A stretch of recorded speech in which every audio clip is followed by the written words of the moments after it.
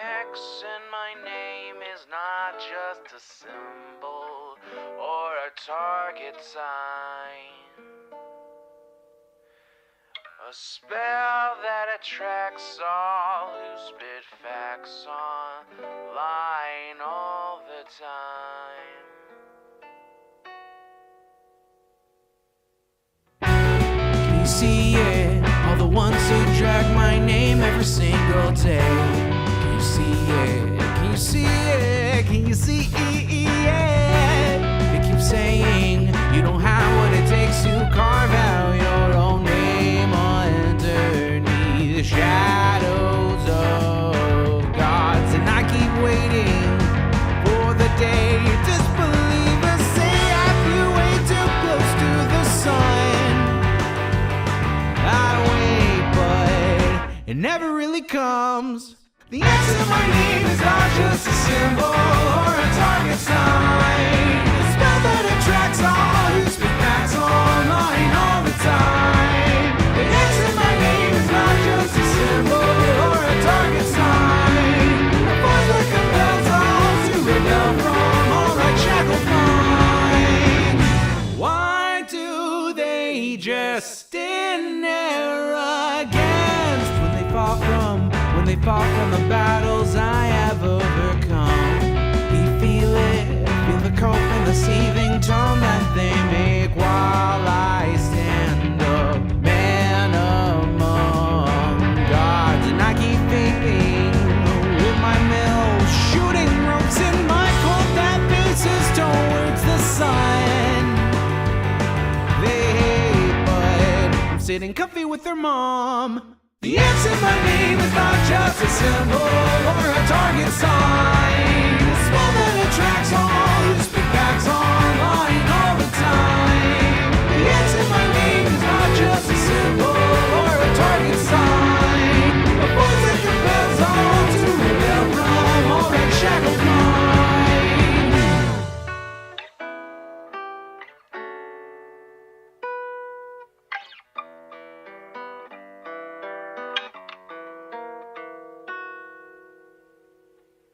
The X in my name is not just a symbol or a target sign. A spell that attracts all who speak facts online all the time. The X in my name is not just a symbol or a target sign. A force that compels all to rebel from all right shackled minds. It's you and me, your mom, it's me. I'll take another hit from my name. You'll see now, watch me right now, punch your face now. Let me show you how.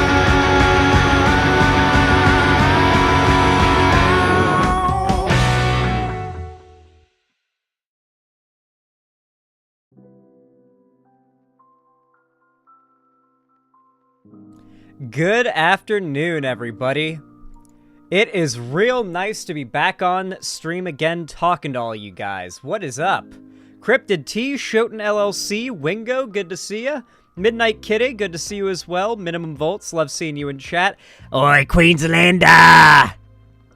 Good to see you, Heavy Gretel, what's up? Trans Daughter of Water, always love having you here as well. I'm a little sleepy today, sorry about that. Did I sing my intro? No, I do not have any musical talent whatsoever. That was not me. That was Holic Master, the lead singer of Sweet Myths, who you should check out on YouTube. I've had a rainstorm turn into a hail thunderstorm. I'm sorry to hear that, Balth. Hopefully it's not, like, damaging any of your property. What's up, Tipster? How you doing, buddy? Good to see you. Crafter Lula, right off the bat, literally before I was even able to go fully live, Crafter Lula with the Tier 3 subscription, thank you so goddamn much. A 1-monther, I really do appreciate it. Thank you, thank you, thank you. That right there is $20. I really do appreciate it. It goes a long way, and it really does mean a lot, especially after that bogus 8-day long period of me having 2 strikes on my channel. Or it might have been a little bit longer. But yeah, it was a big hit to the channel's performance. It's nice to have those strikes gone now. I'm very glad YouTube fixed it, but I'd like for YouTube to also never fuck it up again. Naomi Chance, thank you for the $2 super chat. Says, unrelated, but Vosh called my stutter cute. Well, there you go. You're in. Shoot your shot. Wonder how long it'll stay that way? Yeah. I mean, like, YouTube could get me any day for another strike, but all we can do is just enjoy every day like no future strikes will arrive, and we can just be happy, you know? We just gotta be happy. We just gotta look at the bright side. Yeah, my YouTube hymen has been restored. My YouTube cherry has been unpopped.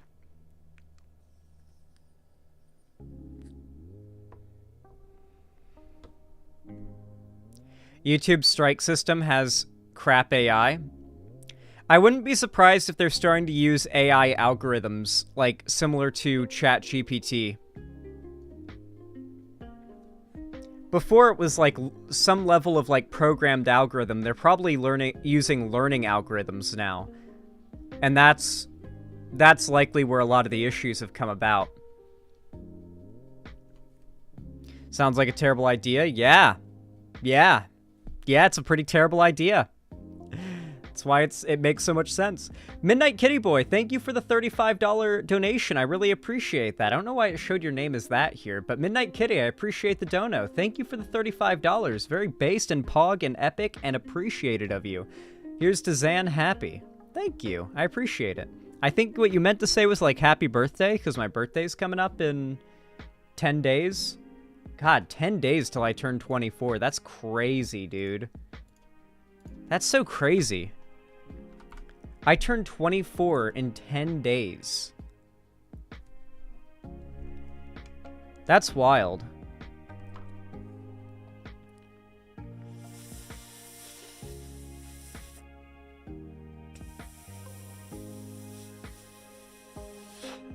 Yeah, I'm starting to feel ancient now.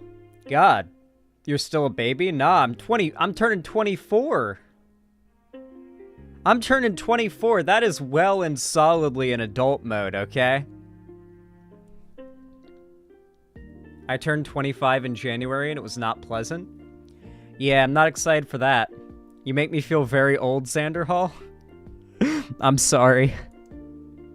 I'm sorry, okay? But I get to despair about turning 24, okay? I get to despair. I'm 36, shut the fuck up.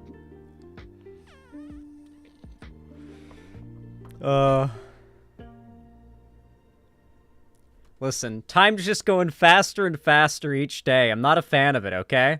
It needs to stop. Still within the first half of a century, Xander Hall, you're fine. Yeah.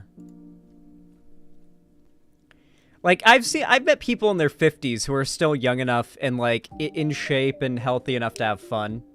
You know? Most people in my family don't live past their 50s, but, yeah.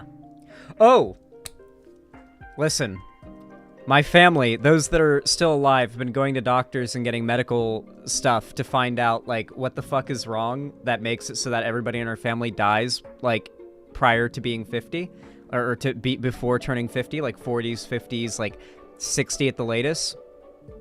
And it turns out, and it lines up a lot with like my chronic nosebleeds and other like bizarre bleeding issues I've had, like where I'll bleed a lot, but my blood clots just fine, so it's not like a blood clotting issue. I found out I almost certainly have HHT.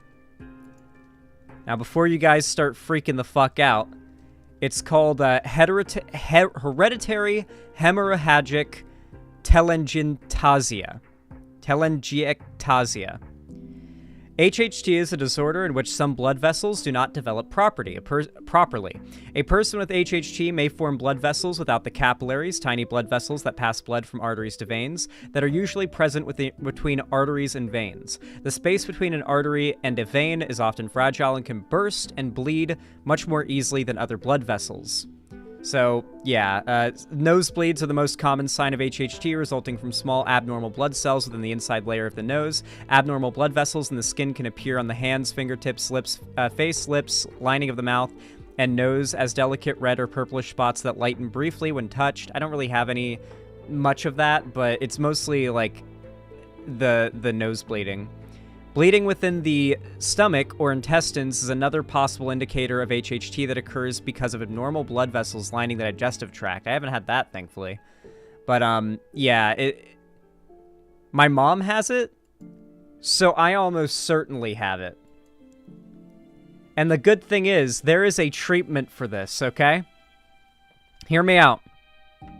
This is going to make you guys laugh, alright? This is like the level of this is either insane medical coincidence or an insane, that makes sense, okay? I've got, like, a distant family member who is blood-related to me and my mom.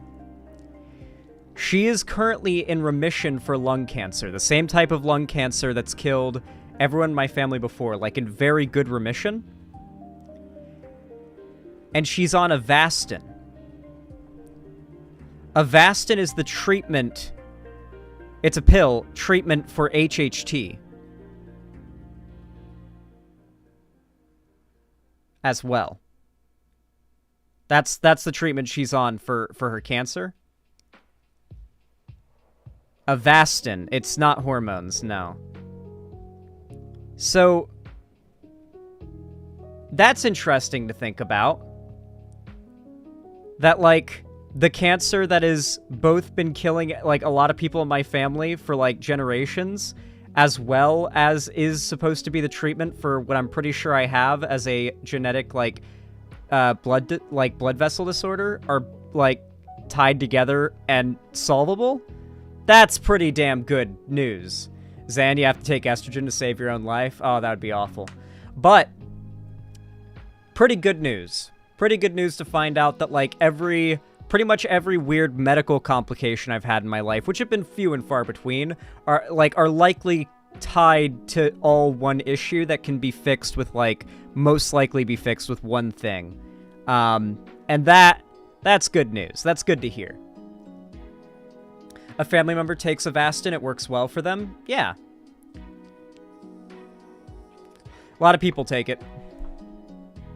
Yeah, it's actually encouraging. And I don't have, like, debilitating health issues or anything like that, but I don't like nosebleeds.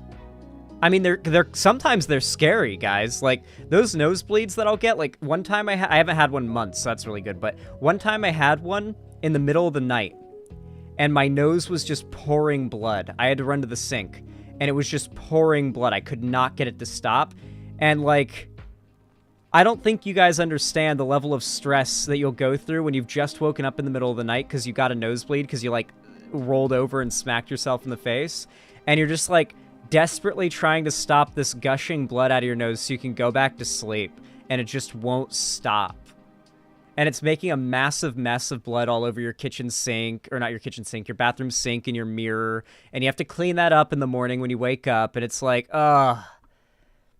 Such a pain. Tampons? No. You don't want to put tampons in your nose. They'll expand, and it can cause more damage than you want it to. But you can make a homemade nose tampon, as I call them, which is when you take a piece of tissue and you roll it up into, like, a little thing, and you just stick it up your nose. I call those nose tampons.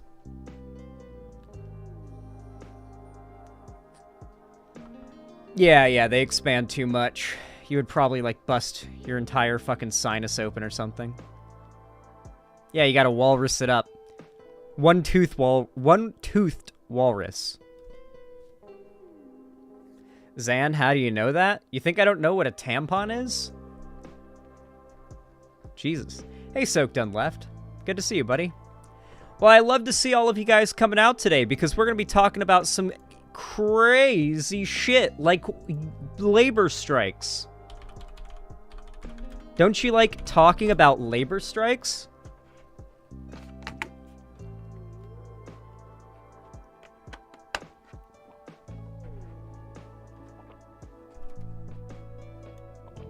Zan, you have to be careful. The common death of HHT is brain aneurysm, brain bleed. Yeah, but, like, the vast majority of people with HHT live a completely normal life. The issue is that, people in my family are also predisposed to cancer, so it could be something about the HHT that makes people likely to get cancer. I'm gonna get it all checked out. Listen, guys, I'm gonna be real. This is my survival plan, okay? Make enough money that I can afford good health insurance and doctor's visits so I can get tested for all sorts of different cancers and diseases and things like that throughout my life. And if I do get one of them, I can get it caught fast and get it treated and then not die an early death like everybody else in my family. But it requires me working my ass off so I can make a lot of money. So that's, like, part of being successful on YouTube is also, like, yeah, I'll probably only live to 50 if I can't afford good health care. So there's a certain level of that.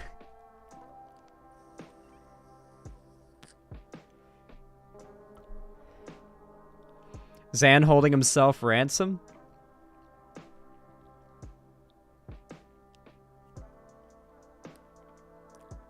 The side effect of prophecy is a short lifespan. Let's hope not. I would rather not get techno-bladed and die at like 21 years old. Dude, I cannot believe, like, that is the most fucking tragic thing ever. Like techno-blades, it's not the most tragic thing ever, but like techno-blades, like, reality is my nightmare. Like, working my ass off my whole life only to, like, die of an incurable terminal disease at 21. Just hits you out of nowhere when your life is really just starting. That is the worst possible scenario. That is just the fucking worst.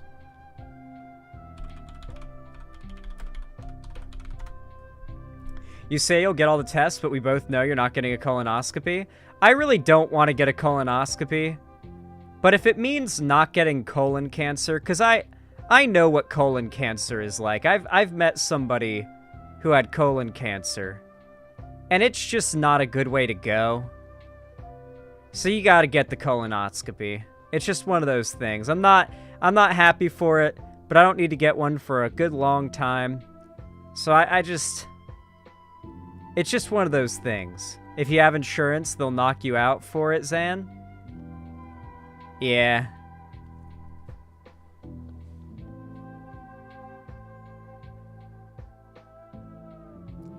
I had a colonoscopy. The prep is just the awful part. The actual thing only takes around 15 minutes. Wait a second. 15 minutes? That's a long time. What do you mean? The worse colon cancer gets, the more bags your organs get replaced with. Yeah, it's not good. It's not good. Yeah, colon cancer's the worst.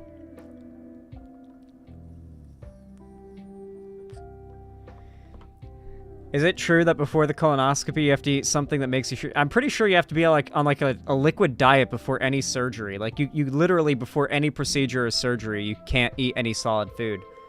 They made me do that for my my fucking wisdom tooth surgery. Oh, I was so goddamn hungry. I remember that. I couldn't eat anything solid for 2 days before I got my wisdom teeth out because they were putting me under. And they put me under, and that is like, whew, that was an experience getting put under with anesthetic.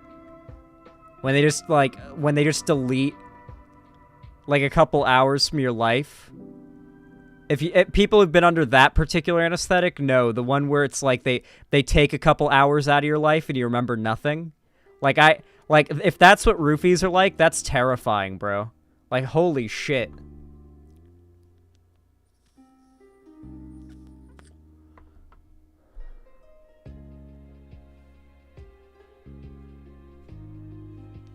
No, it was not like sleeping, because there's no dream. I remember my dreams very well, so maybe that's the difference.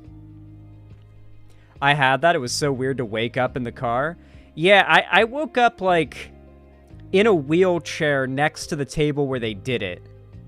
And I was just very out of it, not understanding. Like, I knew what was happening, but I was like, is it over already? That was my first thought, is it over already? What? And, like, it felt like no time passed from me counting down and waking up in that little chair. Like, it was just a blink. So I was just like, it's over? What? No time's passed. What? It hasn't happened. Are you... What? I was like, Oh, okay, yeah. No, I definitely got a surgery. Because my mouth was full of cotton. And it's like, okay. And so I get in the car, and it's time to pull the cotton out of my mouth. So I pull the cotton out of my mouth. I'm like... I don't feel very good. And I'm just there in the back of the car, like, not feeling very good. And then after, like, an hour, we get back to the, to, like, my neighborhood. We're, like, a block away from the house. I'm like, Mom, pull over. And she's like, no, we're 1 block away. I'm like, Mom, pull over. And she's like, no, we're, like, 1 block away. I'm like, Mom, pull over! And she actually does it. And I open the car door, and I run into, like, the side of the road where there's grass. And I vomited up at least 3 cups of blood. It was at least 3 cups of blood I vomited up. And it wasn't because I was like I wasn't in danger, I wasn't hurt or anything. The dentists, or like the people doing the thing, had allowed too much blood to go down my throat during the surgery. So I'd swallowed too much, and you get sick if you swallow too much blood. And so I had to throw it all up. And so it was quite the terrifying sight, but I knew exactly why it was happening and what was happening, because I like, you just kind of feel a certain amount of nauseous when you drink too much human blood. I'm very experienced with this knowledge, just don't ask why. So yeah, it was just one of those things, you know?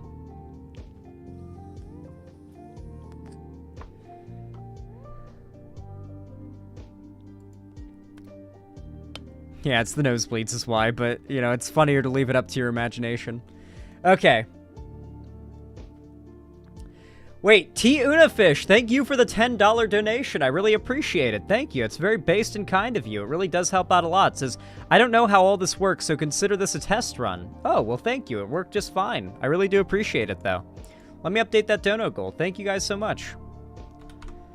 As always, if you're watching right now, and you want to support the stream, the best way you can do so is always for completely free, just by simply hitting the like button. I really do appreciate it. Just hitting that thumbs up over on YouTube goes a really far way. It forces YouTube to push my content to more people, and I really do appreciate it. Thank you to everybody who goes out of their way to do that.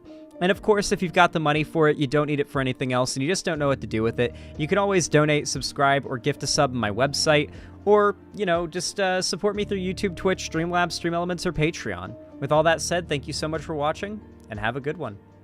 Well, not have a good one. I'm not ending stream, but thank you so much for watching. Not that last part where it sounded like I was ending stream.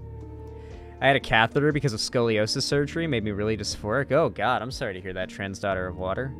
I'm sorry to hear you had to get a catheter. Bye, Zan. See you next stream. Yeah. All right. Let me take a sippy, and then we're starting our first segment.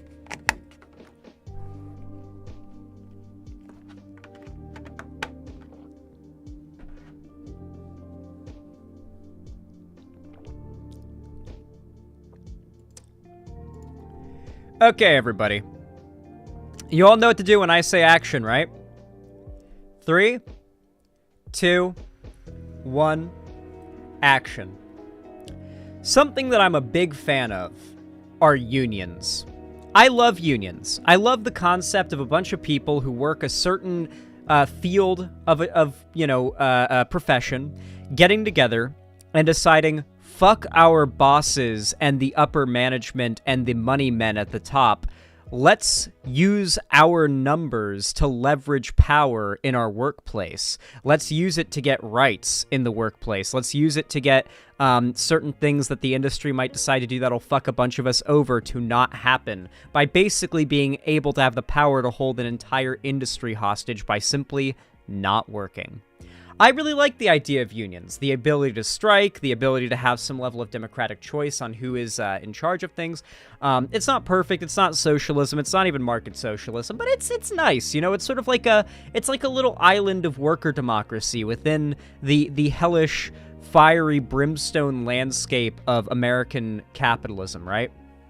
Unfortunately, particularly when it comes to unions and striking, the vast majority of Americans only know about unions and strikes when it happens to, like, the media industry.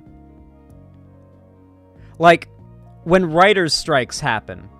And overwhelmingly, the vast majority of Americans, when they find out that a writer's strike has occurred, the immediate, like, next thing that happens is, as a result, the next season of whatever show they like the most probably ends up sucking a lot because the writers They weren't written by the same writers. It was like a bunch of executives or interns writing, right? I'm sure you can think of plenty of shows you enjoy that got fucked over for a season or two by a writer's strike. A lot of Americans, they hear strike, and they think writer's strike. And they think, yes, bad. You know? I literally was ranting about this to my friends a couple days before this Hollywood strike that I'm going to be talking about in a minute happened. I was talking to my friends about how so many Americans just hate strikes and hate unions just on the basis that the only time they're exposed to that kind of thing is how it affects their favorite TV shows negatively. Because I've literally seen people like get a bad taste in their mouth about strikes and unions because of writers' strikes, making their favorite show not as good for like the next season, because people are literally that like selfishly minded. They really don't see the people that work on the media they consume as people, more so as like an idea, you know, more like a sort of a soulless corporate. It's why like you see a lot of the chud content that's spewed out to try to popularize on hate against whatever new piece of media they deem as woke. They push really heavy into, this wasn't made by people, this is a cash grab made by a soulless corporation. Because their cruelty towards that media and the people who made it seems a lot less cruel if it's towards a soulless, faceless corporation and not an actual team of people who put their heart and soul and hours of their lives, perhaps even years of their lives, into making a piece of art. Usually because they have literally no other choice other than, you know, make it, or they don't have a job, right? They can't afford to live because capitalism. And what's frustrated me so much about this is that it's very evident that Americans respond to a good thing negatively because it impacts them negatively, and they are not willing to take even the smallest amount of inconvenience in return for some level of, like, change or positive reform. Like, a lot of Americans will not trade a tiny bit of inconvenience for a massive amount of positive change. They just won't do it. And for the first time ever, I've actually started to see that kind of flip around, because literally a couple days after I went on this rant to my friends in Discord, a big strike broke out in Hollywood. And I've never seen more broad, general support for a unionized strike in my entire life. Certainly not in the media industry. It seems like across the board, people are generally pretty in favor of this. Most likely because TikTok, YouTube, you know, all these platforms have been making this particular thing a main headline. And so everybody is hearing about it and learning about, like, what the risk to these workers' careers are. And so that's a good thing. But it is strange that it took so long to finally happen, right? Anyway. This is from the New York Times. Labor Day looms as crisis point in Hollywood stalemate. Ongoing strike could disrupt the entertainment industry in fundamental ways, putting the 2024 box office and the fall broadcast lineup in jeopardy. For those that don't know, literally across the entirety of Hollywood, like the entirety of the entertainment production, like, industry, workers are striking. Like, think of a job that is involved, from, like, people that set up the lights to make like the lighting in a scene look right. They're striking. There's, like, this YouTuber lady on YouTube Shorts that gets showed to me all the time who's, like, an intimacy coordinator for, like, coordinating sex scenes in movies and TV shows. They're striking. Actors are striking. Big actors and, like, the smaller actors. Like, the actors that are producing the most amount of money for Hollywood are actors whose names you don't even know. They're all striking. This is an insanely broad strike across the entertainment industry. And I've never seen more support for it, and I'm very glad to see it, because they have Hollywood by the balls right now. They really do. Nicholas Cantu, the voice actors of one of the Ninja Turtles and Gumball, is in the strike. Yeah, he also played a pretty cool character in Walking Dead World Beyond. In May, when 11,500 movie and television writers went on strike, Hollywood companies like Netflix, NBC Universal, and Disney reacted with what amounted to a shrug. The walkout wasn't great, but executives had expected it for months. They could ride it out. By the way, I believe the reason why they're striking is because, in large part, because Hollywood is trying to replace a ton of jobs with AI. I'm pretty sure the reason this is happening, the main reason is a ton of people in the entertainment industry are going to lose their jobs to AI, and a bunch of other people like in the industry are also striking in solidarity. So if this strike fails and this goes through, shit tons of people, mostly writers, lose their job and are replaced with AI. So in the future, if this doesn't go through, most Hollywood movies are going to be written with, like, ChatGPT. The angry response from Hollywood's corporate ranks when actors went out on Friday was dramatically different. What began as an inconvenience has become a crisis. For a start, the Actors Union is much more powerful than the Writers Guild, with a membership of about 160,000. That includes world-famous celebrities studied in the art of delivering messages to captivated audiences. The film and TV scripts that studios had banked in the case of a writer's strike have been suddenly rendered inert, deprived of actors to bring them to life. Numerous big-budget movies that had been shooting had to shut down immediately, including Twisters, Venom 3, Deadpool 3, and Gladiator 2. Tons of movies that are like big blockbusters are having to shut down. And this is good, because even though it's delaying these movies, and regardless of how excited you are for them, these executives are even more excited for these movies to come out and get a return on the amount of money they've invested in everything they've invested in the movies so far. They don't get a return on any of this until the movies come out. So delaying the movie's production and release is a massive hit to these executives. It's like twisting their balls slowly but surely, you know? Like, you know, you grab someone by the balls and you start twisting their ball sack. It's not going to hurt for the first, like, 30 degrees or so, but you start twisting it too far, and it's gonna start to fucking hurt, you know? It's gonna start to really hurt. So we just gotta keep twisting the ball sack. That's what they're doing. They're twisting the ball sack, and they just gotta keep twisting.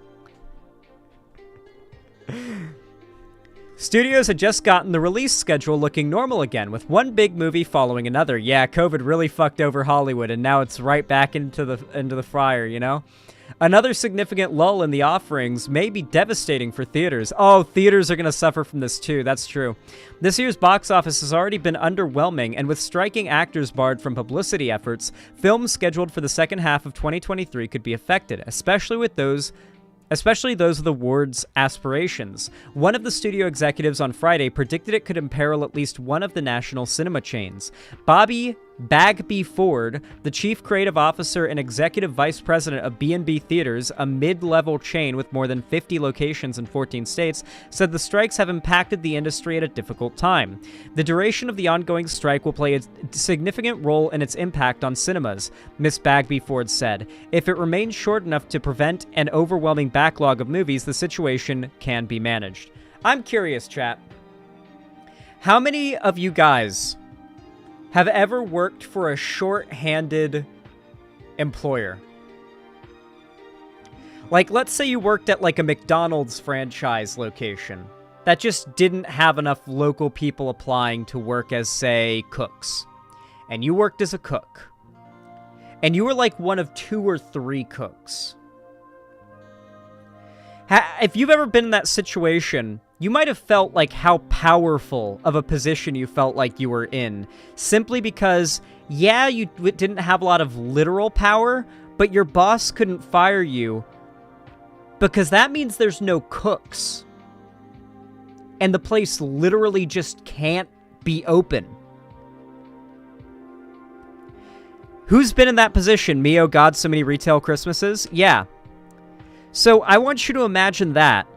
But imagine if you and a bunch of your coworkers got together and were like, wait a second, if we all said we're just going to stop working if we don't get what we want as far as like very reasonable demands for workplace desires, realistically, they literally just can't fire us all because the place literally cannot continue to function. You can just do that. Like, if you and your coworkers are that valuable enough to your employer that there's just no way they're going to be willing to replace you, like, it's just too much of a pain in the ass, you can literally just use that as leverage. Like, oh, am I your one cook? Oh, you're going to fire me? Because me and also your only 2 busboys and your only cashier are asking for higher pay? Yeah, we talked. We know how much we make. You said it was illegal for us to tell each other how much money we make? No, we talked. We know how much money we all make. We know we're not getting paid the same amount despite the fact that we should be. We're just not going to come to work until you raise all of our pay to a livable, like a livable, reasonable wage for all of us. What the fuck is your like franchise manager gonna do? Depending on the situation, they literally can't do anything other than like give in. And it may not work as to that extent, but it could work as far as like, oh, are you gonna fire me for taking tomorrow off because I'm sick? I'm sick and I need to take tomorrow off. Like, I know I'm gonna be even sicker tomorrow. You say you're gonna fire me or write me up if I don't come to work tomorrow? Yeah, like, you could use it in a situation like that. Like, it is a lot easier to get together and realize how much leverage you and the workers in certain situations at certain jobs, I'm not saying everywhere, but in certain jobs have, to literally just shut down the business if you just all decide to work together. Xanderhall, that's what happened at my job, Zan. Some of my coworkers who are waiters and waitresses went on strike and left, and then there were just no more waiters and waitresses. And fuck the manager. How is he going? Like, is anybody applying? Probably not. Like, managers don't go out and look for people to work for their job. Like, were they going to put up a help wanted sign? How much is that going to do, right? Like, so it really is like, yeah. I'm not even talking about needing to bully the CEOs. I'm talking about your branch manager or your local owner. Like the guy who's like, who you see.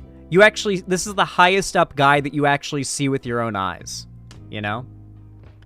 Who's Soulbunni? I'm glad you don't know. You're living a good life. But yeah, I do like the... I really like to see workers just kind of like twisting the balls of their higher-ups that are just kind of squeezing every bit of labor out of them that they can get. Greg Marcus, chief executive of the Marcus Corporation, which owns the 4th largest theater chain in the country, agreed that the strikes were unnerving, but said that they were less threatening to the industry than the pandemic. Depending on the length of time, there could be a gap in a year. This is the reality of strikes, by the way. The strikes are only as effective as how long they last. Strikes don't matter if you, like, announce how long it's going to last, and it only lasts for, like, a few days. It needs to be a game of chicken. It is a game of chicken. That's what a strike is. It's a game of chicken. You've got the CEOs and the high-ups and the money men, and you've got the workers, and you're on a road driving full speed at each other. Collision is both of you going bankrupt, okay? The thing you have to remember, though, is these CEOs have a lot more to lose than you, and also, these CEOs are going to refuse to lose it. They will not allow that collision to happen. Their car's too nice. They will chicken out. If you can stick it out, they will chicken out. Depending on the length of time, there could be a gap in a year, Mr. Marcus said, but it's not like being closed for months on end, people debating the value of theatrical, and then big gaps because of production delays. Labor Day will arrive in a heartbeat, which would seem to prompt studios to break the standstill with the actors sooner rather than later. But here's the problem. Studio executives were genuinely surprised by the Screen Actors Guild reaction to their proposed terms. They felt they had made significant concessions and were stunned by the union's rhetoric, especially since they were able to amicably negotiate a lucrative new contract in 2020. Yeah, the Actors Guild is just not giving way. Based. The proposed terms included increased pay, protections around the audition process, and more favorable terms for pension and health contributions. They also offered that dancers receive an on-camera rate for rehearsal days. These should all exist, so yeah, this is all based. In particular, the studios acknowledging in private conversations that they had made in private conversations that they had made a mistake by largely ignoring the writer's demands for guardrails around artificial intelligence, proposed terms for use of AI that their negotiators said would protect actors. But it wasn't enough to avert a strike. So they basically tried to say, okay, Actors Guild, we just only want to be fighting the Writers Guild because they're much weaker without you on their side. So here's what we'll do. We'll negotiate a plan that gives you everything you want and protections for you, but still fucks over the writers. And the Actors Guild was like, no, fuck you. We're in this together. Hell yeah. Hell yeah.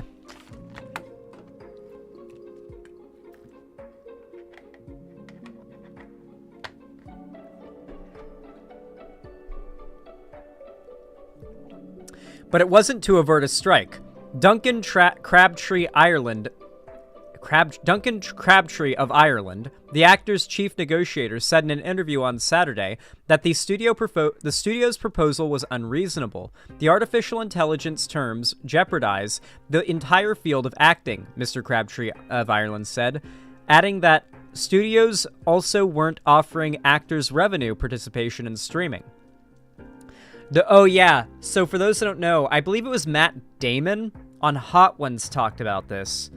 A big reason why the movie industry has gotten so broad and generalized and basic these days is because back in the day, VHS and DVD releases were a very steady stream of income for studios and actors and everybody who would work on a project. So a movie didn't need to be a box office like blockbuster hit to be worth making.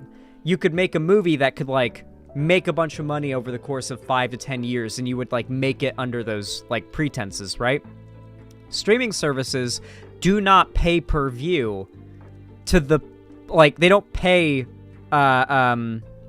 royalties, right? So for example, if you're a B-list actor who appears in a TV show, and that TV show runs reruns that have episodes with you acting in them, you get paid every time. Oh, his name is Crabtree Ireland? That's such a crazy name, bro. Anyway, every time an episode with you in it would appear, you would get a paycheck. You would get monthly paychecks for each appearance, right? That's not the case when movies or TV shows go on streaming services. It's just one payment, right? Or there might be a certain contract negotiated. But it basically means actors do not make anywhere near as much money over a long period of time, as a long-term, royalty payment type system like they used to. The Alliance of Motion Picture and Television Producers, which negotiates on behalf of the studios, these are the bad guys, disputed Mr. Crabtree Ireland's characterization of its members' attitudes, citing terms of its proposal including a groundbreaking AI proposal that protects actors' digital likenesses. So what they're actually saying here is they've created an AI program that preserves that basically allows them to deep fake dead actors into movies. They want to be able to deep fake dead actors into movies so that that actor will play that character forever. No new actor will ever get to play that character because it'll always be cheaper to just go into the audio video library and pull up whoever, right?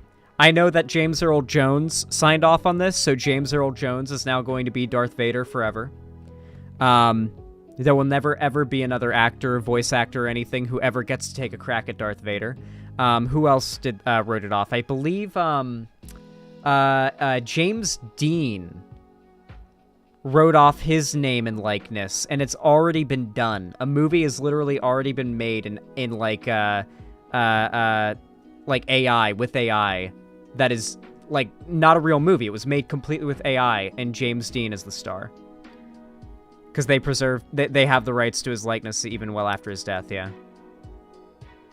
Yeah, so it's basically a studio owns you after you die, and the porn star James Dean, or the actor? The actor. Yeah.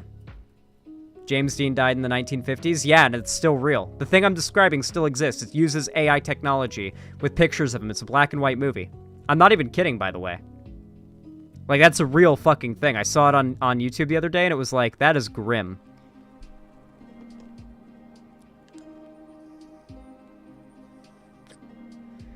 Yeah. It's been done before, but now it's like specifically...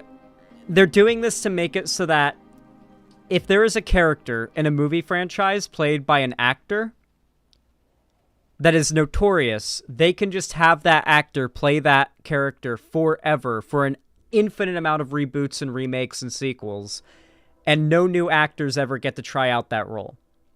Essentially, the effect this could end up having is Hollywood gets frozen with just a lineup of actors that people like most recognize, and no one but those actors ever play any roles anymore. That is what this AI technology is capable of doing. At least in the long term, and that is what the Actors Union and what the Writers Guild are trying to fight against.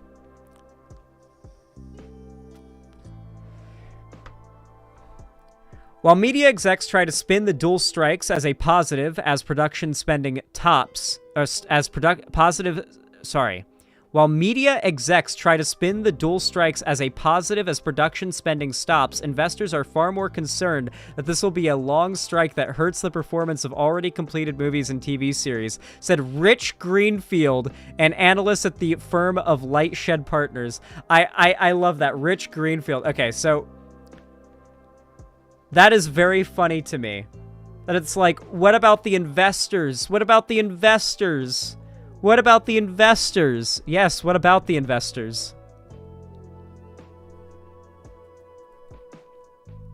If actors aren't back to work by the fall, it will hurt network television, which needs them for new shows coveted by advertisers, Mr. Nathanson said. He added that traditional media companies based in the United States are at a disadvantage compared with Netflix, the dominant streaming company, which can take advantage of its production facilities around the world.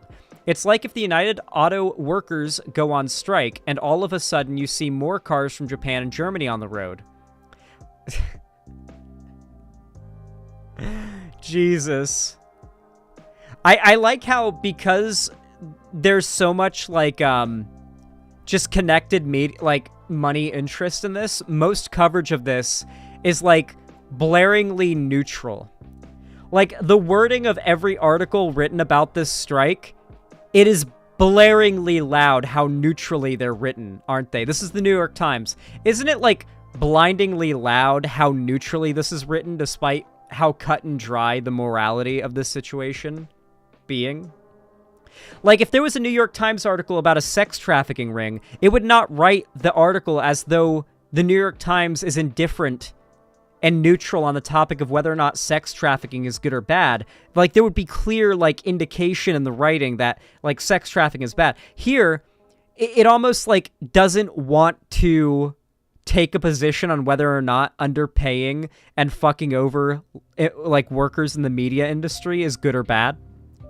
Like, it's staying super neutral because it doesn't want to upset any of the money men.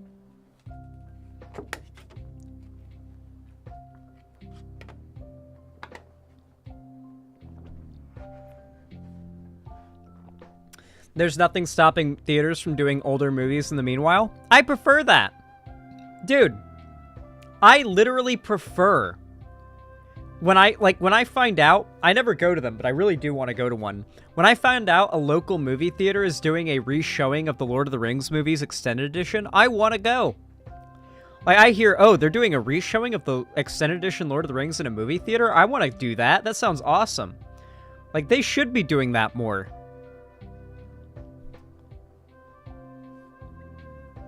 Why is it always just got to be the newest movies? Like, why not show some older movies? A local theater played the 1977 theatrical release of Star Wars for May 4th. That's cool. That's really cool. I'd go to the movies more, probably. Yeah, I totally would. If I found out imagine your favorite movie that came out like 15 years ago. You find out it's going to be re-premiering in a theater near you. You would totally go to that. Not to mention that's a great place to make friends. to find like a bunch of people going to watch the same 10-year-old movie you are, that's a great place to make friends. They could be playing a bunch of indie stuff in horror B movies. That would be super fun. Yeah, people would love that. People would love that. But no, it doesn't rake in enough money for the investors and the big money men at the top, so they're against it. And they have to demonize this idea. But yeah, long story... Sorry, I had to burp. Long story short, strike's good, media money men bad. I'd say that was a pretty good segment, guys. I'd say that was a pretty damn good segment. I'd say that came out pretty good. What do you guys think?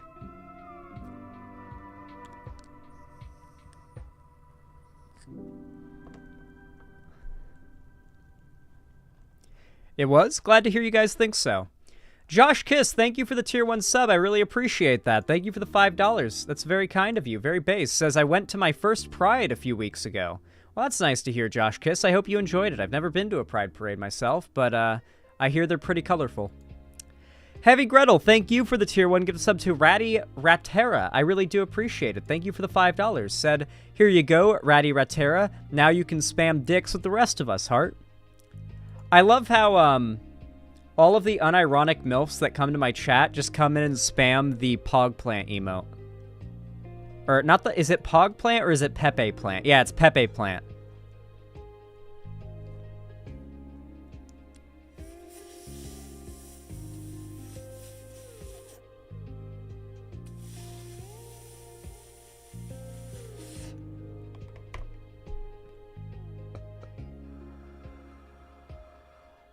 Weed. The whole theater erupted into applause and the Death Star exploded. I need to watch, like, all 3 extended edition Lord of the Rings movies in a theater with, like, a bunch of Lord of the Rings super fans and just nerd the fuck out with them, you know? Just nerd the fuck out with them. And the best thing about it being a rewatch is you don't have to worry about using the bathroom, you know? Like, you know how you go to the movie theater and you're watching a movie for the first time at the theater and it's like you have to pee and it's like, I'm only 30% of the way through the movie. If I get up and go pee, like, I'm missing some of the movie. And I have to pay to find out what I missed, you know? But if it's like a movie you've seen a bunch of times already and you're watching it in theaters for the experience, you just go and get up to use the bathroom at a point in the movie where you know you can stop to get up and use the bathroom because you know what happens and it's like a more of a down moment, right? Like, it is overall just such a better movie theater experience to go and watch a movie you've already seen before in theaters.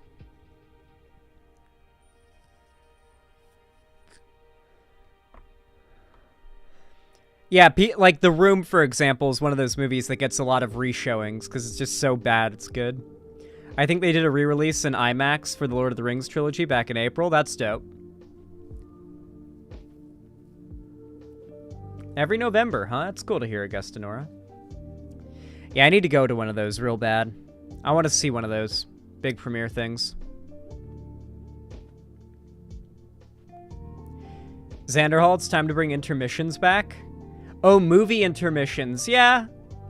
Those are pretty nice, but it would also be like a big pain in the ass if you didn't need the intermission. What I like is, the idea of there being headphones at the movie theater. Like, imagine if you had, like, kind of like the glasses, you would get headphones, like some cheap, like wireless Bluetooth headphones, and you would put them on and they would like tune into the movie and you would have like a volume dial so you could change your own volume too.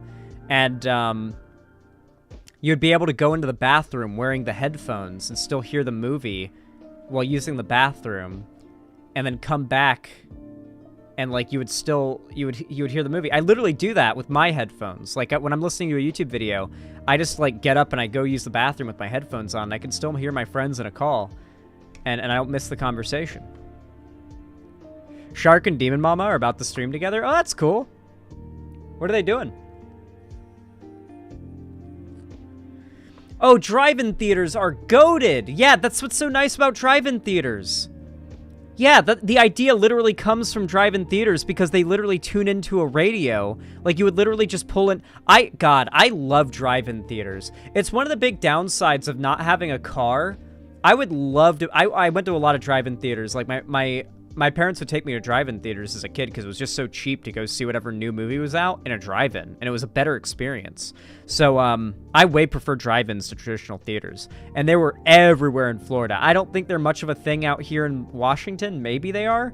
I could look, but I'm in the city, so I'd have to get a little bit out of the city to do that. But, yeah. Drive-ins are great.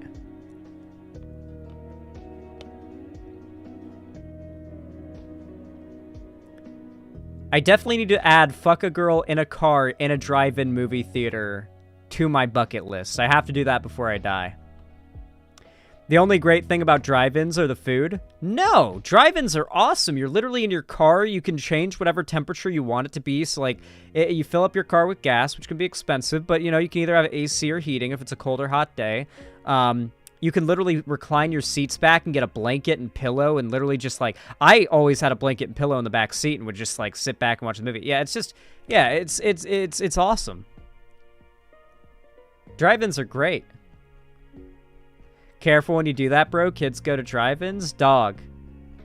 That's why you get curtains. For your car. You put side and back curtains on there, so yeah. Or extreme tinting or something, you know? Or, like, go to an empty area, you know? Listen, I know how to fuck, okay? Don't tell me how to fuck in seclusion, okay? I know how to find secluded places to fuck. I'm good at this. Yeah, it's nighttime. They're tinted windows, exactly. Yeah, white van with free candy written along the side. Yeah, the car shagging curtains, exactly. It's called dogging. People can see your car shake, Lamau. That's a sign that they should stay away from the car, though. See? Also, you can prevent the car shake if you like sit. If you do it in a very particular way. If you do it in a very particular way, the car won't shake in that notable way where it goes side to side. Like, I learned this, okay? If you put the front seats back and you sit in the middle back seat of the car, like where the middle seat, that is where you can fuck and the car will not do too much, like, moving around.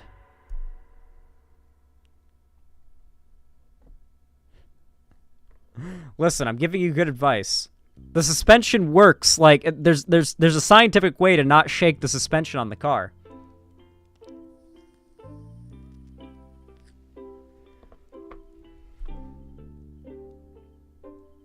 Listening and learning, exactly. Yeah. Forward and backward, not left and right, chat. There you go. Yeah, that's how you make sure. That's how you make sure the car doesn't go... You'll also fuck up your suspension fucking in your car, unironically, if you do it wrong. Like, it'll actually fuck up your car's suspension. Like, I want you to actually, like, think for a minute. Get in your car, and then start rocking your car back and forth. Like, until it's rocking like it does. Just like, sit around and rock your car. And think about how good that's got to be for your car. It's not good for your car. Anyway. Cherry T21. Holy crap. Thank you for the 20 Tier 1 gifted subs. Hot damn. That is a boatload of support you just dropped on me. That is hard to even comprehend. Thank you. Oh my gosh. That's $100. That's just straight up $100 right there. 20 Tier 1 gifted subs. That is a lot of blue names that just got created. If you got a blue name from that, I hope you enjoy it. Thank you so much for the support. You guys are coming out in droves today to drop support. Remember, for completely free, you can always just drop a like. Hitting that thumbs up over on YouTube goes a real long way, and it really does help. I really appreciate it. Thank you, Cherry T21. It says, happy birth month to my favorite streamer. Also, YouTube link. What is this? Let's watch this. You sent way too much money for me not to watch this. Thank you. I appreciate the birthday wish. God, what is this? Do you want it that good? cause I'ma take your soul back, baby, on the reaper. High, keep it to the side. I got Karen acting breeze, but she touching on my wiener. High, I'm a really nice guy. I'ma say your hair first, like it's really nice on me, turn high. They call it crab pie, cause he came at the bottom with a stick, it went deep. All this money that we made, I'm smoking kelp to the face. I skip the fence like I'm next, stick long as a clarinet, so these hoes wanna play. Deep web browsing, pills by the thousand, lean sipping squid up on Jolly Ranch Mail to the real bitch slam of the credit card scam. Oh, they call me Big Bud the way I'm handling my hammer. High, do you wanna die? Cause I'ma take your soul back, baby, on the reaper. High, keep it to the side. Yeah, he was on Silk Road, buying drugs. I'm a really nice guy. I'ma say your hair first, like it's really nice on me, turn high. They call it crab pie, cause he came at the bottom with a stick, it went deeper. Didn't like the Edison and popped it like a light bulb. I am not Brazilian, big chop chop when his eyes closed. Fucking up a Karen, put my charger in her iPhone. Had it sucking dick like she tryna give it some lipo. It's a light show.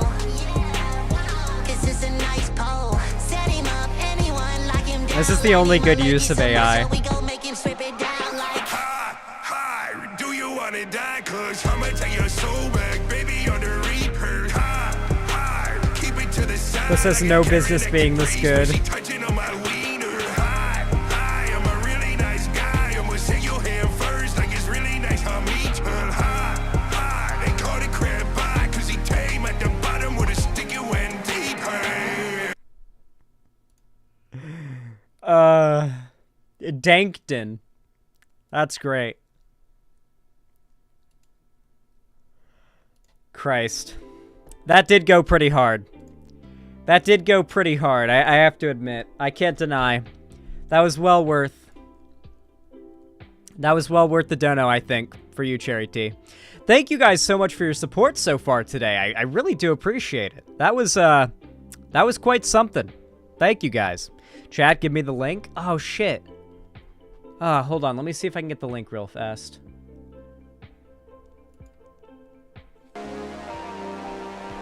Alright, here's the... Oh, yeah. Cherry T linked it. Never mind. There we go. Cherry T linked it. We're all good. We're all good.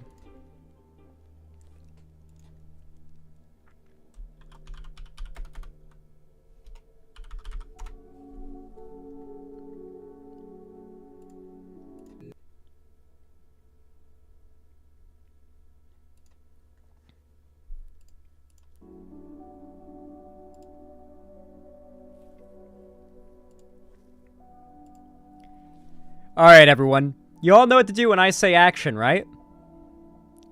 3, 2, 1, action.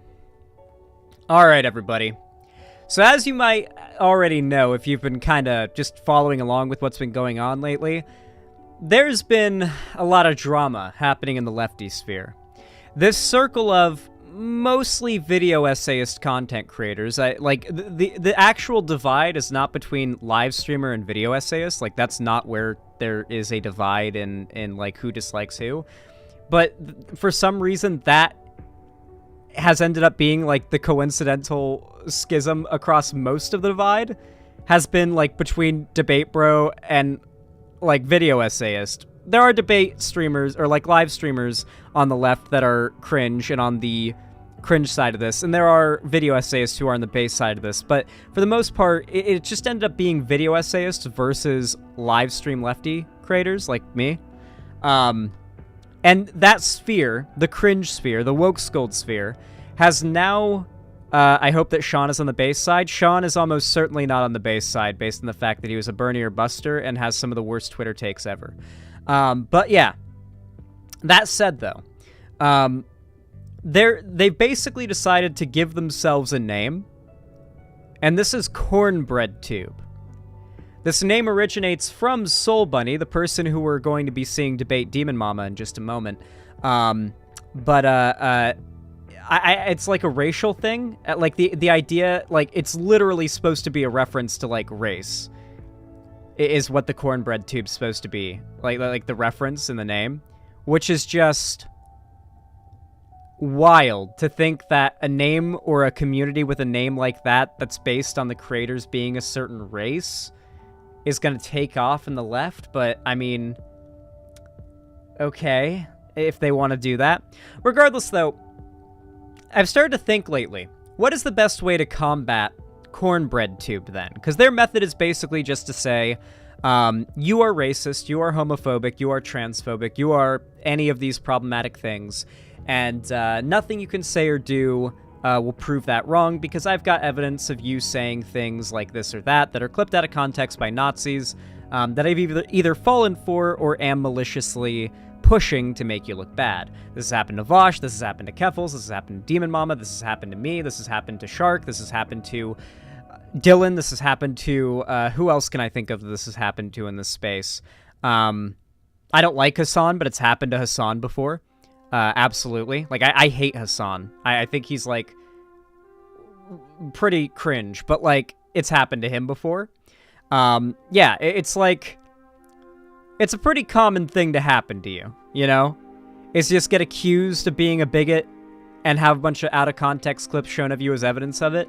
And I've noticed that, like, the number one response to that for a while now, at least from me and a lot of other people in this space, has been to debate them or argue with them on the premise of, like, proving they're wrong in their accusation. And I've started to realize that's pointless. Why would you argue? It's much like trying to argue with a conservative why something that they believe is racist. They know it's racist. They know it is. You need to, like, go beyond that and argue about the thing itself and the outcomes it'll have and why it's bad, not why it's racist. That's how you actually win a debate with a conservative.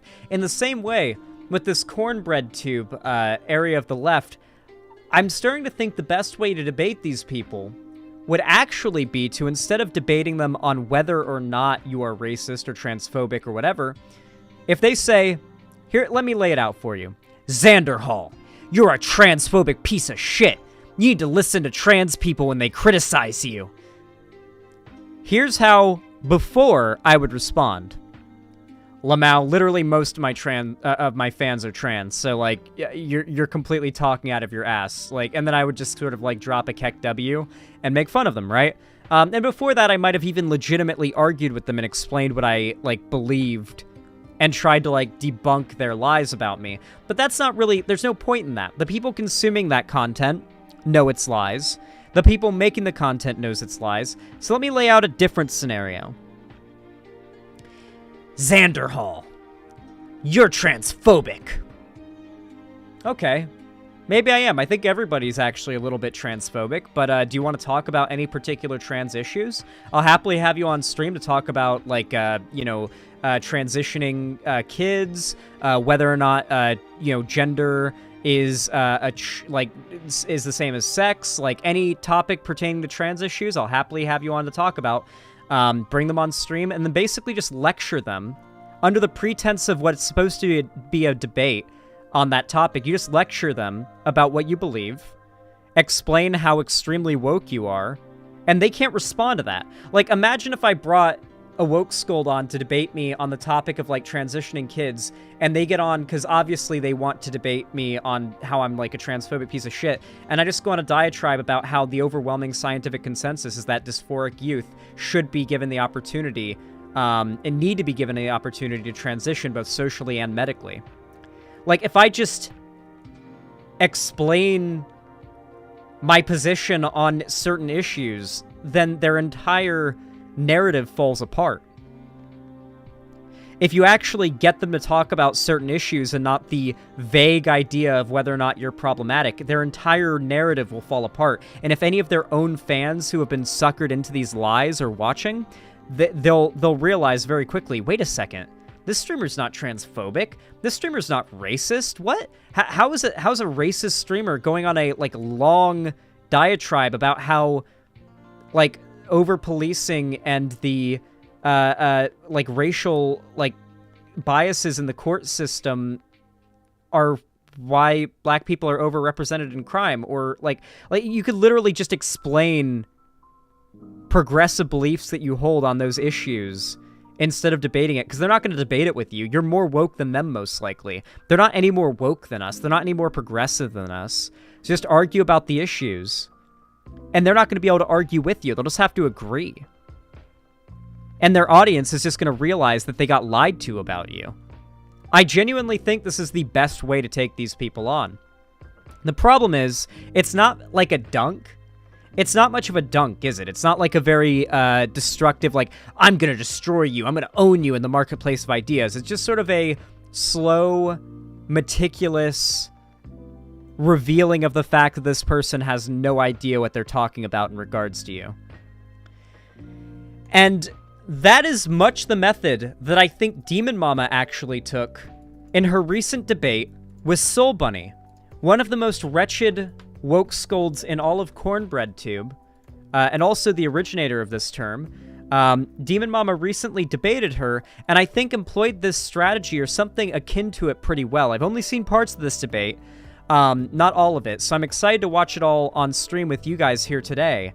But a lot of people were giving Demon Mama shit for not going harder, but I genuinely think that going softer and just talking about the issues and revealing that, like, the narratives about this community are just blatantly, patently false is actually the best way to engage with these people.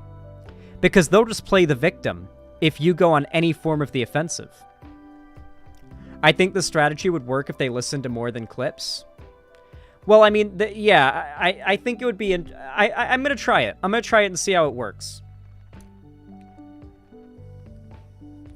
Quick correction, FD Signifier was the originator of the term Cornbread Tube, not Soulbunni. Oh, I heard it from Soulbunni for the first time. Okay, so apparently it comes from FD Signifier. That somehow makes it even more cringe that it came from, like, a larger established, like, lefty content creator, and not just this, like, random nobody who just does, like, videos filmed on their phone of them, like, drawing sketches, and the only videos that get views on their channel are the ones where they're shit-talking popular lefty streamers. Okay.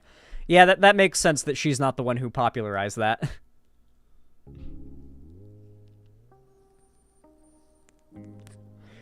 Sometimes cornbread is good. Okay? Cornbread is good sometimes. No, he said she originated the term? Okay, wait. Apparently FD Signifier says Soulbunni coined the term. Okay, so Soulbunni coined it, FD Signifier popularized it, and Soulbunni has kept it running. Okay, good to know. Anyway, a lot of people gave Demon Mama shit for this debate because she didn't go harder, but I think she went pretty hard for the parts of it that I saw, so I don't know what they're talking about, but yeah, let's go ahead and give this a watch. Anybody who thinks that you're sexist or queerphobic needs to look at all the pronouns I see in chat. I have it set so that I can see everyone's pronouns while all the names scroll by. The she, hers, and she, theys, and outnumber the he, hims by a giant margin. Lots of they, thems, ask me's, and once I even have seen it's in here. This is a very, very queer chat. Yeah, no, like, we literally have, like, a built-in pronouns feature on my website chat to make, like, misgendering not a problem. That features, like, its pronouns, and, like, ask me for, like, xeno, gender, and neo-pronoun using people. So it's like, we are very, very woke in our community. It really just takes being exposed to it to realize that any lies you might have been told about it aren't true. And that's basically what you have to do. Basically get these people into a convo about an actual issue that they'll agree to debate on, such as, like, whether or not sex and gender are the same thing.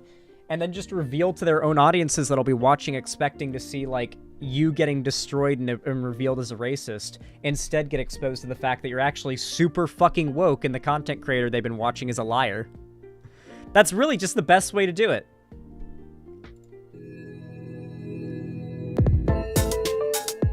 That's a little bit sped up. I'll slow down the debate a little bit.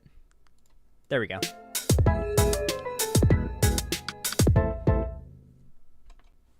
Welcome to the show, Soulbunni. It's been a while since we last talked, but it's good to talk with you again.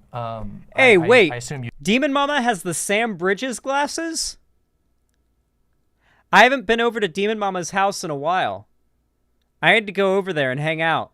Because she's got the Sam Porter Bridges glasses. I need to put those on and take a selfie for Twitter. Wait, I don't have Twitter anymore. Instagram. That's dope.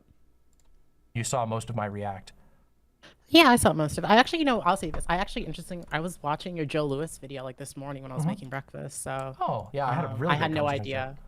Yeah, it was a really good conversation, actually. Yeah. Oh, yeah. So for those of you guys who don't know, Soulbunni is like a monstrously bad person. Basically just imagine like Soulbunni is pretty much the embodiment of the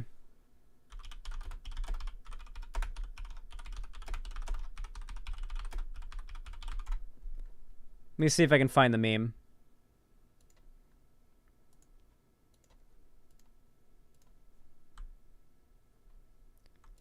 Soulbunni is the type of person that this meme is about.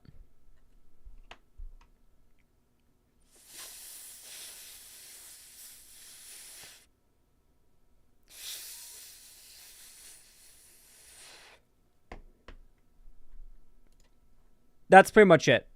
That's basically all you need to know about Soulbunni. Joe and I go way back. Joe and I used to do the debate circuit together, way back when. The hippy dippy. Hippy dippy and all that. Yeah. Yeah, it was. I really like Joe, and I was really happy that I got to sit down and talk with him about a lot of stuff, and also, give him a chance to. I think his GoFundMe succeeded, which is awesome to hear. I like Joe a lot. That's great. Yeah. Yeah, me too. I do not like Joe Lewis. Joe Lewis has called me a racist and several other insults in the past. Yeah, Joe Lewis is a piece of shit. Fuck him. I think it's mostly like I'm younger than Joe, but like I feel like I feel like he's like at that mature age where he's gonna have a different perspective. I feel or a take like approach. I'd say approach. Yeah. Maybe, hopefully. And I'm not saying everyone his age takes the same approach, but yeah. Yeah. Yeah, Joe's always been, in my opinion, he's always been fairly level-headed, and Nope. I don't know. He's made some people mad at times, but haven't we all? So. Yeah. Yeah. No, Joe Lewis is like legitimately like a bad person. Yeah. Like Joe Lewis is like super amiable to like the anti-race mixing crowd within the Hotep sphere and everything. Very like friendly with that sphere. Yeah, like the Demon Mama does have a tendency to basically the Merrick effect a little bit. Like Merrick I think way too she thinks way too highly of people who are on the left when all of the red flags are blaring.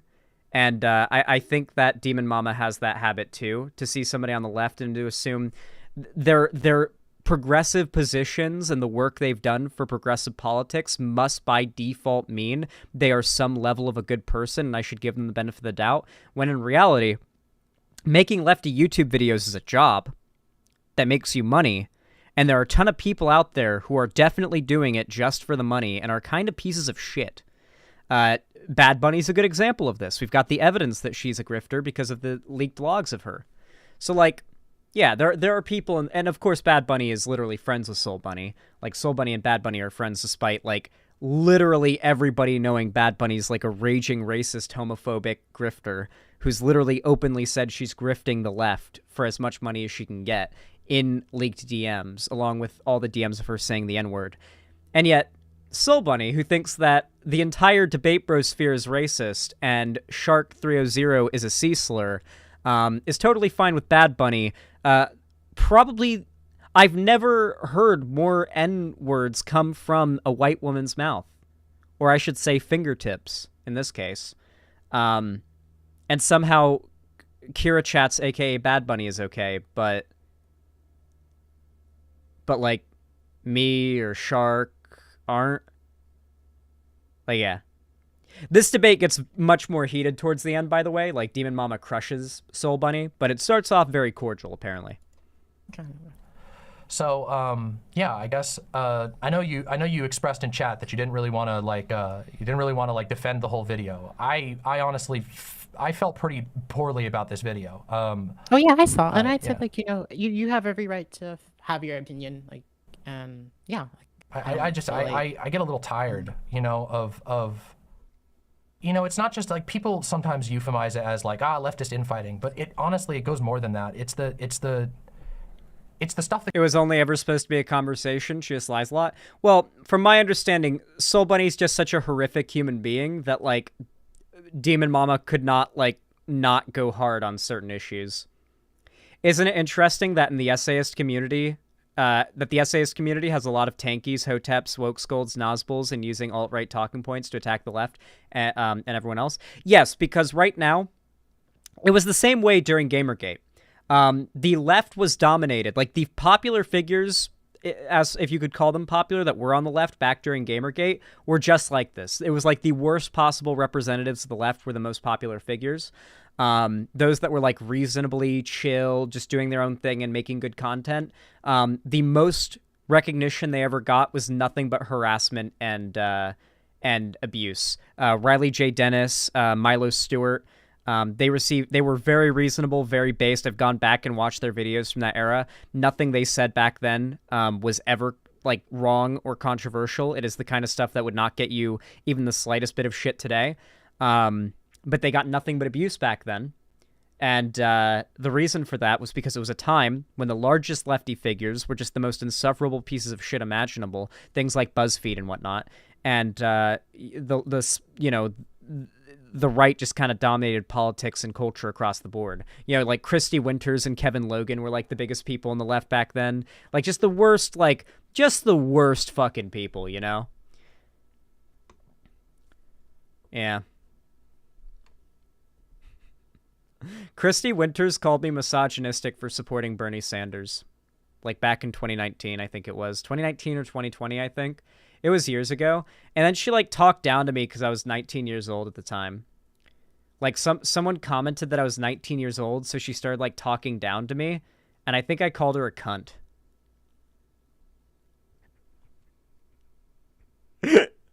that goes beyond, like, infighting is going to happen. People have differing opinions on all kinds of topics, you know, even within, like, the same ideological quadrants or whatever, you know, like anarchists disagree about all kinds of stuff. God knows the MLs can't agree with each other. They purge each other all the time.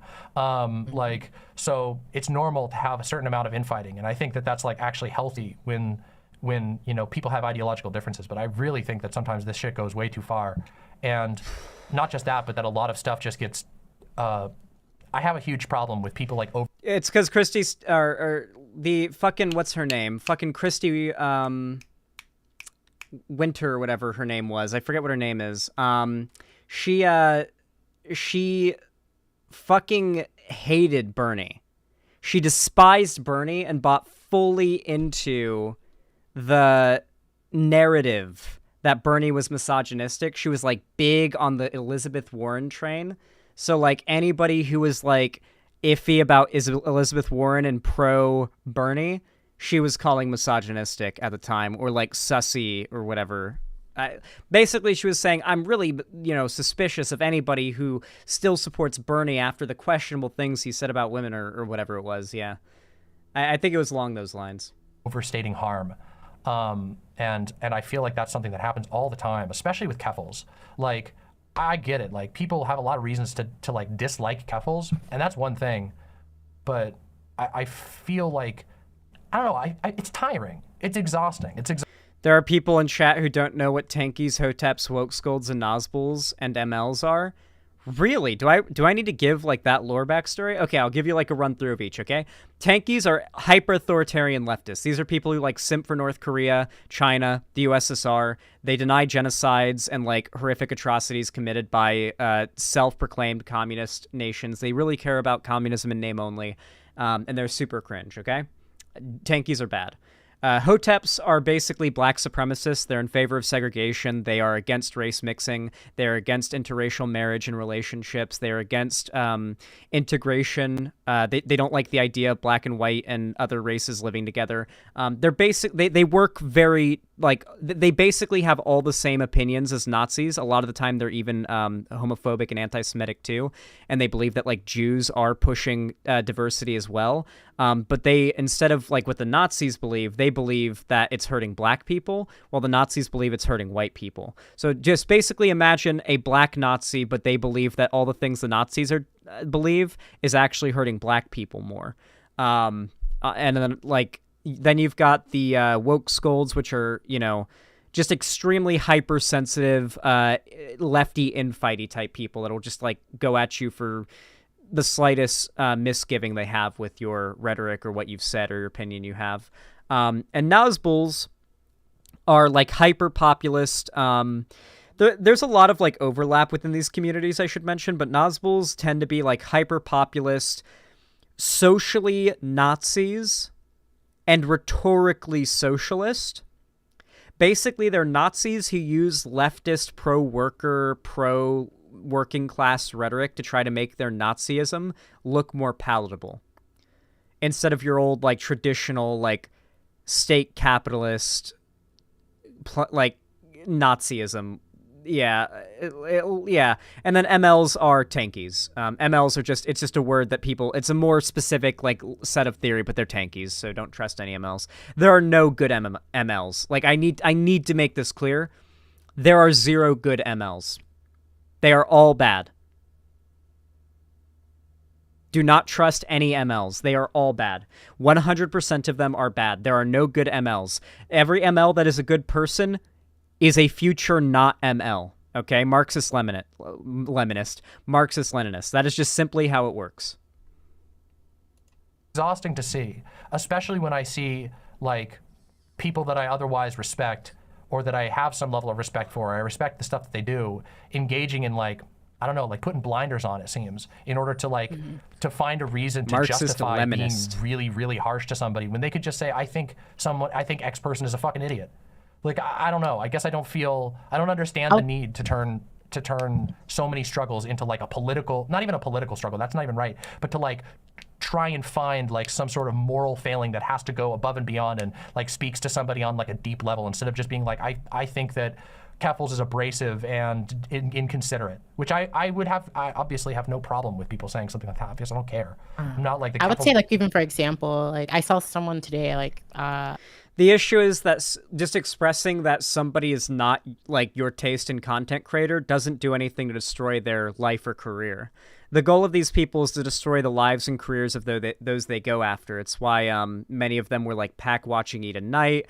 It's why even though the hashtag say her name shit was literally about raising awareness about a murdered 16-year-old trans girl who was hate crimed, why they still continue to push this shit and basically just redirect the attention from the actual issue of this child was hate crimed to white people are colonizing this hashtag. You know, like they have to move it to that topic. It's very blatant that they don't actually care about anything other than trying to destroy the lives and careers of those they hate. Zan, weird how these people go after people like Keffels, who are also smaller than many of them. In some cases, the creators are larger, but they specifically heighten their attacks when the creators they go after are dealing with shit in their personal lives. I got the most shit from woke scolds during my breakup with Lonnie. Like, that wasn't really, like, it didn't really harm me much mentally. Like, I was actually pretty happy getting out of that relationship. Especially with like the revelations that came out of it and how much better my life got afterwards. But perceptively, people would assume after a breakup like that, I would be in a really bad mental state. So people start, like, I got a lot more attacks from woke scolds because they assumed I was in a more fragile state, mentally speaking. And then, of course, like, you've got Keffels getting swatted. The woke scolds went after her the most after her swatting, after she had attempted murder committed against her, a hate crime committed against her. They went after her in that state. They went after the most when they found out she was in rehab because she was going to attempt suicide by taking heroin and overdosing. And so we, like, literally everybody in her friend group ended up getting her into rehab. And what did the woke scolds do when they found out about it? They leaked it for their own personal clout. They're just genuinely bad people. Just expressing that Keffels isn't their thing wouldn't be enough because that doesn't actually harm Keffels in any way. Their goal is to commit harm, not to express an opinion. People defending this black guy saying he wishes death on Keffels, and they were defending it.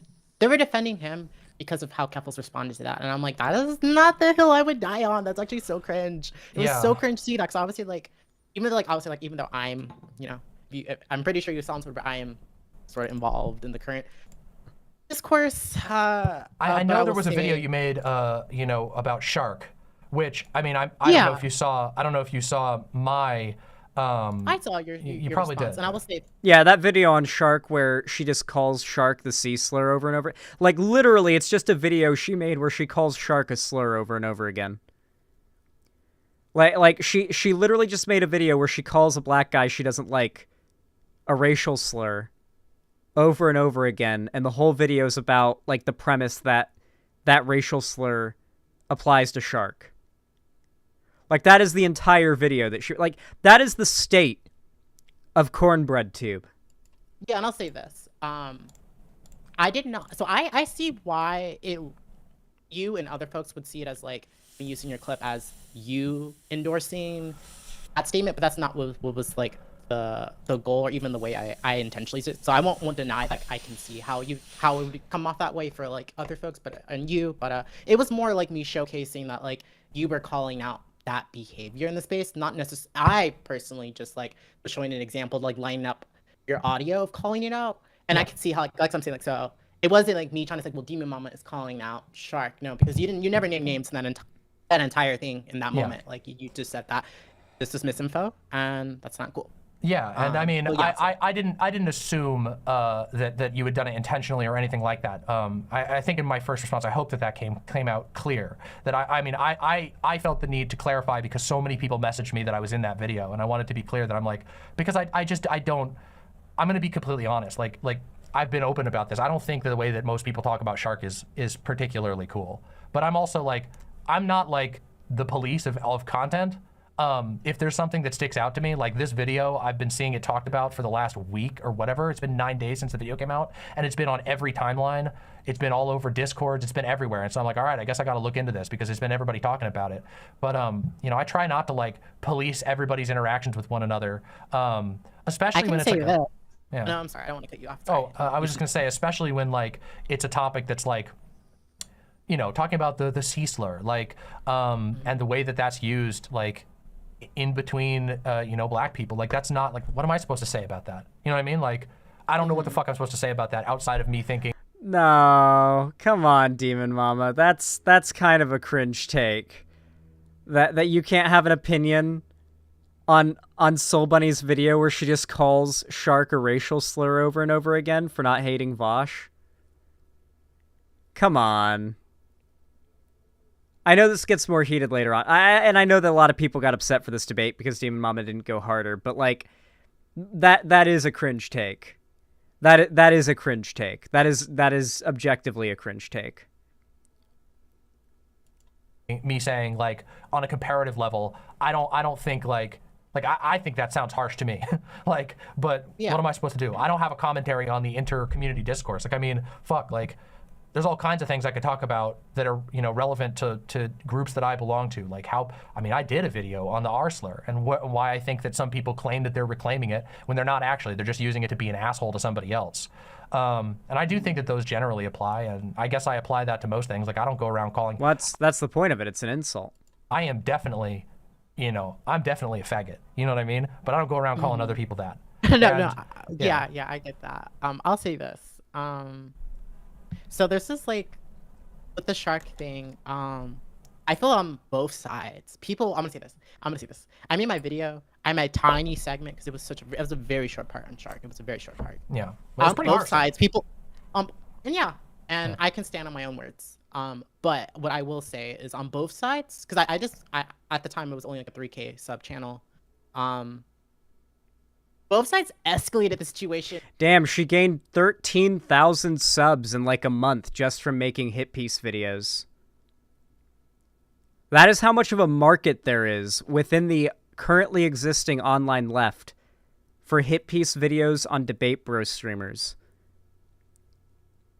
There's so little, like, market within this section of the left for any actual political commentary or anything talking about the real issues that like are being faced by marginalized groups in this country, that channels are getting started off on nothing but hit pieces on content creators that like that aren't even problematic, that they just don't like. They just have a grudge out. What did this side do to theirs? Nothing. Nothing. These people are literally just bad. A lot of this, you will find, actually, if you dig down through it enough, a lot of this leads back to the tanky versus not tanky side of things. A lot of this really does get back to the fact that the core disagreement of this is all tankies versus non-tankies. Soulbunni, from what I can tell, is a tanky. A lot of the people that are enabling this shit are, like, tankies or big-time tanky enablers. It's just, I've noticed that being, like, very authoritarian leftist, quote-unquote, is a very common through line with these woke scold types in, like, the cornbread tube area. It really seems like this is the tanky sphere actually propelling this in large part. Because if you haven't noticed, like, the entire tanky side of the internet is so deranged about debate bro streamers that there are entire subreddits dedicated to getting us deplatformed. For example, there's the Enough Vosh Spam subreddit, which is a subreddit dedicated to trying to get Vosh deplatformed off of everything. There's a Enough Xanderhall Spam subreddit for doing the same to me. And there's the same for, like, Demon Mama and Keffels and Shark, I'm sure, as well. These are all tankies in these communities, by the way. Like, they're all very openly just tankies on these sites. So the largest community of hate watchers and hate, false reporters and everything that this side, like my side of LeftTube has, are tankies. That's where the true schism seems to lie. Extremely, and it just got really intense, and it was just like, Do you this is like me saying this like myself right now, but like it, like I mean on both, I'm literally saying on both sides, so like it was literally like. I mean, don't you think people went pretty hard on Shark?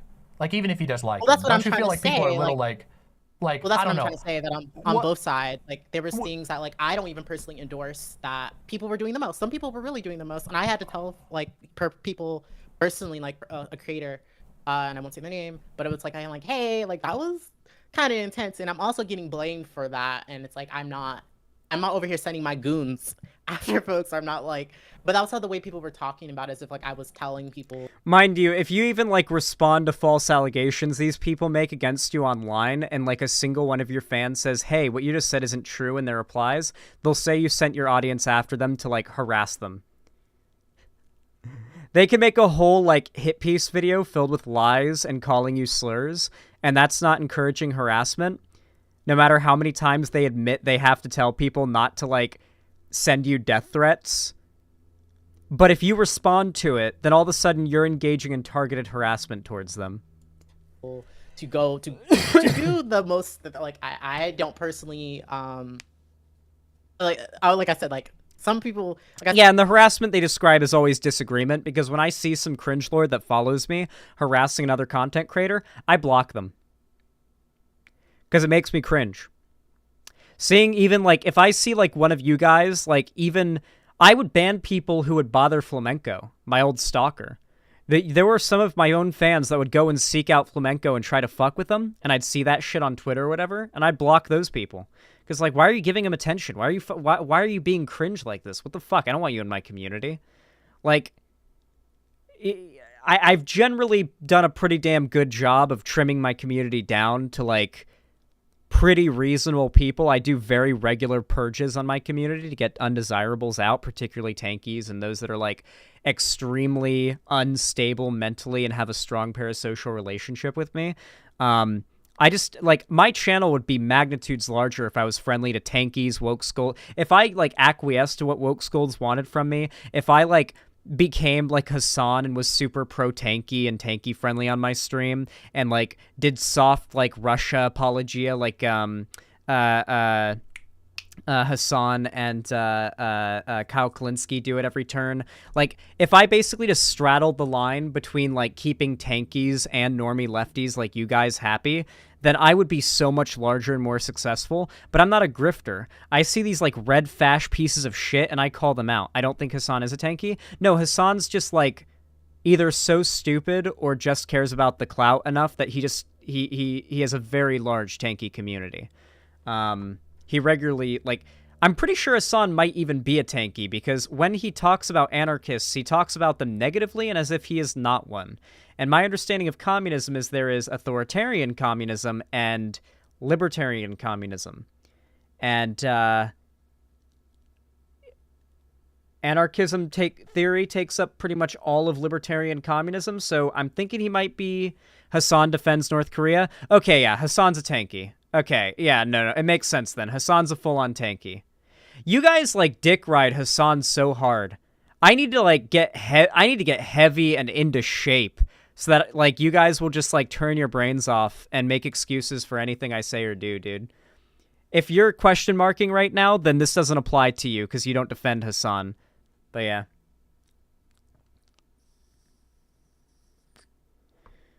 Does he really? Do you guys not remember Hassan, like, doing the Russia apologia too? Hassan Piker.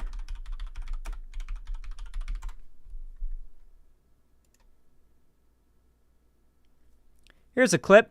Hassan Piker defending Putin on Twitch using Russia's invasion of Ukraine. But, like, you feeling bad about the Crimean annexation does not change the reality of the Crimean annexation being a completely justifiable fucking act by the Russian government, okay?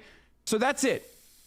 That's fine. And Hitler invaded countries based on Germanic ties at first? Yeah, dude. Talk to me when he's fucking throwing Ukrainians in a fucking... What are you talking about? Talk to me when he's throwing Ukrainians at a concentration camp, okay? Hitler wasn't fucking bad because he decided to invade Austria. He was bad because he was fucking killing Jews, okay? That was the problem. He wasn't like, oh yeah, we're gonna fucking annex territory with like Germanic people in it. That wasn't the main problem with Hitler, I think. That was like maybe eighth down the line. So this was back when the invasion was ramping. So this was when he got proven wrong. So this was prior to this. He said that Russia wasn't going to invade Ukraine. Prior to that clip, he'd said there was no chance Russia was going to invade Ukraine. And then that was when the news that Russia had just started the invasion just hit. All of his chatters were like, Putin's doing it. Are you going to stand by this? And that's Hassan having a meltdown because people are holding him to account for it. Hassan literally will take Russia or China or North Korea's side in the most like just weak-willed, spineless way fucking possible to keep the tankies in his community happy. Because a large portion of his community are tankies, and the sad part is, a large portion of people who actually consume left-wing political content online are themselves tankies. If you are going to be like majorly successful to Hassan's size online, you have to be at least accepting of tankies in your community. That is the only reason he has the money and success and clout that he has, is that he does not excise tankies from his sphere. If he did, he would not be Hassan as we know him today. So yeah, that's why I have a pretty negative opinion of Hassan. It's on both sides, but even just for me, it's like for people in my space, like I do feel like some folks just like really took it to the next level, and I didn't expect that. Like I had my own personal critique, and even with me saying whether you guys, non-black people, how they feel about that segment, it wasn't meant for it to explode into these things, but also like on the other half, it's like. I would say this, like, I don't think my video would have ever blown up to the degree that it did. Like, it wouldn't have even got the numbers that it did if it wasn't for a 15-second clip circulating. Well, I mean... that. Yeah. Oh, no. A 15-second clip of you calling a black live streamer slurs?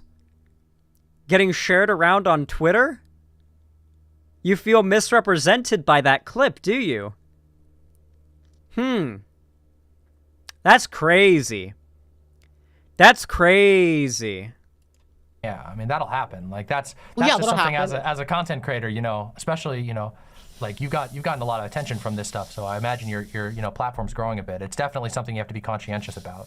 I mean, I know think about it. I think about it so much that fuck, it can mess with you sometimes. Like, I mean, I've been doing this for 3 years now, and I know how everything that I say can be taken and so, but also there is a certain amount that you have to go, okay, well, if I say something super harsh and super inflammatory, that people might run with that.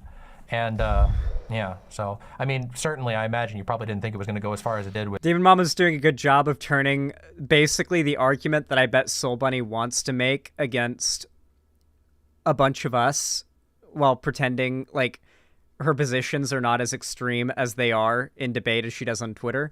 Demon Mama's doing that to her and saying, yeah, I think you should just watch what you say, you got to be careful.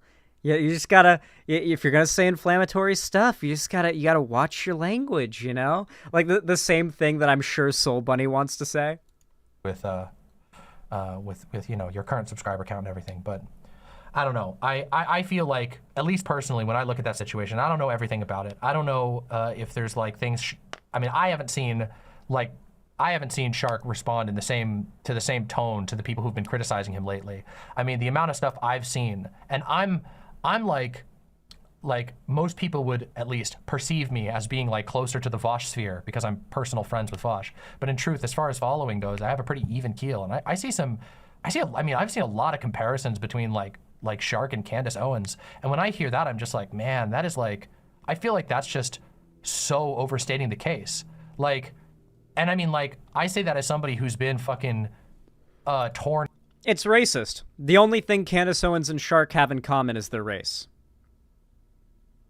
That is the only basis to compare them on. So yeah, it's racist. Into by people on really unjust things. Like, I mean, God, like, again, there was an entire period of history of my channel where people were accusing me of being a transphobe. And the reason why was because I made an argument in favor of self-identification. And that was then taken, well, if you believe in self-identification, and this is the telephone game that's played, if you believe that self-identification, for trans people, that like a woman is somebody who identifies as a woman as a basic rule for how you treat other people, that means that you don't think that trans people are women before they come out of the closet, which is kind of a huge jump in logic. But then that was justified to call me a transphobe and then compare me to, most commonly I was compared to the sex criminal Jessica Yaniv, which is insane. And that was something that was all over the place. People were just, because I have a self-identity thing, of course. But that's like, it's hurtful and it's dishonest. And people on the internet are going to say all kinds of things, but this was not just this wasn't just random people on the internet. This was being pushed by fucking by content creators and people with some level of platform. And I'm pretty sure this was DGG. It just builds into this atmosphere where I feel like everybody's brains end up turned off because nobody is like reining anything in anymore. That it's all just everything. It's like an all-out war where no holds are barred, and you can compare anybody to anyone and say whatever the fuck you want, and they piss me off, so it's okay for me to fuck them over or whatever. And I don't know. I oppose that so strongly, especially because like most of the people that we're talking about here have had a modicum of success. Like, this is especially true among like all marginalized creators. Like God, the amount of success I've had, or Shark has had, or even Vosh. Like, I remember just yesterday I was looking at a video, and I was watching a video, and in the sidebar, it had in the recommended tab, it had one of my videos that I was reviewing for a clip, and it was like, finish this video, and then below it has the recommended videos, and it was my video, Vosh's video, and an H3H3 video. And my video had like, at the time, like 1.7 thousand, views. Not a whole lot of views. It was a less popular video. Then we have Vosh's video, which had 65,000 views. And then we had the H3H3 video, which had 1.3 million views in 2 hours. And I'm just like, the scale. That tells you how much pull the left actually has on the internet. The left does not have much power right now socially online. There is not much of an audience, so to say, to consume lefty content, while there is a massive audience that basically does nothing but consume right-wing content. And this is a fulfilling prophecy, right? When it is so hard to make even the slightest bit of a living doing left-wing political commentary, it's basically impossible to start. And it's harder to keep going, right? And so the less content creators that are able to keep it going and to foster a community that like wants to see this content, the poorly everything does across the board, Like, you can compare it to elections as well, but I mean, when all across back in 2019 to 2020, when basically all of LeftTube, as you could call it, was at its peak, you know, producing content as much as possible, making content that was generally speaking pretty insightful and good, everybody was benefiting from it. Despite there being more active content creators making content about these topics than ever, those videos were doing better than ever across the board. Because the more creators there are in that sphere, the more of an audience is created. This niche doesn't really exist yet on its own. There needs to be, like, people making the content for the niche to exist and people discovering the niche for it to grow. That's not a thing on the right. On the right, they just have so much money. They pay to run Abby Shapiro's channel as ads on YouTube on every other video you watch for a year, and eventually she's got, like, 300,000 subs and they don't need to pay for it anymore. You guys remember that? When YouTube just decided you are going, like, Abby Shapiro is just going to be a big YouTuber now and just ran ads for her videos on everything, and all those videos would be ratioed by people leaving dislikes until eventually she grew an actual conservative audience, which is what she has now. Like, they'll just astroturf somebody into prominence on right-wing YouTube, and they'll actually eventually grow a real audience. That's why Cornbread Tube wants to be the only game in town. They want a walled-off entertainment ecosystem with a captive audience. You're fighting an actual industrial complex. I mean, yeah, that is essentially what they want. I think they want a monopoly on what is considered left-wing content. I think they believe that, like, hypersensitive video essay, tanky adjacent or tanky friendly content is what should be leftist content online. And what me, Vosh, Demon Mama, Keffels, Shark, what we do is creating a like competing form of leftism to theirs. I think that's how they view it.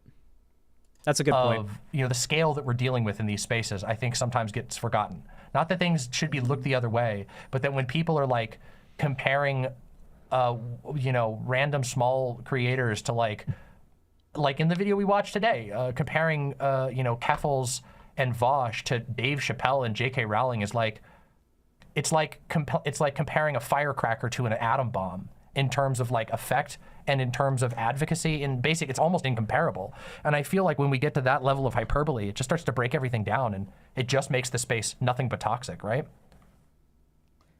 Well, I'll say this. I like to just, like, speak on, like, even my own video, because my own video is also, like, the it has its own intensity to it already. Yeah. So, like, Sure. I feel like, for example, when it comes to Shark, I even, like, tweeted at him to kind of make my statement clear, since before so, like, I personally, and again, this is how I personally feel, I'm not, like, reining in folks. I'm not going to, like, Oh, by the way, I should remind you all, because this is going to be good for I guess, like, sort of a good required watching for this debate. The video should be going up on my channel around the same time this one does. It hasn't gone up yet, though. The last stream, we reacted to Keffel's new video about Soulbunni, where she broke down all the receipts proving that Soulbunni is just a dishonest fucking liar. Do not take a single thing that Soulbunni says seriously. I highly recommend you watch that video. A lot of screenshots, a lot of receipts. Soulbunni and all the people that she's thrown in with are like genuinely just awful liars. The video is really good, and it does a good job of showing you how much of a connected, like an interconnected thing that this is. It's not just a group of creators who are all cringe in their own different way. They're actually trying to form a community based around the idea of pushing this, like, woke skull shit now. Wait, what video? Keffel's new video about Soulbunni. I think it's called These People Are Abusive. I think that might be the name of it. But I watched it on stream last stream, so it'll be going up as its own video soon, so just keep an eye out for it, okay? People they can feel what they want. People, and also because they want to say, before I even say this, like, I probably me and Shrek agree on 95, maybe 96, maybe even a higher percentage of that of things. And I know he makes great content, so, like, I'm gonna, like, make that known. The other 5% is that Shark thinks that interracial marriage is okay, and Soulbunni thinks it's bad. But I do feel personally that there's similar tactics that he uses as Candace Owens. He's not a literal Candace Owens. He's not, but the tactics, and I need to go into the tactics. It's like I didn't really lay that out in my video. Soulbunny's already walking shit back. Soulbunny was extremely vitriolic in the video, literally just calling Shark the sea slur over and over.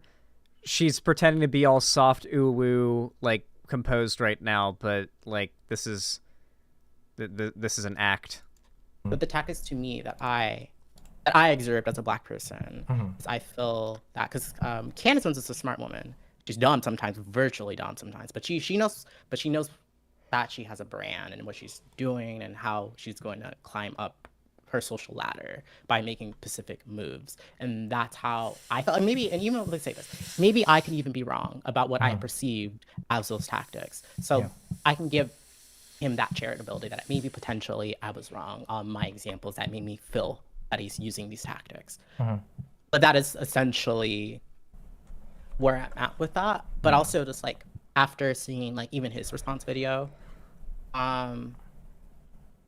I do stand in where I feel on things, but I'm still like, I don't wish bad upon him. I don't, like, I never expected like things to get to like, again, like people were talking to me as, cause like, I'll say this, like when everything was going down after my video uploaded and whatnot, stuff like, I didn't. So the response that Soulbunny will get from her audience for this is, you go way too easy on these people. You're so brave for going after these fucking these awful, horrible people. You go way too easy on them, though. But you're an absolute saint for spreading the word about how awful Vosh and Keffels and Xanderhall, etc. are. Like that's the kind of responses they get in their comments. So like she's basically trying to act as the point of it is to basically try to look like this image. Let me see if I can find it. She's trying to embody the like energy of this image.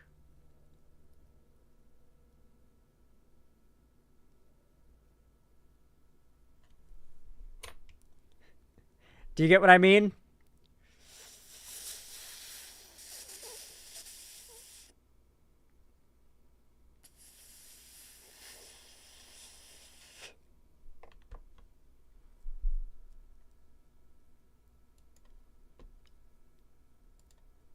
I didn't like outside like the clip that went viral, viral in our space, and I responded to that directly. But like I had a bunch of creators and other people in my comments, and I didn't respond to them.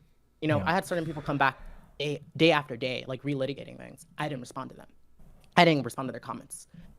So that's why for me, I felt like everyone else was escalating it, and I was like not like responding to like folks directly. And the only person I did respond directly to was Shark, because like I saw his response to the clips circulating, and I responded to him in my own tweet, so that I stand on. So do you think do you I'm sure you can understand like why somebody would. And I think at least you might be able to understand why somebody might be in the right to feel like a comparison to Candace. Oh no. 18 minutes and 34 seconds in, and I've been recording this for 55 minutes. Chat, do you think we should skim it for when it starts getting heated? So that this isn't literally a 5-hour long reaction? No? 1.5 speed? We could put it on 1.5 speed. Okay. Chat says no skipping. Okay. In that case, while we review the debate, would you guys mind if while we review the debate, I craft Cobalt in Limsa Lominsa and FF14 in the background while we review the debate? Because this is going to be a while, chat. We're going to be here a hot minute. Okay, give me a second. One fraction of a second. By the way, chat, my lovely little gay people living in my computer, if you are watching right now and you play video games and you have a computer yourself, and perhaps you even like MMOs or JRPGs, or just, you know, you've heard of FF14 and you think it's good, or you want to like try it out. Final Fantasy XIV has a very robust free trial. You can probably look it up. It's like literally an infinite non-time gated free trial. In so far as time, but you can play up to like level 70 or something, I think it is. Level 60, I think it is. All the way up to the second expansion, it's all free. It's really fun. Highly recommend getting it and trying it out, at least the free trial. It's super, super good. I've been very addicted to it. There are some things I have problems with. I'm going to do an in-depth review of it that like breaks down my problems and what I love with the game, but I'm only in the first expansion. I think I've got... last time I checked MSQ Tracker, I think it said I have 35 quests left till I beat A Realm Reborn.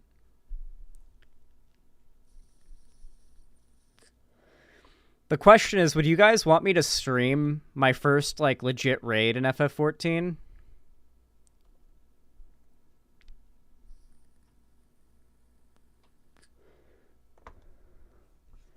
Yeah, you would want to see that? Okay. Anybody who wants to join my FF14 free company, we've got like tons of people in it now, but the more, the better. We are trying to get more people in there. Oh, Lana B joined today. Nice. So yeah, we're just trying to get as many people as possible in the free company. We have everybody's last name in the game is Striker. To join the free company, your last name has to be Striker. You can have any first name you want, but your character's last name has to be capital STRIKER. And people like will queue into like into a dungeon, and it'll be like, or into like a big boss, right? And it'll be like an 8-person fight, and it'll be 6 people that are all strikers, and we'll get in with 2 randos, and they'll be like, what the fuck? What is with all the strikers? What is going on? And it's always so funny. Like, people have, like, actually started to talk about the fact that there are just strikers everywhere because you guys have been joining the server, making your last name Striker, as I've asked, and joining the free company. And it's like everybody knows the strikers now, and I want it to get even bigger. We need more strikers. So, here is a link to the Discord server for the Soul Strikers. All the info you need to join will be in there. There are also people there that can help you get it all set up. But yeah, if you end up getting the game and you get on while I'm live, you can come see me. No, wait, it hasn't started yet, right? Okay, it doesn't start for a while, but maintenance starts today.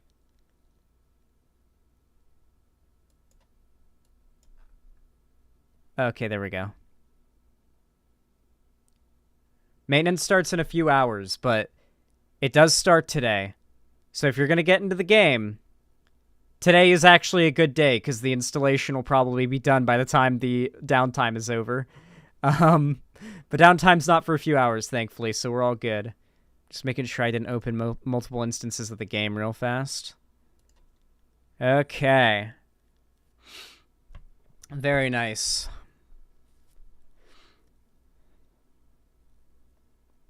Look, chat. Final Fantasy XIV. Whoa. Whoa. That's crazy. That's crazy. Look at my Catboy Lancer, Dragoon. My Dragoon. I bought this spear with tombstones, chat. This armor I just got from MSQ. Same goes for my jewelry. But I'm feeling good, chat. It's feeling good. Let me load in. Very nice. This will be over in half a second. They just put people into the game in batches.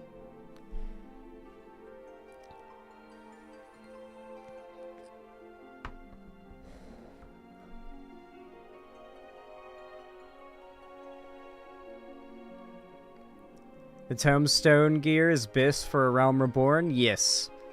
Yes, I am gathering lay tombstones. Catboy egg. pretty much all the guys who play in the guild are playing as Catboys. So it's pretty much just, there are no like Ara males, Ellison males. There are no like Rogadin males. It's all Mikote males. That's the only male type that the guys in our guild play as. Because here's the thing. E-girls want to fuck Catboys, okay? They do. E-girls want to fuck Catboys. They do. Like, I've never met an e-girl who doesn't want to fuck a Catboy.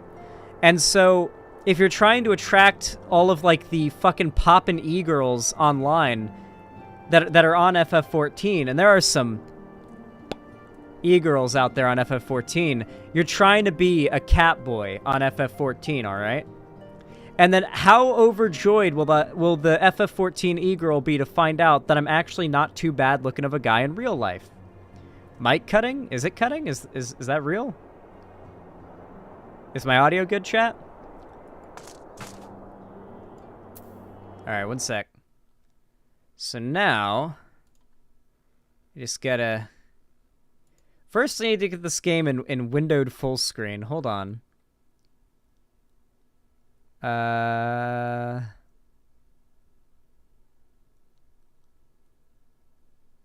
System configuration.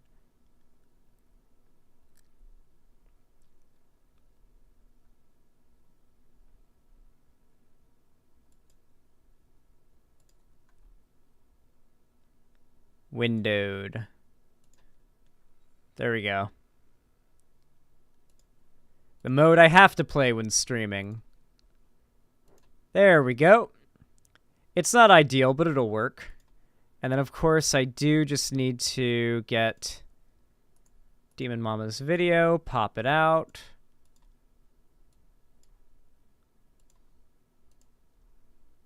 Look, chat, it's all coming together, and Cherry can edit all this setup out of the video in post. So we'll be all good. There we go. Look at that. Perfect. All right. Now we can resume. In 3, 2, 1. Candace Owens is like extra hurtful. I can see why it's hurtful. Right. And can also even like, see, but can you also acknowledge that so here's something I've talked about on my stream a lot. You've probably even heard me talk about this. These are spaces of reputation. Because of the way that the internet operates, your reputation is a lot. My channel got severely choked by the fact that I had some pretty huge, I mean enormous, we're talking way bigger than anybody who's been talked about today, you know, bigger even than Vosh at the time, you know, content creators who were just obsessed with me. And I mean manifesto level obsessed. You know what I'm talking about. Name, but I know what you're talking about. I know what but like that hurt my channel growth because there was thousands, I mean hundreds of thousands arguably of people who were told by a source of some sort that they had some trust in, that I was this, that, and the other thing. I was harmful in this way, that I was dangerous. That was literally the thing that some of the things that was said about me explicitly was that I was dangerous, a harm, dangerous to the trans community was one of the things that was used. That was broadcast to hundreds of thousands of viewers with what I would consider to be actually fraudulent evidence.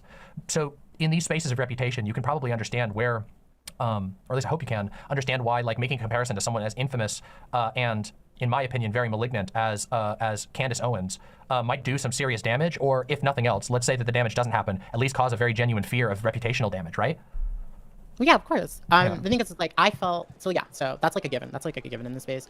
So like my goal was because like for me, like I said, like the tactics of Candace Owens is the way like he strategically had certain takes that to me, as a black person, came off very mask off. And my final straw was the Cat Black situation. Sure. And I'm gonna say this: no one has to agree with me. That's where I'm at. Like I'm not, like I know how I feel as a black person. God. That's where I feel crossed, and that's what I spoke on. And when I saw his response video, it kind of further confirmed how I feel, for different reasons this time though, for certain things that were said that I wouldn't move that way. So yeah, that's basically where I stand. Because like if I felt like something I couldn't stand on, I wouldn't put it in a video. Taking a minute. That's how I personally feel. So because I don't just throw things out there lightly because it's not a joke. I guess all I'm saying is like when I think of Candace Owens, like I mean Candace Owens is. I remember I said tactics. Yeah, like, but even tactics. Let's just say on the tactics of Candace Owens. When I think of the tactics of Candace Owens, I mean Candace Owens is she helped found a right-wing propaganda outlet known as the Daily Wire, you know, and where she has sort of assembled a crew and uses her own identity as a shield for people like Michael Knowles and Matt Walsh. You know, these like, Oh yeah, I saw and that's not even to say like her own arguments. And when I look at her tactics, I mean, her tactics have been like outright manipulation.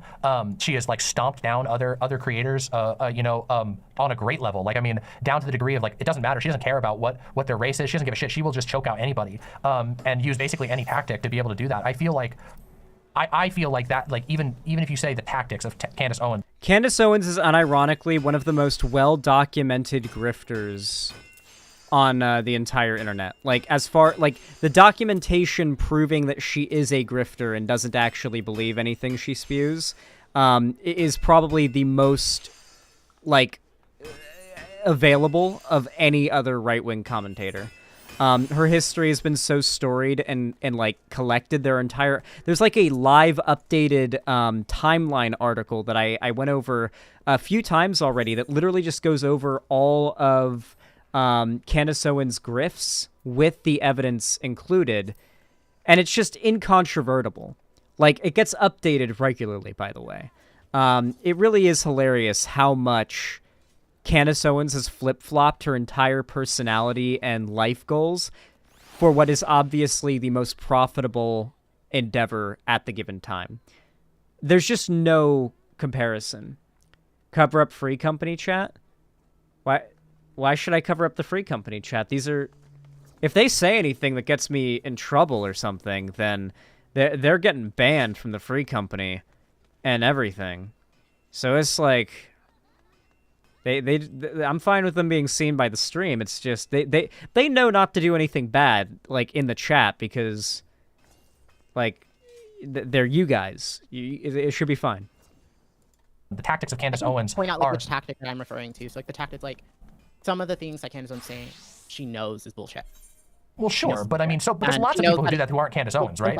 Candace Owens, for example. Because Candace is not a new phenomenon, but she is the most successful. She is the most successful. So, she's taking the whole paid Black Republican route, where you know what they want to hear, you know how to like brand yourself and to get into certain spaces by strategically making decisions whether you believe in it or not. Yeah. So, where it comes for me is I feel when it came to two specific situations, and I'm purposely not saying the names because folks can see the video, and I don't want to like relitigate those people that use. Yeah, and I mean, I'm not super interested in like drilling down on every issue you have. I mean, I guess what I'm trying to say is like, you know, see where I'm coming from too, though. Like, why? I mean, to a certain degree, like I do understand where you're coming from. Like, I mean, God knows, like there are things. I mean, I can use a very specific example. There are rhetorical tactics and arguments that Vosh uses and positions that Vosh holds that drive me fucking batty. I know you're the one person that would like actually like as a friend that you've never felt like you couldn't have a criticism of them. Hence, like the video I used your clip from because you. Yeah. But I only stuck to where I felt was the only point I was trying to make. Yeah. So I mean, I guess that's why I didn't include all the other stuff because that was just like I don't want other people speaking for me. I guess all I'm trying to say is like even with the stuff that drives me, and again, my history having like at great personal cost, let's just say the times that I've disagreed with Vosh, I have lost subscribers. In fact, one of the biggest loss of subscribers ever happened with my last public debate with Vosh. I lost 1,000 subscribers in the course of like 2 days. It severely damaged my channel. My channel was not very big at the time. That was devastating. And I still published the video. I still put the video up. I still stood by that, even though it made his fans, a lot of his fans very angry at me. But even still, like I can't imagine comparing Vosh to like, I don't know, Ben Shapiro or Matt Walsh or something, just because even if he has like an argument that I think that like a tactic that like is borrowed from those people, the comparison to such a major figure is so severe and so like hyperbolic that it comes with implications that you can't control. Like even if you were being spicy or whatever, which people fucking talk mad shit. Was an example as like an archetype is what's the point. So it wasn't that I was trying to say he's using the tactics of a right winger. That's not ever what that means. And I can get how. But you gotta admit, Candace Owens is a pretty spicy archetype to pick. Like especially. The only comparison is. Pointing out that Black people are well aware of within our community. The only comparison is race. The only actual like comparison that can be made is race. Like that's the only reason she said that. The only like comparison. That's it. That's the only through line. She's just racist. But Candace Owens is the one example that people in politics is well aware of that utilize these specific tactics as a Black person. So I mean, again, like that segment was meant for Black folks. It wasn't really like that was me speaking as a Black person on how I genuinely feel and where I stand. You'll notice, by the way, that she's essentially pretending like this whole cornbread tube community speaks for black people online. Like, she's making a video for black folks. She's making videos to speak for black folks, to express these opinions that black folks haven't been able to get out before. Like, she's coming into this acting like she's this, like, lone, lucky person of color online that has had the opportunity to expose the evils of these content creators. And it's like, no, you're just indistinguishable from a Fed. But also, like I said, when I even go back to the response video, like, there's a conflation that he did with the C word. And again, I'm mixed. I'm Afro-Latina. My dad's Hispanic, mestizo. My mom's black. So he conflated C word, because it's a conflation of two N-words, one in English, meant for one black woman, and one N-word in Spanish. And that I took very personal, because those are the C word, the usage of the C word, and those N-words have two completely purposes usage. Okay, so for those that don't know, after the video came out where Soulbunni calls Shark racial slur multiple times, Shark responded by referring to her as a word that I literally could not believe he said at the time. But, like, if she wants to try to take the position that it's okay for her as a black woman to call him the C slur, then why can't he call her that? Like, it seems like at this point, you don't get to pull the race card now. Like, she's mad that she can't pull the race card on Shark.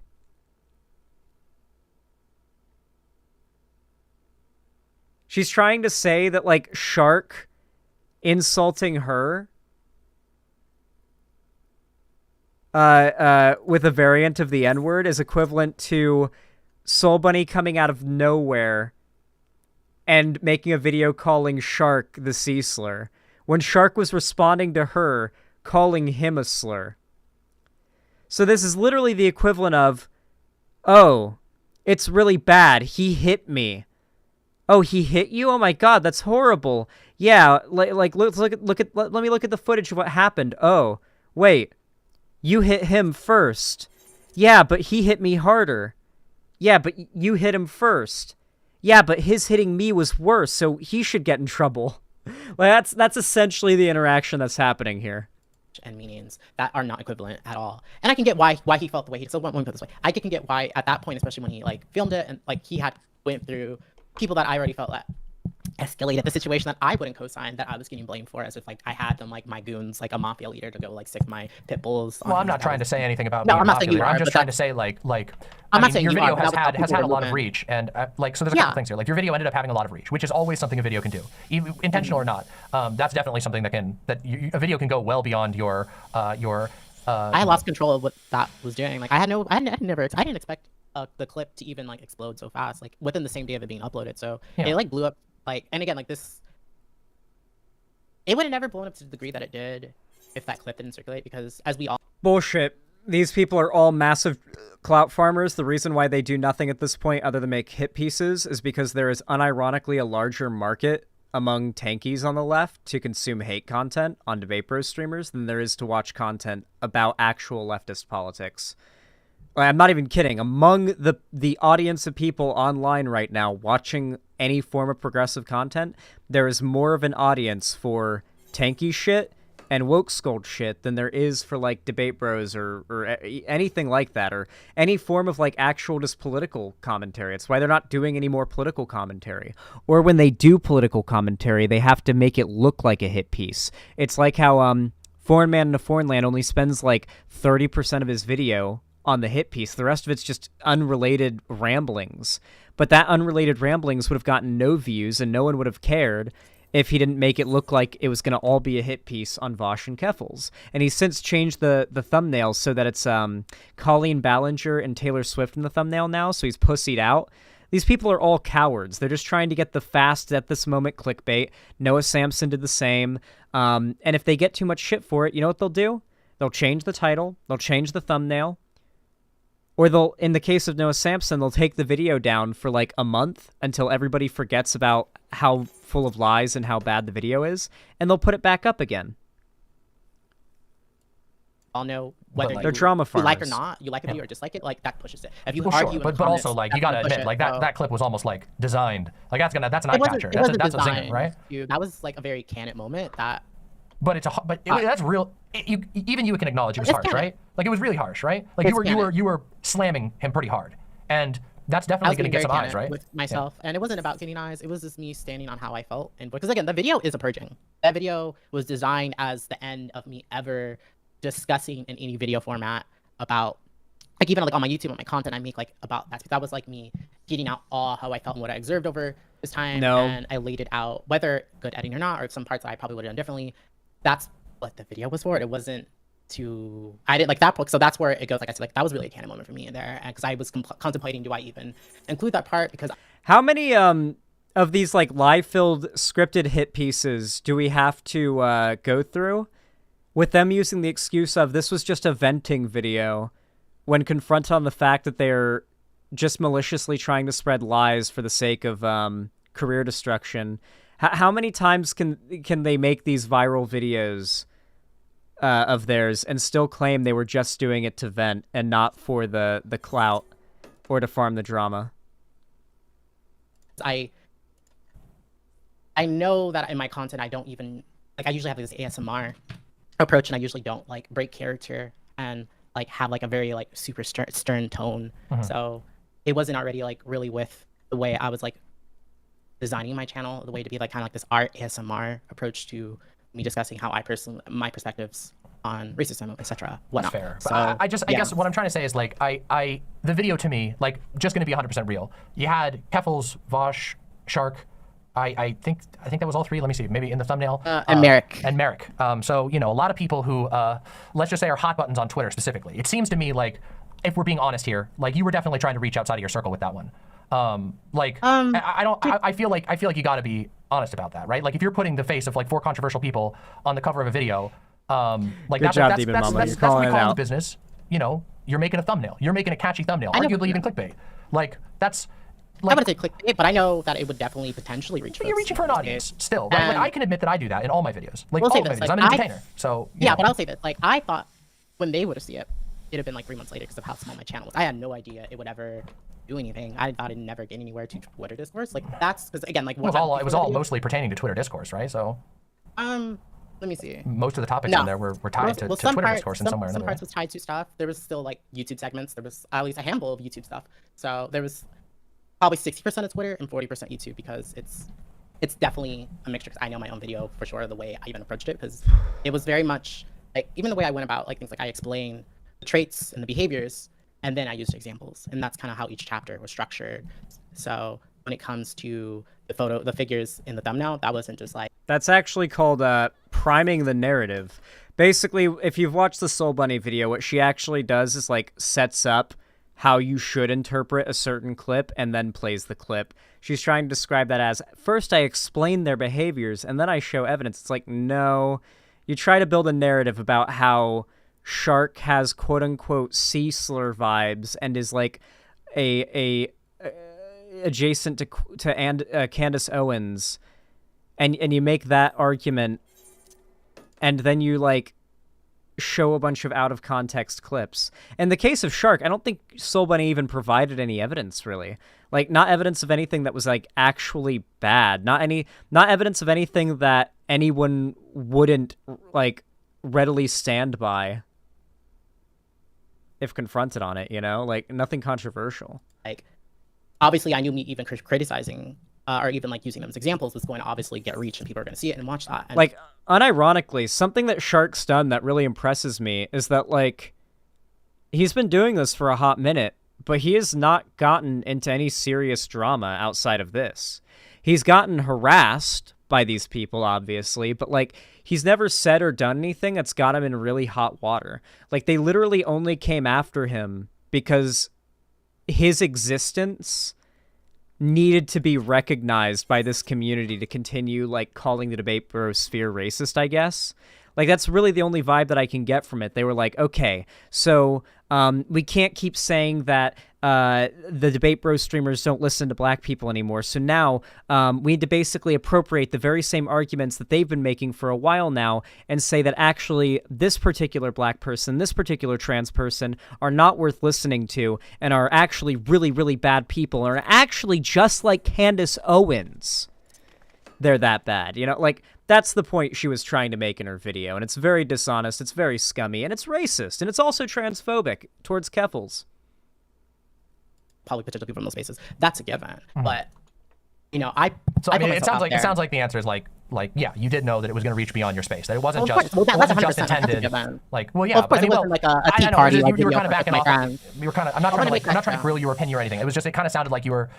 I misinterpreted what you were like. Okay, implying, but now that's I get fair. what you mean now. It's you know, like party for friends video at all. Like I knew that, I feel like if you were going to do that type of thing, like you could post a rant that you put in a group chat or something, which would be a totally different thing. If this was like a you know, you ranted in a video to a group chat, but this was a public facing video. You made a thumbnail that was super eye catching. It definitely went well beyond just like, you know, a rant. Anything to your that friends. I ever, well, again, like, and also like how I'm going back to, like, I was extra small, so I had never thought it ever reached outside of fans that would engage with it on both sides of things. So like, again, like I was coming from this place where no one was ever playing my video that was from that space, or either space. Like it wasn't. I was just like, Twitter is what blew up the video. Like Twitter, again, like that'll happen too.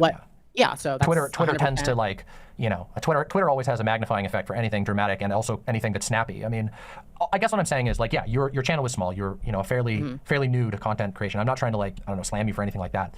No, I don't not to change not to even change the topic, but on this, like, do you ever feel like it's this whole thing has just become an interpersonal hurtful war of personalities?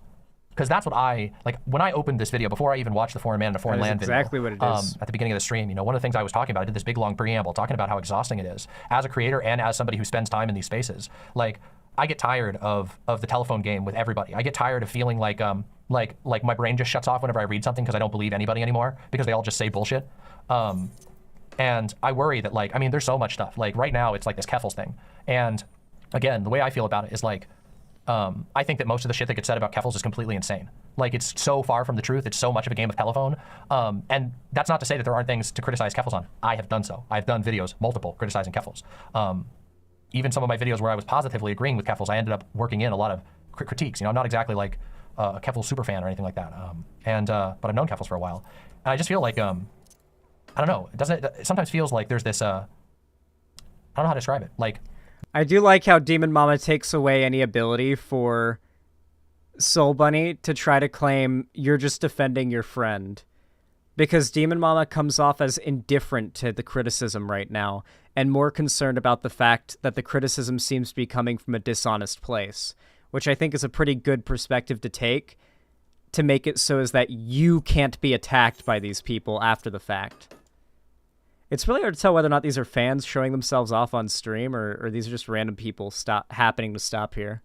There's just this, there's an incentive to turn all these interpersonal disagreements, things that are like, may or may not be political in nature, but to turn them into something so much more. Do you ever worry that that's like something that you're getting pulled into? Because it's something that I've had to like actively push back against.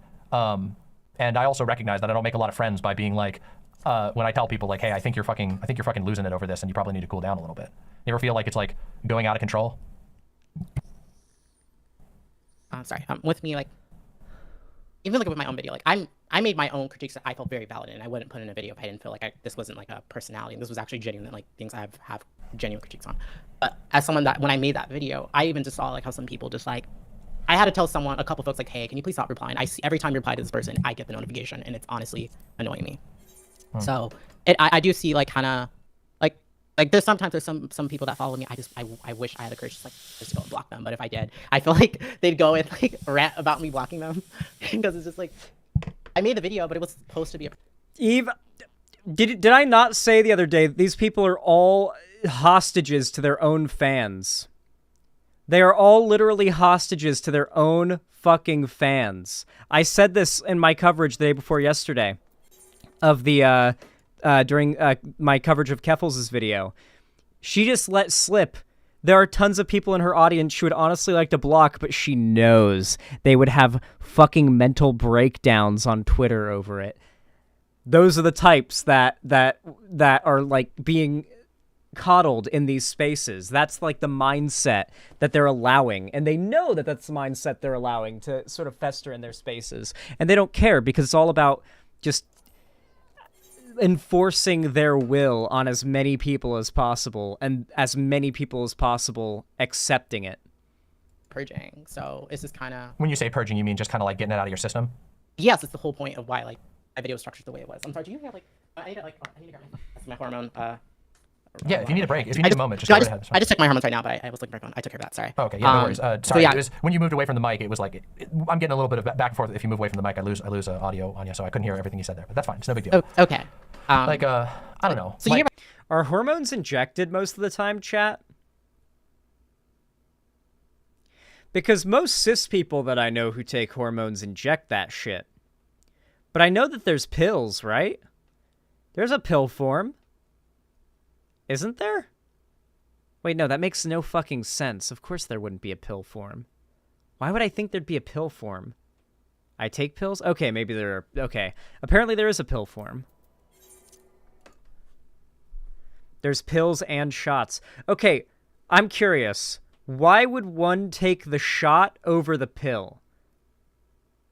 I'm curious. Trans people in chat, why would you want the gel, the shot, or the pill? Or, like, what's the best? And what would you not want? Shot works faster. That makes sense, because you're injecting yourself, right? Interesting. Okay. That's no doubt going to become information that'll become handy during conversations about trans rights, because as much as I know a lot about policy and the science, I actually don't know a lot about, like, the nitty-gritty. Like, I've got a lot of trans friends, but I've never really asked them, like, so, what are the hormones that you take even called? Like, I don't even know stuff as basic as that. I just know there is estrogen and there is testosterone. And I'm sure there's some other stuff, too. What I'm trying to say, like, there's also hormone blockers. That's me saying, like, I agree with you that in some cases, I'm not gonna write them all like that, but there's definitely a space on Twitter that operates like that. That I don't like their stuff. I don't retweet their stuff. I just skip by it on Twitter because it's just like. I mean, I get like in this video, even in this foreign man in a foreign land video. Can you stop being queer coded for like 5 minutes? Like, wait, hold on. I would actually argue that it's more pussy shit, like not knowing what your identity is, to be too afraid to ask trans or gay people like things about being trans or gay or whatever because you're too afraid of looking gay. Like, what? That's stupid. I saw what I would consider to be a pretty out of the ordinary level of like what I would call like back patting and wagon circling. Like, I mean, I think Jesse Gender, not to like name names, but I think Jesse Gender like did a big thread, which was like, this is a foreign man in a foreign land appreciation thread. Let's like shout him out right after like retweeting the video, promoting this video. And honestly, I think this video was really bad. I think this video is like that if anyone was being honest with themselves, they would acknowledge that like his conclusion that like marginalized people aren't given any wiggle room, that they're not allowed to make mistakes, and that they're torn apart limb from limb, which is the conclusion of the video, but the rest of the video is basically making out Keffals to be an incredibly harmful person with very little evidence played. Like, I think that that's like repugnant, and I think that... Well, to be fair, he did show evidence. She said she liked noodles and that they're tasty. I mean, he did show evidence. The evidence is that she likes noodles. Even people in your friend group should be willing to go, man, that's fucking bullshit. And as Bad Bunny explained in a conversation on stream with Soulbunni, crazy they collabed, Bad Bunny described it as the I'm not touching you form of racism. Like, you know, the game of I'm not touching you, like you would do with like your sibling in the car or whatever, where you'd like have your finger like an inch away from their face. They're trying to claim that Keffals is doing I'm not touching you racism. And I guess the narrative is that she's not being racist, but they're specifically supposed to take the message as racist. But I didn't see that happening. In fact, I saw the opposite. I saw an abnormal amount of like going out of their way to promote this video, to be like, hey, let's build up, you know, let's gas this the fuck up.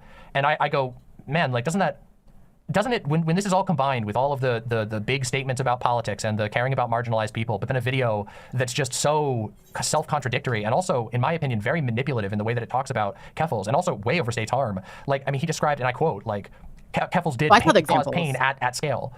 But that's just not true. It's just false. Like, when are we going to draw the line and say, hey, dude, you're fucking lying now. You're just not telling the truth anymore. So I'll say this. And also, it's hypocritical, right? So, like, where is this? Why is there so much? Demon Mama's doing well. What's it almost seems to me like there's a bunch of people who who really don't like Keffals, and they're basically willing to promote whatever hurts Keffals, even if it's something that's like blatantly contradictory. And do you ever get worried that that's like a toxic space, and that like there's problematic behaviors in that type of? 1 second. Yeah. Because you said a lot. Sure, sorry, I know. I'm 6 hours in. I can get a little rambly, and I apologize. Yeah, because I'm trying to like, keep up with every point. Sure, so, sure. Like, I admire so, Demon Mama's like stream marathoning ability. I would say my examples. She streams for a long ass time. I actually explain them to a degree, so because I can't just throw something out and expect people, unless like people just have their own personal lives. But I explain my personal. Like, I'd show a clip and I'd go into problem effects. Like, even like mine was my personal critique is the say your name situation, the hashtag say your name discourse. Oh boy, here we go. Not like, I didn't appreciate how that was handled as a disc. It wasn't just a Keffals thing, but it was like how a whole community of folks. And it's not even just in that. It was like there was people that were just like whole orgs that were using hashtag say your name that are not like connected to anyone on any leftist online spaces. So yeah, I have, because I only want to speak for myself. And as far as with this video, you know, like there's because I saw your whole, most like 90% of your reaction to the video, and there's some things that I don't have the same opinion as you, but that's why I'm always going to say, like, you can have your opinion. But you can understand where my frustration comes from, right? I can understand where you're coming from. I feel like I laid out my arguments pretty well, and to me, that, like, again, I don't mean to interrupt you here or anything. Funny Valentine watches Xanderhall? Is Funny Valentine like a YouTuber or a streamer or something? Or are they like a niche internet micro celebrity? A JoJo villain. Oh, okay. You're memeing me. God damn it. Goddamn anime fans. But, like, I get your me, logic, this though. video I'm not is saying I pretty don't get emblematic it. of the type of behavior I'm talking about, which is basically it's this Machiavellian approach of being willing to basically lob any accusation while out of one side of your mouth saying, marginalized people don't catch any breaks, and every mistake they make gets jumped on by the right and the left, and nobody gives marginalized people of any stripes any room to grow or to exist as a person. You fail once and sometimes your entire life ends. And then at the same time, make a video that's basically taking a giant spear and aiming it at Keffals on what I would consider to be pretty, it doesn't live up to that statement, does it? Doesn't that seem like, I don't know, do you see where I'm coming from? It seems emblematic of what I'm talking about in these spaces, where there's... You know what's crazy? The woke scolds have actually gotten tamer by necessity since like 2019, 2020, and 2021. They were way worse at keeping the mask on about what horrible human beings they are back in the day and how like overly sensitive they are. I remember I got canceled a while back, like back in 2019, for being cis and talking about trans issues. I had like literally hundreds of anime profile picture trans girls on Twitter demanding that I stop talking about trans issues. Yeah, like it was literally like hundreds and hundreds, probably thousands of like just trans girls on Twitter with anime profile pictures demanding, mostly pit crews too, demanding that I as a cis man stop talking about trans rights. Like yeah, that is how like over the top extreme these people used to be back in the day, but they've gotten better at sort of pretending like they're arguing from a good place. What's this? Wait, hold on. Zan, don't want to bug you, but I'm willing to buy 50 cobalt for 700 per, 35,000 gil in total. Any quality works. Okay, Hypara, here's the deal. I am just Heisenberg, okay? You have to go to Manny Striker to get the cobalt from, but she'll no doubt give it to you for free because you're a striker. But I basically just dump all my smelted shit on Manny, and she sells it on the auction house, so you'll want to get the cobalt from her afterwards. Because I'm going to be crafting, like, a lot of this shit, so you'll want to know how much there is to buy. Or to get for free, honestly. There's, like, this overstatement of harm. There is this, exaggeration in the way people try hurtfulness. I can say there's parts that he probably should have went in more detail, like more length and explanations on. I can say that. But you know, like you have your opinion. I see. She'll be online I get later. your logic completely. I get it completely. Do you really think, like just on a personal level, totally personal, do you really think that it's accurate to say that like Keffals has caused pain at scale? Do you really think that's an accurate thing to say? I'm gonna be honest. When I heard him say that, I didn't actually get what it implied 100%. Like I didn't get with it. So if you can break that down to me right I mean, now, I can give at you least the way honest. I understood it. Now I can't be in his mind, but usually when somebody says pain at scale, that means caused an incredible amount of pain. Like pain at scale is a turn of phrase that generally means like a huge amount of damage. It's saying like pain at scale is like you've caused a lot of pain. And even if I think about all the things, and trust me, there have been some moments I've literally spoken to Keffals about shit that, you know, fights that Keffals has gotten in person to person. I said, what the fuck are you doing? But I don't think anything that any of the fights Keffals has been in would, in my mind, qualify as pain at scale, especially with like images of 9/11 and especially in the context of everything that happened to Keffals. I feel like this is like just Making fun I don't of know, her do you for really getting agree with that kind of swatted? statement? Not 100%. I can say that, not 100%. Because Alright. I don't think That's fair. it's to the extreme. Yeah, I don't think it's to the point where I could say Keffals divisive, and I have my sure, own reasons but- why. But I wouldn't say that I agree to 100% that she's like this boogie woman. That like, it's just there's just things that She's just kind of walking it back. She's trying to have like the most soft take now compared to her videos, because nothing she says here is actually going to benefit her. She just needs to get out of this looking like a soft ooh woo good little lefty, right? It's the videos where she gets to do the whole like mask off, like hit piece, lies, misinformation, career assassination type stuff, you know?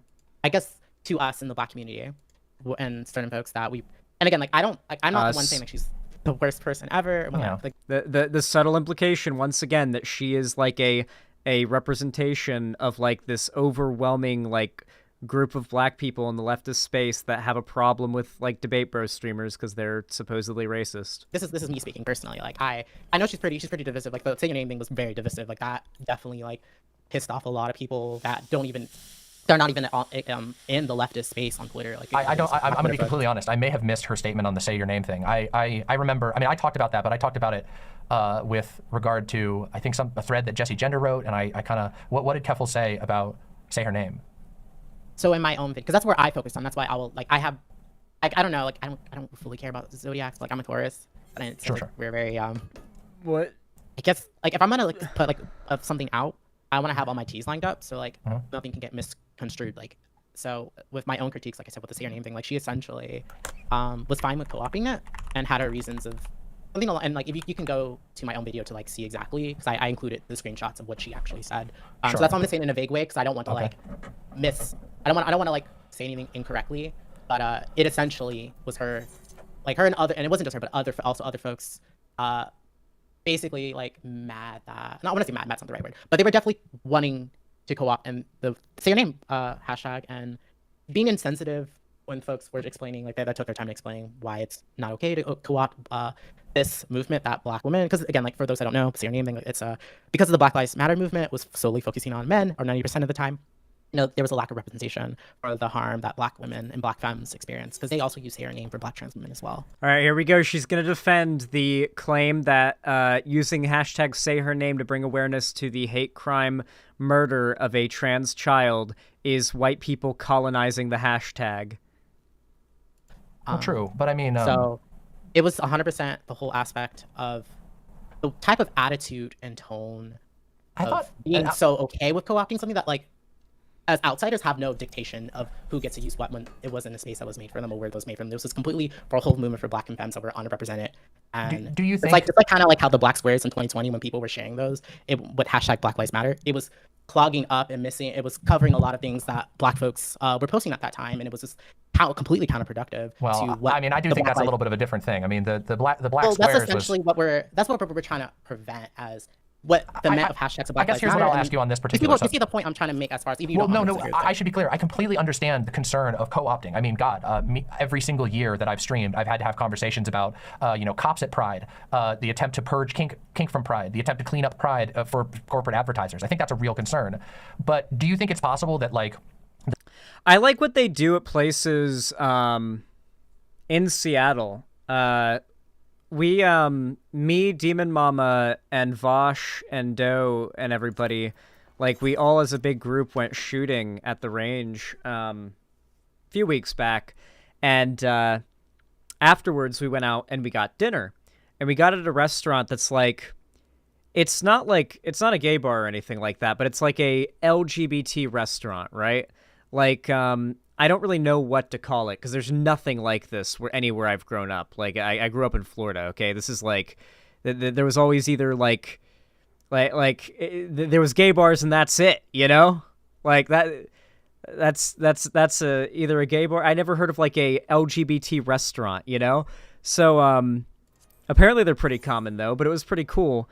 And it's not like, there's nothing NSFW going on, but it's like, they have like trivia, and it's like drag trivia night, stuff like that. And they card you at the door. Despite the fact there's no like NSFW stuff going on in there, they card you at the door. And I have a feeling that's because they don't want to get into any shit for a parent bringing their kid there for some chicken strips and like getting like causing drama because somebody in drag is like in the background while the kid is like sitting at the table eating chicken strips, and some conservative psycho snaps a picture at like the perfect angle with like the fucking lens angular zoom that Peter Jackson used to get the perspective illusion that he used for Gandalf and the Hobbits to make it look like something's going on. Like I'm pretty sure they just don't want that shit to happen, so they just card you at the door and they don't let kids in. You have to be like 21 years or older to go in. So yeah, I don't like that has to happen, but I feel like that's a good policy to undertake, in environments where you just want to be able to do a pride celebration that doesn't necessarily, even if it's not going to be like not safe for work, it doesn't need to necessarily be not safe for work, right? It's unfortunate that like, okay, so the point that Demon Mama made, and I agree with it, is that part of Pride is not just celebrating queer pride. Part of Pride is also celebrating not being ashamed of yourself. Like, even if you're like sort of a outlier within the sexual community, for lack of a better term, right? Like leather, BDSM, bondage, just like things like that are like furries, stuff like that are very commonly also involved in pride events, because these are groups that are oftentimes also kind of shit upon, and the idea is that you aren't ashamed at pride, right?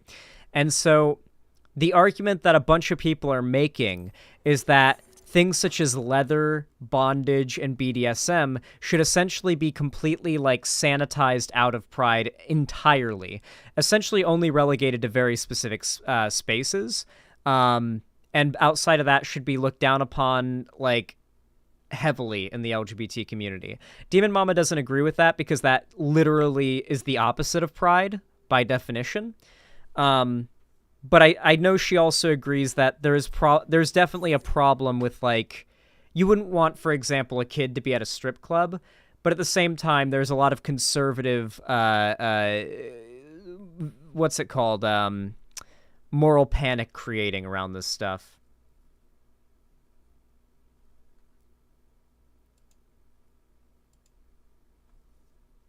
The say her name thing came from a actual genuine place of severe grief about a young trans person who was gay. Because I mean, to me, like, I don't deny that at all. But well, it seems problem lies, using the word co-opt is, and I'm not. I just want to get this out here real quick, It's like using the term co-opt.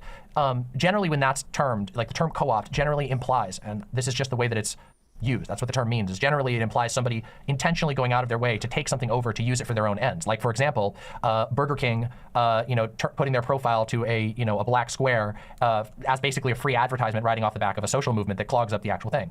But co-opting can also be as simple as co-opting AVE. That's like one of the biggest and easy examples for people in the black community is people don't even realize the origin of some of these words and they just casually use them. And sure.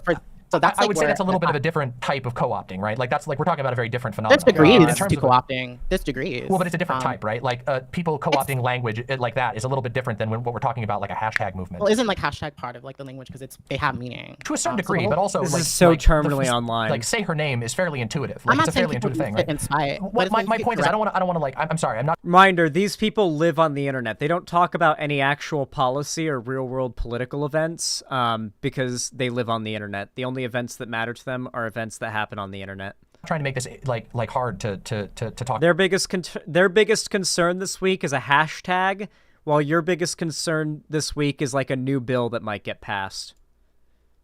That's the big difference. No, it's Or not we go hard, off on no, other it's things. hard. What I'm trying to say is, do you think it's possible that like that there was absolutely no ill intent whatsoever, like not even, and that perhaps it wasn't even a co-opting at all. It was just people using the same 3 words for another thing that they cared about. Because if I'm not mistaken, and I could be wrong about this, but I believe Initially, that's how I it was believe at that first. initially that say her name was for missing Indigenous women, if I'm not mistaken. So, and I don't They have think their own word. They have their own hashtag. They have their own hashtag, and that's like a given thing. And that's also when people that run with Well, that talking point, what? they're speaking for Indigenous people. I'm not trying to because speak for Indigenous people. What I'm trying to say is I'm not that saying you I, are, at least but I'm saying, myself, like, what I would say is from my people that perspective. were using that type of argument were a lot of non-Indigenous people running and saying that. So, okay, she's making this argument on a set of logical bounds that this hashtag belongs to black people. Demon Mama replies, well, if you use that logic, it actually belongs to Indigenous people. And then Soulbunni's response is, well, you're not Indigenous, so you're kind of speaking for them, so we can't really say, right? It's like it's literally just a contest to try to like out-woke you. Like you are invalidated because of your identity. Because at the end of the day, like co-opting goes way back, even way before co-opting. Sorry, say her name goes way back, way before even Sandra Bland. Okay. This right. is like this Yeah, that's what I was goes talking years about. back, even before like because I saw the type of articles they were trying to release. I'm like, there were many black women years before those articles these hashtags were used for. I agree with you. so- What I'm trying to say is that I don't, at least from my perspective, I would They not call it have co-op. MMIW, missing murdered, MMIW. I'm trying to. Yeah, missing and murdered Indigenous women, MMIW. Women, yeah. But that's Yeah. true. But that's not. But I mean, those things aren't exclusive to one another. Like there's all kinds Just of overlap. not using What I'm their trying to name, say is that just I women. would not describe. You know, To me, that's like a straw man because. well, it's hold on like, a second. you Hold on. don't- We're you getting don't ahead of use it. ourselves now. Hold on a second. What I'm trying to say here is, and I gotta get my point out because I want to make sure that this is going in like a direction that's productive. Which is to say, I wouldn't call it co-opting if black women. Initially. I wouldn't call it Initially. co-opting. Hold on. I wouldn't call it co-opting if black women also used say her name, and also Indigenous people used say her name at various points in history. I would consider that an evolution or the using of a similar phrase. I wouldn't consider that co-opting. And I think that's the position that a lot of people are coming from, which is to say that it feels. I think a lot of people feel like there is an unnecessary policing that's happening when a tragedy happens and people come up with a hashtag, and then we're trying to say this is co-option or something, when I don't think that it's co-option. I think it's just a hashtag that's being used for a perhaps similar, perhaps different purpose, but ultimately to deal with a severe tragedy. You see what I mean? Like I wouldn't like. Can't it argue hasn't with occurred to my someone mind this to ever criticize like if dishonestly if motivated. a black trans woman was killed and then people were using say her name. I think it would be. I wouldn't imagine it would be productive, empathetic, or useful to go, hey, you're co-opting this from missing Indigenous women. You see what I mean? So I think a lot of people I see interpret what it your point like you're people trying to going make, after but that was that. never my argument. That was never my argument. The problem lies is because no one, we get why people did it and whatnot. It's how they moved afterwards when black people took the time to explain. So, because at the end of the day, you don't see Indigenous people, you say their name. Remember, guys, once again, the heavy generalization when black people took the time to explain.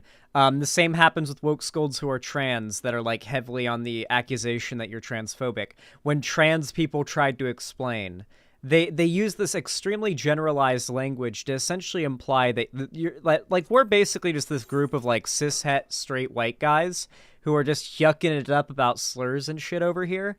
And not taking politics seriously like they do.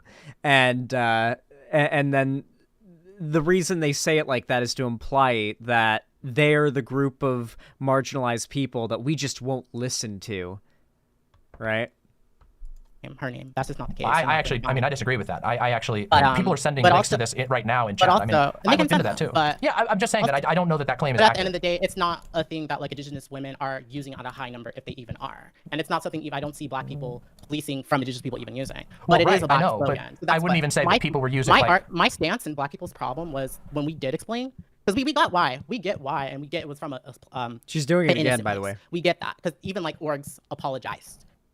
Well, sure, or but I mean, not orgs will understanding, apologize for all but- kinds of things, right? They apologize for. But rightfully so. But rightfully so. As a black person, we see, especially a black femme, but it's how people responded to that word. How many times have you heard her say, as a black person, as a black femme, like how many times have you heard her restate her identity before an argument, as if that matters to the argument? Do you think that that's like a productive use of people's time? This is where I'm standing. Is it wasn't never initially how it was used and where it's placed. It's how they moved after they were explained, and that's the core problem that black people have. That's the core problem black femmes have. That's the problem. Generalizing. Yes, black people are a monolith, and I'm their representative. That's what Soulbunni wants you to think. On Instagram with just folks locally, just black people locally in my orgs and whatnot, they definitely all got in instantly how that is problematic. So this is again, like for those that are like being like intense when people are being, they have a genuine place where they came from when initially, but when you get corrected on things and you just dig your heels in, well, that's my colonizer type of behavior. And that was the language I used in my video. I hear you, but that's the language I used in my actual video that I stand on. I hear you, but also at the same time, I mean, I don't 100% agree. I think and I don't 100% agree with you either. I know that. I'm black and I'm a femme, and when it comes to it becomes. She did it again. I need to I'm almost finished with my thought because you said a lot. Sure, that's fine. I got to speak. So we both said a lot. Yeah. This is where things where it's because it's like essentially like a boundary or like that black femmes and whether like how non-black people feel, it's really not your place. It's not your place. When we educate y'all about it, that was the moment we get. When we educate y'all about it, like there's this like implication that black people are a monolith and she is their representative. She so badly wants to make this look like it's a literal conflict between white people and this like big group of black people saying, you're racist, what you're doing is racist and hurting us, when in reality it's just like this extremely terminally online schizosphere that has been obsessing over this group of content creators for literal years now. Get it? But for the Pacific people, for those that chose to dig their heels in and start talking back and started having, entitlement, because that's what I talk essentially. When people that feel entitled to say your name, that's where, you got to twist it. Well, that's where, okay, and that's exactly how black people felt. Even just like I said, even I brought it to Instagram to just local black folks, and they all like a lot of them responded, and like that's fine. That's great. That's where I'm at. The problem that I have, I actually like, I actually can't stand people like this, who like who genuinely can't go one sentence without talking about their identity or someone else's identity. Like these people are actual fucking parodies walking on two legs. Like how do you become the actual embodiment of every negative stereotype the right has ever invented about the left? Like you saw those negative stereotypes in like Steven Crowder videos and were like, I want to be that. Like the SJW caricature came to life in 2021. Arguments? I'm almost done. Because like the only people that I'm seeing that are immediately their response to use indigenous people indigenous people used it essentially, whether that's true or not, was just on Twitter. Well, it is true. I mean, that's just a simple matter of truth. Like that hashtag. But in the way that they used it was in a malicious intent to go be entitled to go. Essentially, they used the hashtag say her name hashtag to bring attention to the murder of a 16-year-old trans girl as what? To antagonize what? I brought it to Instagram to just local black folks, and they all like a lot of them responded, and like that's fine. That's great. That's where I'm at. So the problem that I have, the arguments, I'm almost because like the only people that I'm seeing that are immediately their response to use indigenous people indigenous people used it essentially, whether that's true or not, was just on Twitter. Well, it is true. I mean, that's just a simple matter of truth. Like that hashtag. But in the way that they used it was in a malicious intent to go be entitled to go. Essentially, like I said in my own video, colonize say your name, and that was the stuff that we saw, and that's why we responded. This is where I start to disagree with you, and this is where I was disagreeing with you earlier, but it's okay. Well, wait, hold on, but you had your turn to talk, so I want to say my thing now too. There's a couple of portions here where I feel like we're leaving the realm of productive political conversation, where we leave the realm of reasonable political discussion. So, like for example, when you say things like colonize, I brought it to Instagram. Hold on a second. You gotta let me speak. When you say something like colonizing a hashtag, we've moved beyond, we've moved out of the realm of you sort of doing an analysis and saying, hey, this is kind of, we got to be careful about these hashtags. First of all, there are some basic facts about hashtags. Obviously, hashtags are, anybody can slap them on any post that you want. It's a problem with hashtags generally. And obviously, with a three-word phrase, there is no ownership that can be had. No org can do that. I don't even think you'd want an org to do that. In the same way you wouldn't want a single org to own the rights to Black Lives Matter or any, social media thing. Ownership of something like that, to me, is it's not a simple thing. You can't just say somebody owns it or who gets to say. I think a case can be made that people misuse it or whatever, but that's a little bit different than claiming ownership. And of course, when you start to say something like white people were colonized and they had been educated, I don't know if that's the language starts to reach to the point where I feel like we're talking about different things now, where now you're alleging things that I don't think are accurate to what actually happened. Like when you saying that somebody colonized a hashtag, that's very strong language to use, but I just don't think that's accurate. And also, if you take just a moment and step back to just look at what you're talking about people expressing grief at a dead child. I feel like calling that colonization is actually it's not just insensitive, it also just shoots your own point in the foot because it's not productive. It's calling that colonization is to me, it's unproductive. It's not even making your own point well. Well, I am, but you can have your stance. But I'm going to say this because I feel like you're splitting hairs. We're talking about the subject. This surpasses Twitter. Because, like I said, initially, yeah, but the colonization, because that's the right language. It's exactly what it is. It's the fact that when we... Earlier, you said that you could understand that people were initially, using it specifically initially. That's what I've said more. Well, that hashtag never even got that big, to be fair, this time around. It was a grand total of 1 week. These aren't. That's not the point we're making. The problem started when they got educated, when they were informed, when black people took the time to let them know what this means to us. Do you think all black people? Okay, I have to take a bathroom break. I can't hear her say when black people told them that they were wrong again, with that hard implication that all black people are a monolith that she represents. I gotta pee before I hear that again. Okay, I'll be right back. Be good while I'm gone, okay?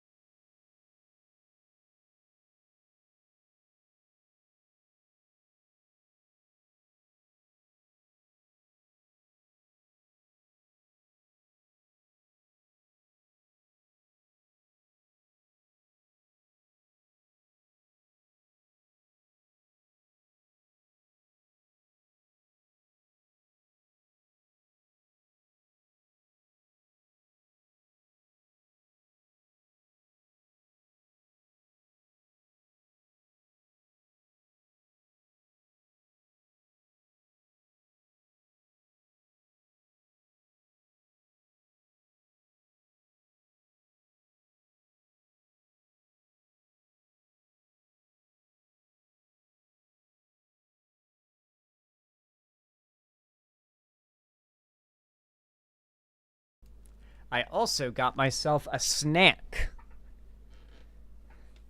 I got myself a good old snack to help me through my peckishness while live streaming. Let's get back to it, guys. People agreed on that particular point? Because, I don't...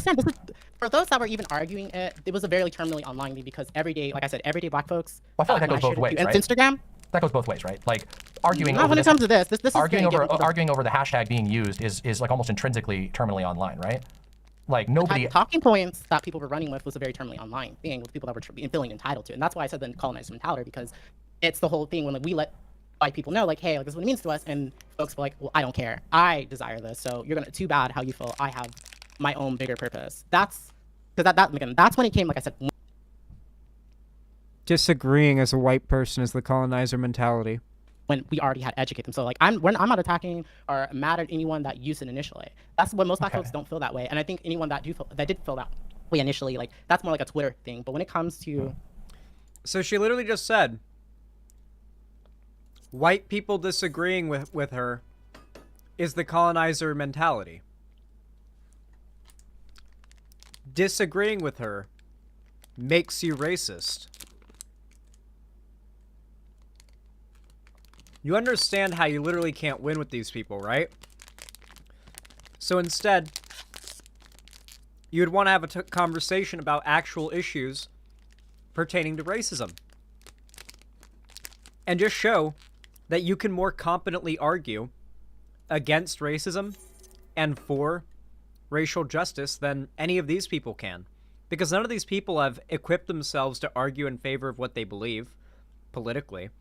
They spend all their time arguing with other lefties about how other lefties aren't woke enough. They can't, like, actually defend their core values. They'd fall apart. They do nothing but attack the people that do. When we go out our way to educate and let you know why, you know, we're very sensitive about our own movements that we made, and this has been like way before Sandra Bland, years before Sandra Bland, and a lot of people don't even know who Sandra Bland is. Yeah. There was a very specific reason why this was even created initially. This is not like a hashtag like Me Too, because no one's over here arguing that just because that was made initially by a black woman that no one else should be using it.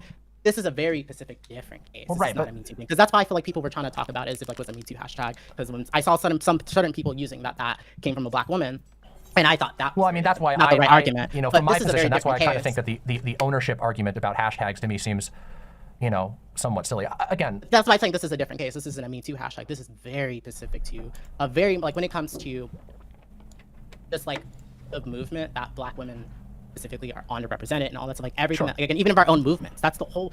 Say Your Name would never exist if Black Lives Matter was actually inclusive to women and trans folks. When the same week as George Floyd, when he was murdered, Iana Dior, a black trans woman, in the same city, was dogpiled, jumped by almost upwards to 30 people for getting in a car accident, simply just because she was trans. Hey, Pillar. These I mean, hashtags I exist agree with you exactly that, like, for that. So that's why, well, but you know, like it's- I get where you're coming from, but Yeah, like I said, like every Okay.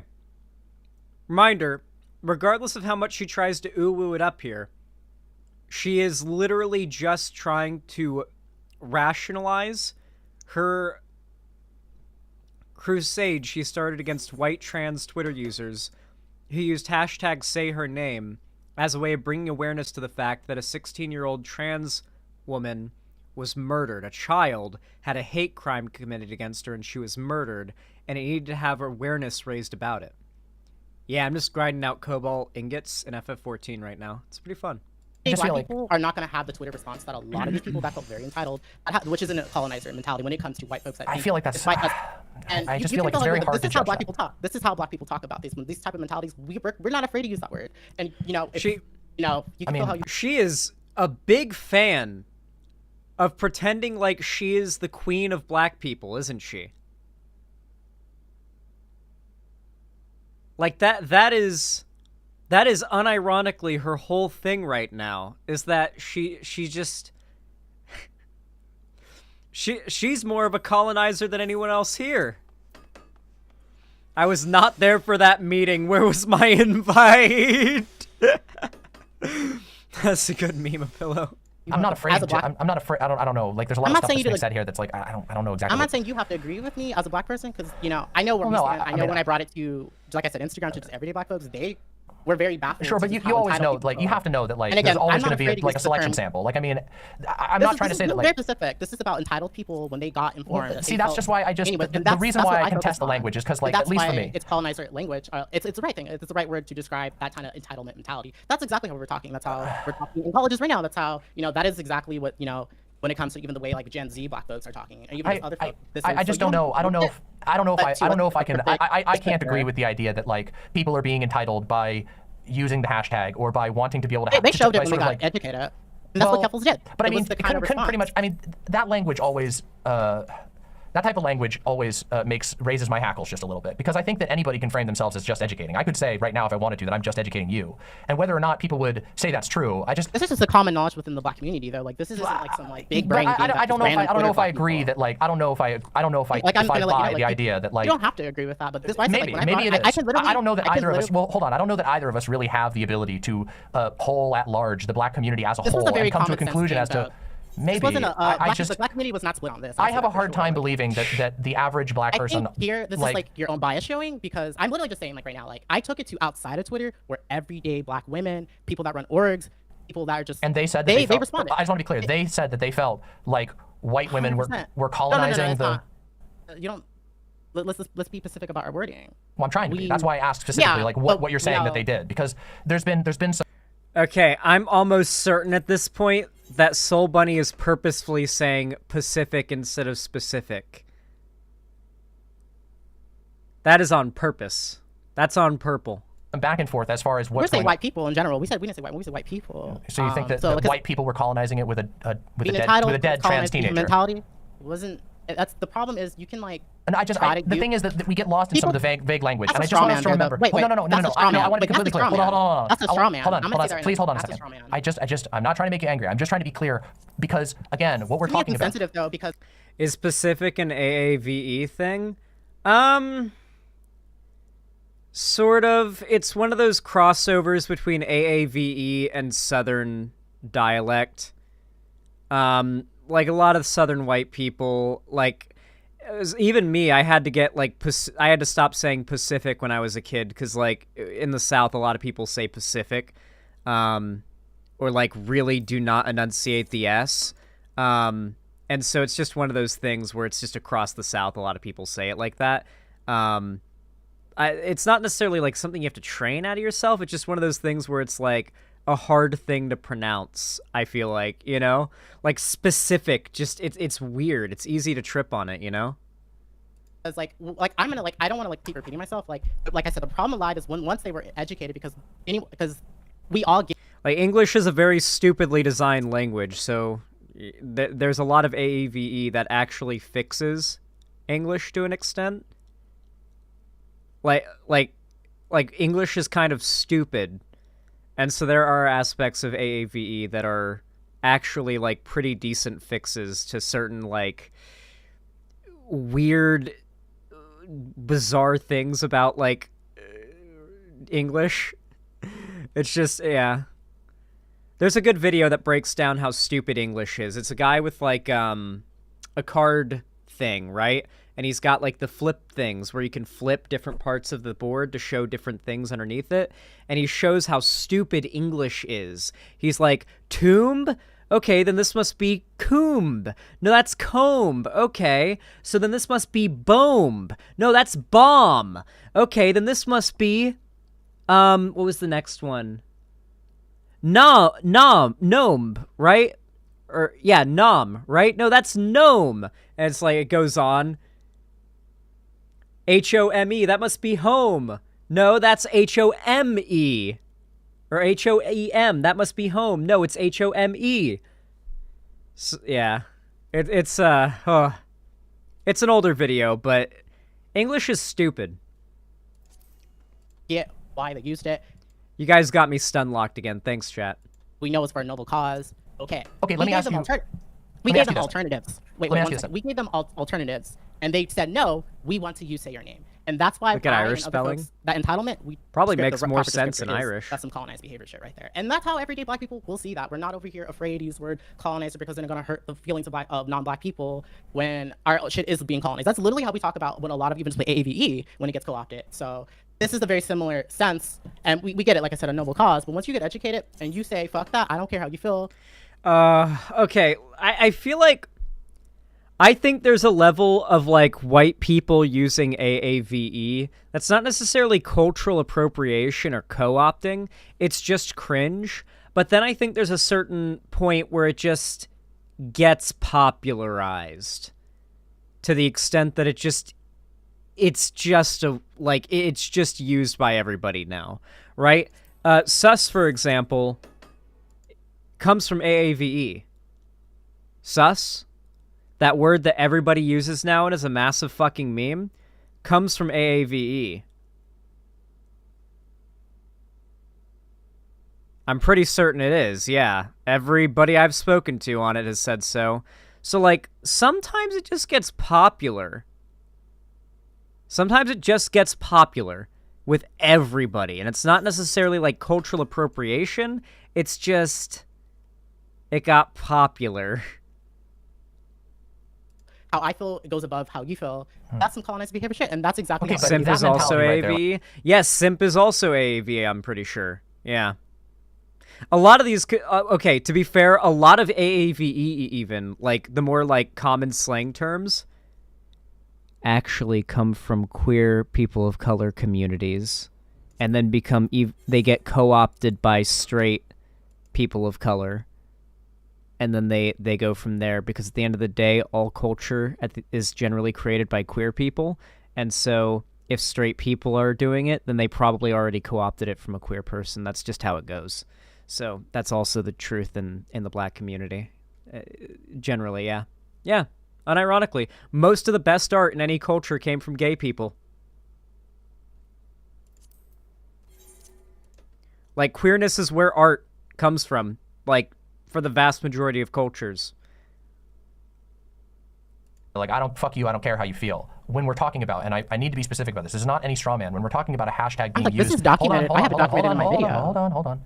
When we're talking about a hashtag that's being used for a dead trans woman, a child, like, do you understand how that might be not productive? Do you understand how that might actually, like... I think it's not productive for white people to, like, dig their heels in on something that was very simple. When we gave them You're being very options. broad by saying white people, but I mean, I feel like there's probably was a lot of white people. I feel like It there's was a probably a lot of white diversity of people. opinions on this particular issue. It wasn't a lot of black people running and saying this. Well, I'll I say don't that right I now. don't think either of us have the numbers for how many black people agreed with this one. Well, there were, but they were getting called the C slur. I saw it happening.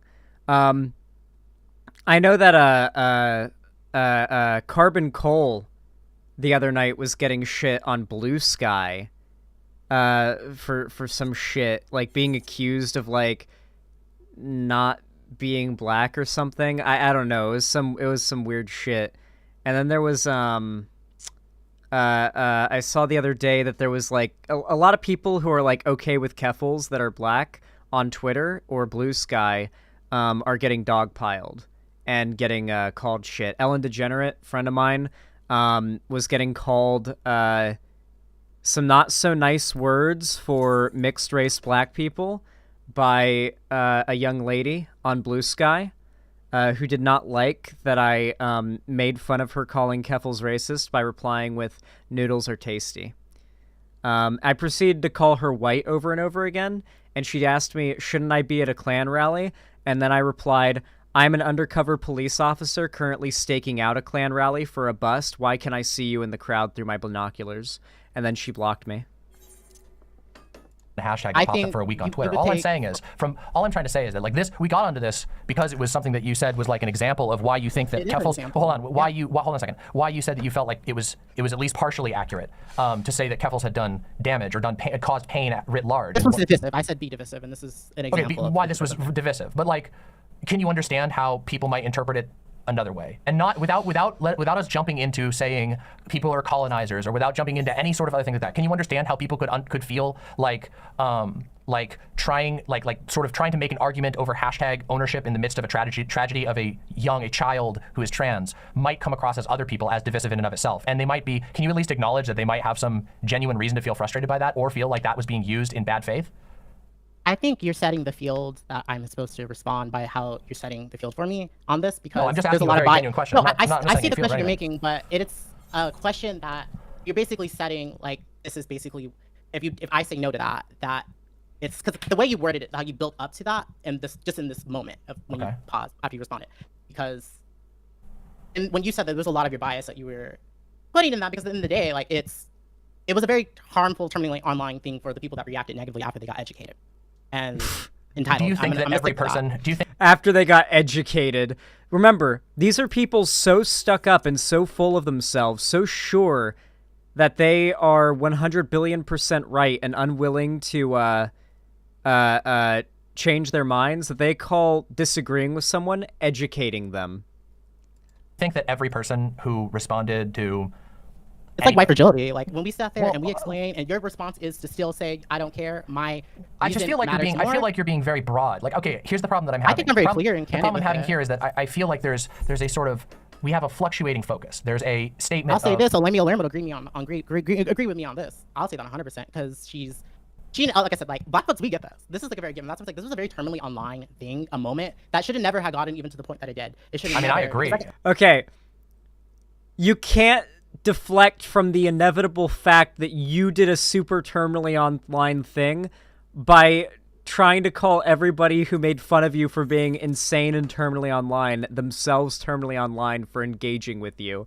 That's not how it works. You started this terminally online fuckfest. My like I video said, on it was that we I felt like there's a time and a place, and that when we're dealing with tragedies, that like we should be strategic to a certain I don't degree. think black people were bad for educating folks on the importance. I mean, I never said that, so I didn't say that at all. Why they can use this, because that's like the point. Because that's what happened. That's what black people did. They educated, and it's the way. Do you think every single? I mean, let's be honest here. Do you think every single black person? Do you think every single black person educated, and that there was nobody who was like there was no Twitter fights happening. There was none of that, because like. Well, the black people who were disagreeing were getting called slurs and getting like, I saw several Black Vosh fans getting called. I consider this a slur. A lot of people don't, but I mean, I learned the word from Richard Spencer screaming it in like a covertly recorded video, so it's a slur to me. The one that sounds like octopus, like tons of black fans of Vosh and mine and Keffel's getting called that by like cornbread tube sphere fans. They really love that term. They don't like mixed race black people very much by the looks of things. They're not a big fan of mixed race black people over on cornbread tube. At least if the race you're mixed with is white, they're not a fan of you. I mean, to me, I look at this whole thing, this whole situation to me, and what I see. That's like similar to you saying if I can say if every Asian American person agrees with affirmative action, there's going to be a small, tiny portion. Well, I know, but I'm not the one who's. In this conversation, I have not invoked any. I have not invoked any group monolithically. I have basically. I just want to be clear. You literally said every. Though, because you're saying that okay, this is what I'm talking about with the vagueness and the specificity is sometimes going back and forth. I'm very clear though. I don't think I'm vague because this is a very common sense thing within the black community as far as how we feel about say our name. So like I said, I think this is the last time I'll say this because I think we can move on to the topic because you're not going to get me a concede on this as a black person. Yeah, it's really disturbing how much like the Hotep adjacent like anti-miscegenation, anti-integration, like soft pro segregation, like black ethno state shit has become a bit more pervasive on the left. It's actually gotten like scarily more popular. And the problem is, like, it's not at risk of, like, seeing victory or anything like that. It's at risk of dragging the left down with it, you know? Like, that's what I'm concerned about. I'm not concerned about these people, like, dominating online leftist discussion because, like, I think that they're going to win. They're going to fall. They're going to sink to the bottom. I don't want them to take the rest of the left down with them. Because when normies see this kind of shit, the left looks like repellent to them. And they're desperately trying to make it so that, you know, if anybody was going to, like, discover, like, any right-winger was going to discover lefty content online, they'd discover them and write off lefty content in a heartbeat before they could ever stumble across a Debate Pro streamer. To regular black people outside of Twitter that don't even use no Twitter, that over here with kids and stuff that just check their Instagram like is basically their Facebook. Sure. We all saw the entitlement, and which is traits of a colonizer mentality. When we educate you about it, and folks' first thing is to go use a straw man on, well, my cause matters more, or you go pull up indigenous folks use it as a trauma to go shoehorn yourself into using it. No, right there, because that's what people were doing. I think that's a very bad. I'm sorry, I gotta stop right there. I think that's a very bad faith interpretation of what I said. I think it's bad. What I said is that what I said. Excuse me. I gotta be able to say my piece on this particular part. But on this particular issue, what I was saying is that from my perspective, I would never have called it co-opting if black women started using a 3-word hashtag that also happened to be previously used by, missing indigenous women, which it is, and it is. You can verify this. It's just a matter of fact. I did use the example of Me Too, that like it started off with someone black, but no one's going to sit here and be mad that non-black people used it. So that's why I said that Me Too and say your name are not to the same thing. So you can't. That's because your example is equivalent to Me Too. When it's good to say your name, is that? I don't think so. I'm literally using the say her name, and I'm saying that like. Missing I guess certain hashtags are different than other hashtags by chance or by inspiration. I don't know. Like, remember this woman who is currently arguing with Demon Mama about which hashtags are more important than the others is calling us terminally online. or detract the inspiration of a hashtag or of a phrase. You or don't a have to chant. give me numbers onto the degree of the amount, because you said like about That's the what I'm saying, how though. black... But the numbers. No, now you want numbers. But you're not, I just. no, I'm using the same example of how. So you're asking for numbers on how many black people agree on the common sense thing. No, of the I'm name. just saying. But, that but I have don't two know if numbers we for can how many make indigenous people actually use say your name to the degree that it could be used as an argument against black people that are saying please respect us on this boundary that we're setting. Here are literal hashtags that you can use for hashtag her name is Brianna and these other things that we did offer. And folks said no. They were entitled to. So that's exactly why we use the language of colonized. I think and all of this there's is kind no of way getting aside around from the that. point of what I was and saying, I think which it's is a that like, bias to just I to would not never acknowledge that. call it colonizer behavior, or I would You never don't say have that it was to. colonization. And you're not black, so you but don't I don't have think to. you would This agree is with how that black people either. move. Well, I just don't think you would. I don't think you would call black women colonizers for using a hashtag that was initially used, say her name, which was initially used by murdered and missing indigenous women. What I'm saying is, I don't think this is. But we're not. We have hold our on. own What hashtag, I'm trying to so say we is, don't have to go I don't think that that's exactly how hashtags work. And because of that, because nobody can actually own a hashtag, you or I right now, you could. I don't think black people have to go copyright a hashtag. Hold on. to I'm not saying you got to. In perspective. fact, that's the opposite. I'm saying the opposite of that. You could right now go tweet anything you want. You could literally type anything you want with a hashtag of any type. You could take say her name. You could take me too. You could take any hashtag. That's just how hashtags work. They are tagged. You can tag anything. And so as a result, no one's going to use Black Lives Matter for a non-black cause, and that's equivalent to what Say Your Name is, because it was exactly directly to the Black Lives Matter movement that it wasn't inclusive to black and femme trans women. So that's exactly why we are very protective of it, because it's essentially the femme version of Black Lives Matter. No, I think actually, for example, who knows that one the Simon Says cop shooting video, the body cam footage of the cop where the guy, like the drunk dude who is completely innocent and not involved with the situation, is like confused as fuck and doesn't know what's going on, and the cop is like screaming at him with the gun pointed at him and is like telling him to do a million different things at once, and he doesn't know what to do, and he's like standing there frozen, confused, like, and he's like trying to comply, like he's asking, wait, did you want me to put my hands on the ground or in the air? I can't, wait, I can't have my stomach on the ground and my hands high in the air. And the cop just unloads on him. And so it's been nicknamed the Simon Says video, because it's like, oh, it didn't say Simon Says. Boop, boop, boop, boop. Yeah. Like, sharing that video around with the hashtag BLM, even though the victim was white, is completely valid, because one of the core, like, focuses of the BLM movement is police brutality. And the idea, conservatives heavily push the idea that, oh, isn't it interesting how police brutality only ever happens to black people? It's like, no, actually, the police are so bad, they do it to white people too. You should care, even if you are kind of a racist piece of shit. Look at this. So I think that's actually, like, good in situations like that. I don't think that would be, like, co-opting the hashtag, even though it would be a video of a white guy getting shot. Yeah. Because that's they're not using his name they're not doing that literally. So that's why we're very. Well, I mean, I have seen like say his name used multiple times. I mean, I've seen that around even in posters and stickers that have been put up but around even town. with that conversation, that's like a co-op of Say Her Name. So because Say Her Name all exists because of Black Lives Matter was not inclusive to us, and that's already a conversation that Black folks had years ago. So this is another thing. So it's like what Black people are saying, like, where are the meetings? Wait, a pillow. Where are the meetings? Where are the meetings? Where, like, she's actually talking like there's meetings!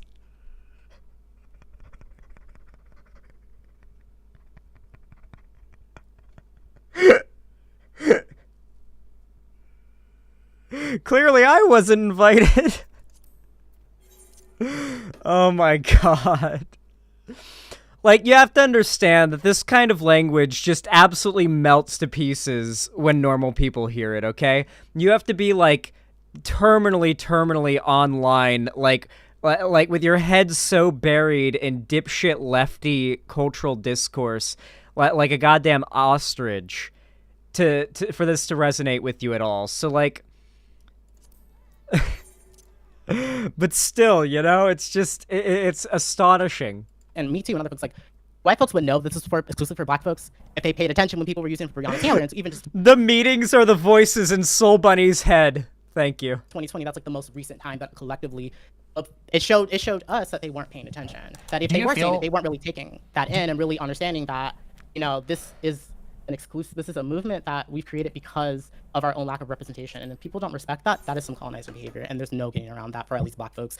That's how black folks feel, and we have every right to feel that way. And we're not trying to be palatable for non-black folks. They can feel however they want to feel, but at the end of the day, when we took the time, after we educated and folks dug their heels in, that's on them, on how they feel, because we don't care how anyone feels when it comes to after we took the time to let them know, like, hey, like, I get it, but can you please not to and use these instead. We literally give you option and you smack it down. You're like, no. So at the end of the day, now like, you're saying you. Now you're saying you. This is one of the things that I don't understand. No, this wasn't a me thing. This was a collective thing, because like Black Twitter got involved in this. This wasn't just like a leftist space thing. Like this got into I'm not gonna lie. It was trending. Like orgs were using it. Like this got outside of just any insular like leftist space. Like orgs had to apologize for using it. When you say in orgs, I know what you're talking about. It was actually it was one small protest group in the UK that did do an apology. But I mean, when we're talking orgs that apologized, this was a small org that did the apology. I think you're splitting hairs. Well, no, see that's I made myself clear. What? I don't know what you mean by that. I mean, okay. To try to express the perspective of Black folks and how we feel. I hear what you're saying. What I'm trying to say is, don't you think? Like, Soulbunni is an actual cartoon character. Like, I actually cannot see Soulbunni being a functioning real-life human being. Like, I just, like, I'm not saying this to be mean. I can't keep it any longer. But, like, everything about her is, like, the biggest, like, Tumblrite, Twitter, like, toxified, like, abusive, like, covered with ooh-woo, pink paint, fake. She's literally just the meme where it's like, some of you bitches are like, but are actually horrible people. Like, that's just who she is as a human being. And I honestly can't see her going out and, like, ordering a pizza. I don't think she could call, like, the pizza place and order it over the phone without, like, pissing and shitting. To Instagram and just regular day Black folks that don't know nothing about no bread soup, don't know nothing about no debate bros, that know nothing about even how Twitter spaces go. Like, she orders a pizza and the pizza, like, guy on the other end is like, yeah, okay, ma'am. I'm trying to do, like, my best, like, voice cracked teenager voice. Yeah, okay, ma'am. The pizza will be on the way soon. That'll be $15.69. What? What? That's just the price of the pizza, ma'am. 15. That's how much it says on the website.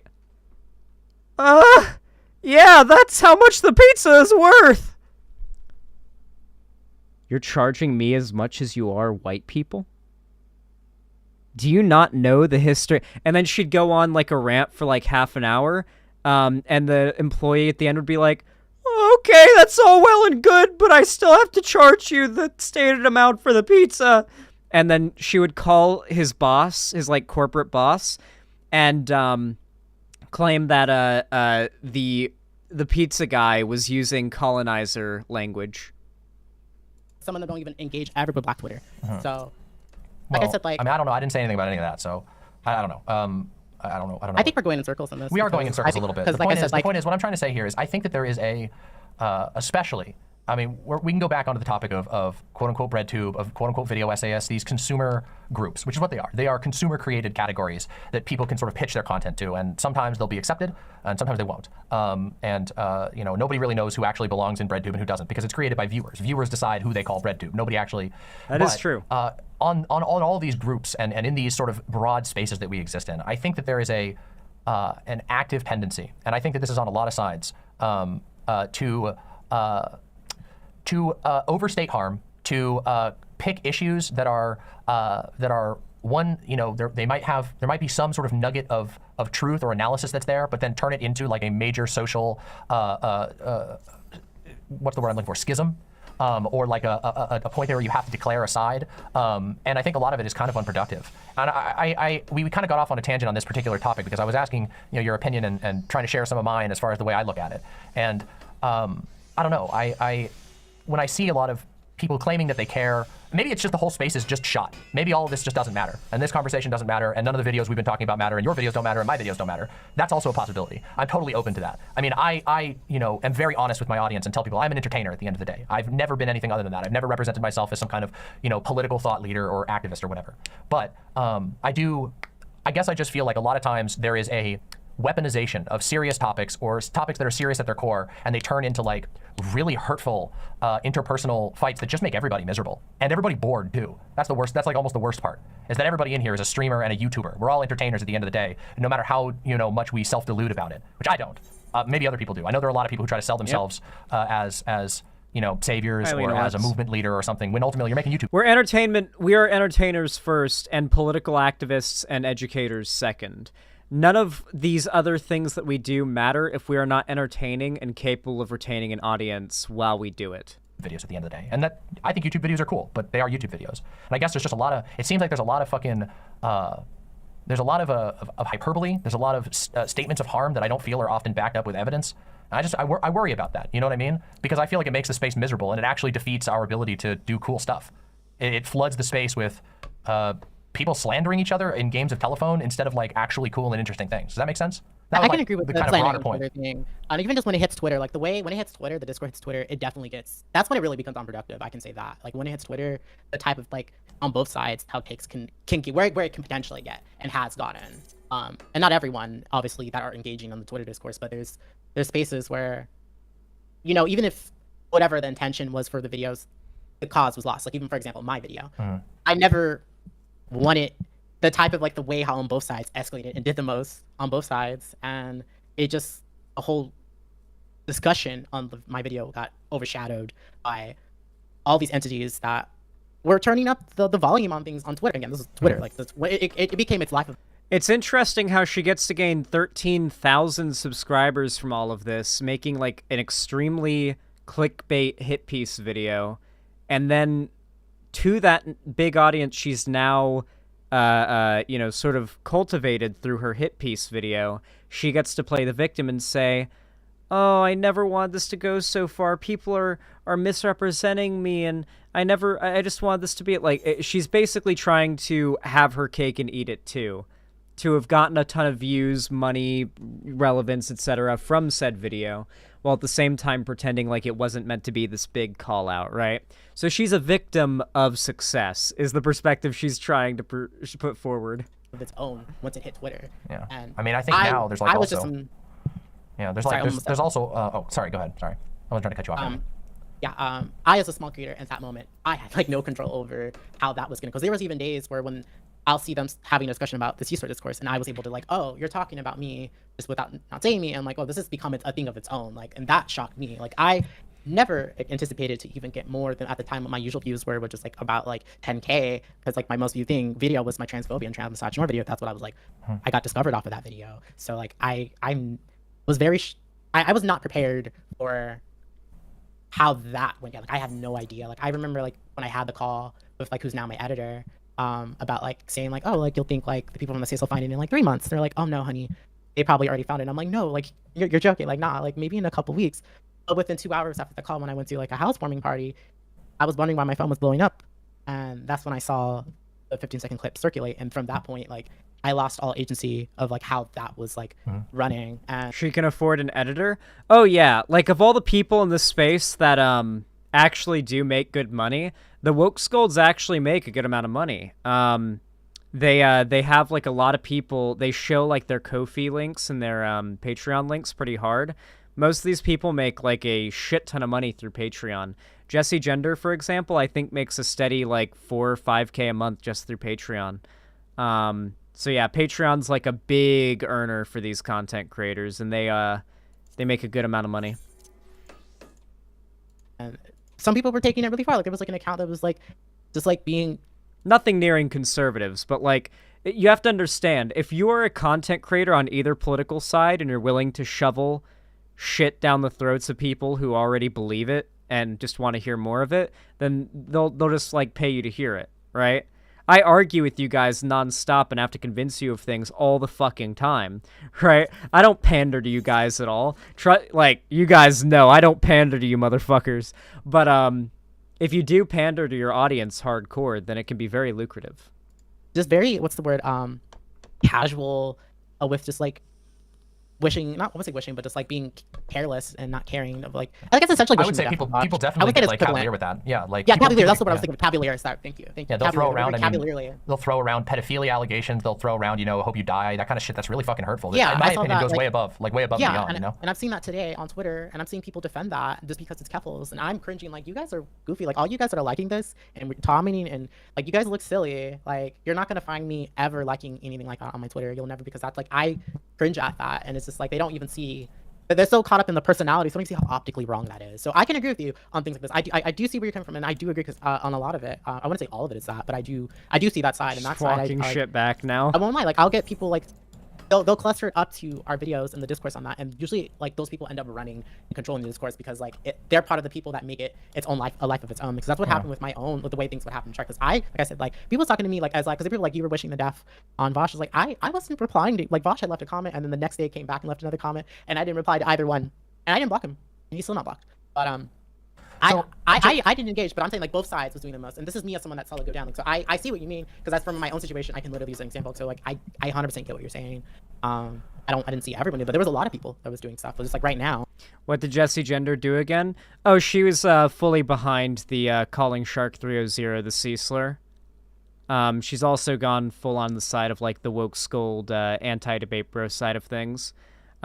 She's like fully like a piece of shit. There's a lot of people that are becoming very unproductive on both sides with how just like it's gone.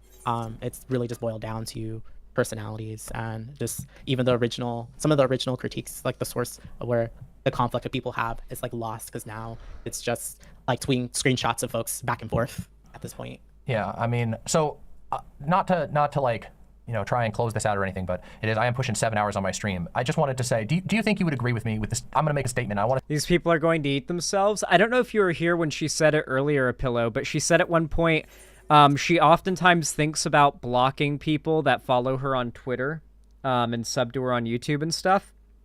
But she knows that if she did, they would have a big mental breakdown and write a big thread on Twitter about it. So she's literally just mask off admitted that she panders to this audience of mentally unstable, deranged fucking, like, leftoids that would literally rip her apart limb from limb if she ever failed to toe the line exactly like they want her to. They're all a victim of their own audiences, the woke scold types. D-Mama's talking about you on her stream right now. I hope positively. I'm talking about her positively. I want to see if you agree with it. Do you think that Probably this space positively. could seriously benefit from people taking it down a few notches and from being willing to like tell one another to like, hey, like especially friends to be like, hey, like tone it down a little bit. Like, because I think that would make these spaces actually start to resemble spaces. I think that we could actually start to have some community, actual forms of community where people are making stuff together and not just fucking firing back and forth at each other all the time. But I think that's going to require people being willing to sort of forego the drama bucks or forego these sort of tempting easy clicks. Like, I mean, I've done that in my content. I know. I agree with you wholeheartedly. My ideal left, whenever I started doing lefty political content, what I thought was going to happen was that what people were calling BreadTube, because this is like this new concept at the time, and it wasn't like a cringe label or anything like that back then either. This idea of BreadTube, what I hoped it would be like a complete like flip-turned lefty version of like the skeptic community Gamergate era, you know? This like it dominated all of YouTube, the skeptic like Gamergate community, the anti-SJWs. They did an extremely good job of making far-right politics palatable to a very broad variety of people. And they were this like interconnected web of content creators that would collaborate and work together, and it honestly seemed like they were having fun doing it too, to be honest. And it all fell apart in the end, thank God. But I was hoping that the left, like LeftTube, BreadTube, would essentially be a left-wing version of that. And very quickly, that hope was crushed upon realizing that the left is so inherently fractured that there is literally no way to achieve any form of a united left. It's not a thing. It's not a thing. It's not possible. It is a fool's errand. In fact, there are a good amount of people on the left, quote unquote, that you honestly don't want to ally with. History would suggest you don't want to ally with tankies if you're an anarchist, for example. Yeah, I don't think that, like, just because, for example, a Hotep says that they are ostensibly left-wing because they care about, like, fighting white supremacy, I don't think that makes them an ally to me that I need to, get with and try to work with to achieve any level of equal goals, because that person is essentially a Nazi. So yeah, I don't want to work with Nazis to achieve anything in particular. Not ideally. Like, I wanted my video to be the last one discussing this. Like, I was hoping the way I structured my videos as a purging thing, I wanted it to be a purging for the space, like the way I laid it out to be just it all. Yeah. So like that's always been my stance. Like I went into making my video as I don't, especially as far as on my side, as far as like the space that I operate, to be the last. I didn't feel like there was anything else I needed to be chimed in on. So like I would rather, because I would say like this, like I was not advised to even make the video, but by multiple creators in my own space. But like I said, like this was like a personal purging for me that I felt the need to get out. Yeah. And but yeah, obviously, so like, you never, no content creator ever gets to have the final say on anything. Something I have learned myself. None of us, no matter how big our egos get, should ever fool ourselves with the idea that you get to have the last word on anything, because that's not how it works. You put out a video, it's always going to be comments, it's always going to be reply videos. So.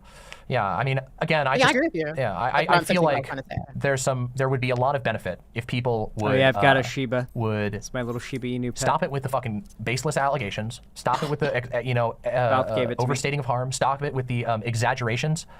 These are all things like that piss me off. I mean, again, you quoted me talking about something I was frustrated about, which was the way that some people were, in my opinion, misrepresenting and exaggerating what actually went down in the Cat Black situation between Cat Black and Vosh, which that whole thing I thought was a phenomenally stupid fight. But I also understand why both Cat Black and Vosh found themselves feeling defensive and hurt. I went over that whole thing on stream.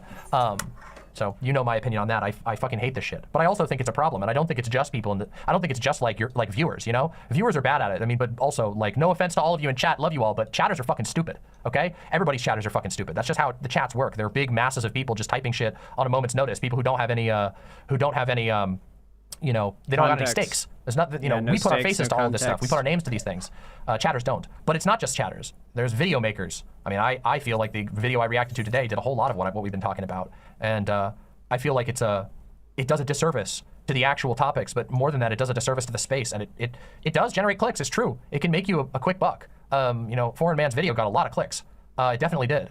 But those clicks don't last. And the cost is what we're talking about now, this never-ending gnashing of teeth, this like cycle of people lying about each other, right? I don't know. Definitely where you ended off. Yeah, it has become on both sides. Like, just it didn't need to get up to this point. It really didn't have to be this Twitter war. That's something I really want to say, that like on my own side of things. Like, you have your opinion on certain things about the video, and you have every right. I'm not gonna ever police you on that. I'm not gonna argue or debate you or anything on your appreciate opinion. that. I allow, like, that's where I'm Totally gonna when I open see to it. that. That's where I stand. Like, I'm not gonna, like, you have every right to feel how you feel and share your audience like how you feel about things. But as far as the end result of things, we can both agree. I don't like how things are being drawn out. Something that could have just ended maybe 2 days of Twitter. Why are we going on day 4? Why are we going on 2 day 4? days? Like, that's where it's just like on both sides. Like, hey, let's just, because both people engage, because everyone got each other blocked. So people are snooping on each other that are blocked and just sharing each other's screenshots. Like, y'all stop engaging. Like, stop. Like, I see stuff about Soulbunni all day. I'm not, after I said She's mad that people are responding to the lies that she's spreading about Keffels and whatnot. So basically what they desperately want is for us to stop responding to them so that they can continuously tell an audience of well-meaning but in the know lefties, hey, keep an eye out for these debate bro streamers. They're real racist, transphobic, awful people. And they don't want there to be responses out there that say, hey, actually that's completely untrue, and here's the evidence that debunks that. Here's actually the evidence that shows that the person you watched is a liar. Welcome to being a creator in a space that's like this. That's part of the problem. I mean, that's part of the reason why I get so fucking mad. The reason why I got so fucking mad at this video is because, I mean, I'm just like, I look at this shit and I'm just like, man, this is what makes these spaces, this is the type of behavior that makes these spaces so miserable. And I've seen it be different. I was making content before most of these rifts existed, and it's in a bad place, but it's got to start, at the end of the day, it comes down to us. And I know that I'm like a larger creator overall than you, so I'm not trying to like put undue burden on you or anything like that. But I mean us as the creators. We are the voices in the space, and it does come down to us in a lot of ways, whether these things get perpetuated or whether we just say, you know what, this isn't fucking productive, fuck it. I mean, I can tell you at this point, 100%, it wasn't productive once it was even the end of day 1. It was already very clear that this wasn't, again, like, I'm seeing, I want to say this before I go also, like, sure. I think it's personally wrong to try to think like people could hold Keffels accountable. Like, that's something like no one has the power really truly to do, and folks like running to try to like do that. Notice how like every time you get these people on a debate, Noah Samson, FD Signifier, I think, did the same when he debated Shark. and in this case as well, they always like walk everything back and have a far less intense take in the conversation than they did in their video. It's because when they have a script and they've got their whole like diatribe they can go on without any live pushback and just an audience of people where they've got the mic and those people are just going to respond positively, then they can say whatever they want. But in a conversation like this, she's got to very carefully watch her rhetoric to the extent where she can't even actually defend her beliefs in a one-on-one convo. She just has to walk it back. Who is Demon Mama talking to? Soulbunni, and just an insane woke scold who's a really dishonest and spiteful person. It's just like, one, I personally feel like you're wasting your time. But two, it's just like, that shouldn't even be your goal. Like, you can have your criticisms, but after you say your piece, people like trying to just like, so that's like, at least I can like, if I'm being good faith, like that's something that I feel like, because this isn't like, again, these are just like things that are happening within like online, like, and again, like I said, I have my own criticisms about the divisiveness, but like, Sure. you know, I kept it that, and I'm not over here tweeting at Keffels after I make a video how I feel. Like, no, like I made my critique and I moved on. But there's people that they don't stop at critique and they're thinking they have this power to hold folks accountable, and this is like, and they're on both sides, and this is why things are drawn out for days on some things that just like, I just feel like it doesn't need to get to this place. And honestly, that's why we're probably going to go on to day 5, and I don't know how long this is going to last. People are pointing out in chat, you did put a comment on Keffel's video that I would consider kind of mean. But I know what like I a day said. ago, right? Yeah, but I mean, come on, right? Like that's the engaging, right? Look, it falls down to us no, to choose that's not to not engage, or how we choose to engage, right? Right? I was very intentional with that. I'm standing with what I said. When you said on her video, and I deleted it, it too. And not because good I don't to know, stand at with it. I deleted it because I saw that it was pinned. What a fucking coward. And I took it as, you felt like that was like unproductive or whatever, right?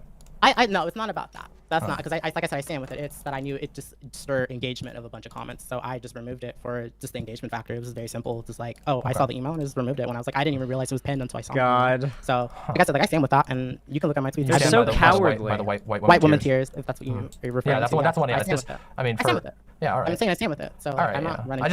to me, that feels like the opposite of it. But again, we didn't have this conversation yesterday, so hopefully tomorrow it will, maybe this conversation will encourage. This is literally like my last like talking about it publicly, anything. Like this was like kind of like, hey, like if I'm gonna. The next day, Keffels put out her video in which she like goes deep in all of the evidence and screenshots showing that Soulbunni is a lying manipulator. A lot of people will be like, what is the point of all of this? But I think it's important for, like, when it's literally gotten to the point where these creators are giving themselves, like, a name for their community that's going to build itself off of trying to do career destruction to this side of, like, LeftTube, like, my friends and me.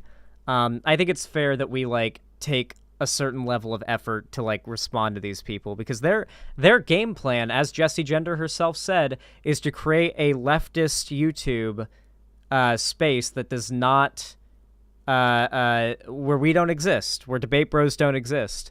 In that same conversation, Bad Bunny compares debate bros streamers to a pathogen that needs to be eliminated, right? So it's very clear that, like, this isn't just some one-sided thing, you know?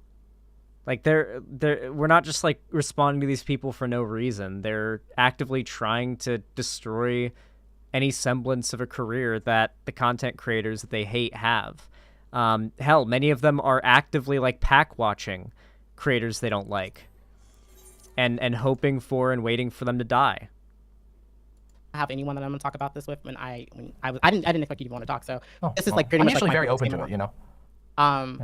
Yeah, so like I made a tweet already like this morning, yesterday, like I'm setting the boundary, like don't talk about Keffels to me. I didn't put her name, but and just like I'm over it. I'm gonna move on from it, like stop engage. Like I definitely think that's a good idea. Like I'm gonna make my videos and stream and just like leaving at that. I'm leaving at that. So folks that kept like engaging and tagging me to things, they got blocked, and there's still more people out the blocks that just don't respect that boundary. Yeah. But so like, but like I'm saying, like I stand with on Twitter. But everything that like I said led up to that, me setting that boundary, I stand with. So like I just want to make that show, because I'm not here to like litigate what I said. I stand with it, and I explain my own reasons, and you know, folks who I know what I was very clear with myself, and Sure. you know, there was a back and Again, forth. my whole purpose in all of this, the only reason I even talked about this drama at all, is because I just was making myself clear, like there's nothing I'm backing down on or running from, and that's all this is. I'm not Well, even trying to like lay them out. just I'm so you like, know, it's okay to fucking back down on stuff sometimes. And in fact, like, I mean, God, I had to learn that hardcore. Okay, like it's okay as a content creator. You never want to fall into the trap of thinking you never back down, because sometimes you're just Well, of wrong, or course, sometimes and you I say set a something that's across the boundary. line. I mean, I once called a well, I'm fucking at a point where I'm not even engaging. Where like I'm not going to respond. I know where I stand, and there's no reason else to say anything else, or no video, no back and forth. Like, Yeah. you know, I just you do. It's not productive at that point. So that's basically what that is for me right now. So I know what I'm you're saying. sleepy. But like, this is the same breath of this is a very simple decision that I made, and I know like the folks that I'm in community with know where I'm coming from and agree with me. And this Well, isn't about like. But yeah. Anyways, Yeah. that's all. Like, My hope in all of this is, I mean, again, there's a lot of people who don't like me, and part of the sometimes I know that part of the reason that people don't like me is because it's just a simple fact. Some people really hate like anybody. Some people look for yes men, you know, and they look for you know, somebody who's going to always agree with them. And Yep. there's a lot of people who know that I don't do that, especially knowing that I'm willing to take a personal hit and call out huge content creators by comparison, like Vosh. Some people won't associate with me because of that, but I just like to I like to hope that there is some way that we can move past the like. Demon Mama and I got so much shit from the Shuon Head stuff. When I called out Shuon Head for pushing a unfounded conspiracy theory that's feeding into the gay groomer narrative the right is pushing, that her own mutuals were pushing using her tweet by quote tweeting it, and she was ignoring it. And her response was to accuse me of defending pedophilia on Twitter, but even worse, she censors my identity in her video about it. But the only person whose identity she doesn't censor is Demon Mama's. So she calls Demon Mama a pedophile adjacent, like, groomer defender or something like that, and does not censor her name and, like, shows a clip of her stream and everything. So both me and Demon Mama got a ton of shit from Nazis during all of that. So, yeah, we're both. I can agree. I can agree with her when she says she's not willing to just say whatever people want to hear. She'll be contrarian, even when it's not beneficial to be contrarian on an issue. These aging dramas, and that we can that we can break some of the habits that cause these things to fester for so long. Because I really do think it's bad for the space. I think it makes it miserable for creators. Creators burn out all the time. There's a lot of personal hurt. There's a lot of actual legitimate trauma that happens to creators of all kinds of stripes. I mean, God knows. I mean, I know I fucking dealt with that. And I think Keffels has. I think Vosh has. I think Professor Flowers has. I think Cat Black has. I know Cat Black has. Cat Black has been creating content and dealing with fucking freaks on the internet for longer than any of us. And I just think that's dreadful. And it makes for a space that's not enjoyable. It limits us. It means that all of us can't. Nobody's gonna come hang out in this space because they think everybody's always at each other's throats, and especially if it's like a wolf crying situation where, like, if people say this, you know, really super crazy thing about somebody else or a really hyperbolic statement about somebody else, and then that turns out not to be true, well, they feel burned out. They feel like they can't trust anybody. What I'm saying is there's a severe issue of trust. There's a severe social issue in spaces that are largely full of people who call themselves lefties, call themselves pro-social. And for such a space that should be focused on empathy and socializing, to me it feels like there sure is a lot of bad blood and hatred and toxicity and toxic habits and toxic cycles. And there's a few key behaviors, you know? Does that make sense what I'm trying to say? What my whole No, point I of all get what this you're is? saying, and I agree with you. Like, I exactly, I see what you're trying to say, and it's, yeah, like, I don't, like I said, like, I don't think this should be going on to day 5. This has been dragged on way longer. Yeah. Like, once people say, like, hey, like, I'm not going to engage, I'm not going to say anyone's name anymore, I'm setting a boundary if you don't bring her up, or don't bring them up, etc., you know, Yeah. it should end there, at least publicly. Like, you guys can feel however you want behind the scenes amongst your friends, but just, like, at that point, it's just, like, engagement on just fans that are just, like, on both sides, that just, like I said, when they keep doing the screenshots, passing around, that's for every morning, each day, it's just over. It's like, it doesn't need to get there. And just, like, you know, just stay blocked and just don't be like, and that's kind of just where like I said, like, it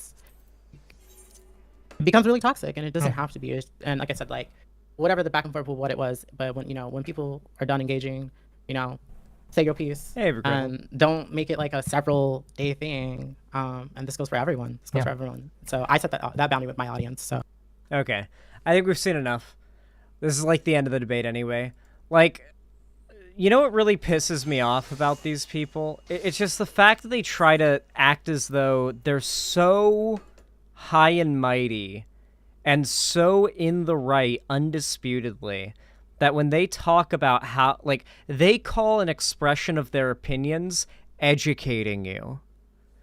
When they say, when they mean me and my friends, like, spammed you with comments saying that I'm right, they say, black people told you this, with the heavy implication that, like, this opinion is of, like, a monolithic community of an entire race, right? Like, it's just this arrogance, this narcissism that runs so deep that I don't think they even recognize what they are doing and how blatantly narcissistic it is. And because it's a community of fellow narcissists, they don't notice, like, the problem either amongst each other. Well, highly recommend checking out Demon Mama's channel. She makes some damn good content. She's a friend of the show, and I'm going to be doing a podcast with her. That'll be starting in the next few months, hopefully. I do need to get some proper equipment set up. I want to get, like, a proper camera before I do that, but that costs money. So, if you want to support the stream... Oh, look, we got a new striker. Yeah, come up to me if you join the game and you want to get... Oh, fuck, I have to wait until I've crafted this, and then I think I can... Oh, I hate this game's, like, system for being able to target things. There we go. Send friend request. There we go. Nice. Yeah, if you're playing the game and you got your striker name and everything, come up to me and... Oh, I should also invite you to the free company. Yeah, accept that friend request and also... Invite to company. Oh, invite to link show. There we go. Nice, yeah. I don't know. I think these people are, like, really, really counterproductive to everything that the left should be trying to achieve. Hey, Dan Share. Oh, there we go. What's going on? This game's really good, by the way. You should join my free company. It's called Soul Strikers. It's very good. You should also go subscribe to Demon Mama, because her content's really good, and that podcast is going to be really good. You should also support me so I can afford a new camera and good audio equipment and stuff like that. I want to get, like, a soundboard and, like, one of those voice changer things so I can put an echo on myself or do, like, a cool voice change edit, like, live on stream. I see other streamers that do that, and it's fairly expensive hardware, but we could afford that someday. We could afford nice things, I think. Drop a like to help us afford nice things. I think that'd be awesome. Join instructions? Oh, yeah, I gotta... Hold on. Let me bring up the... I will paste the link to join the free company. This link will have instructions on how to join the FF14 free company. You can always ask questions if you need more help, by the way. Yeah, very nice. How many new people have joined?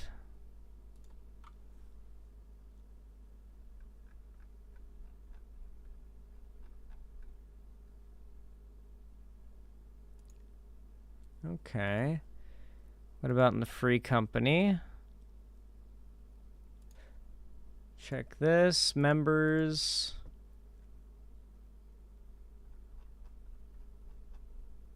Not a ton of people on right now. But we now have a total of 35 members in our free company, and that's not counting the link shell. That's not too bad, but we need to pump up those numbers, chat. We need more people in our free company. We need more.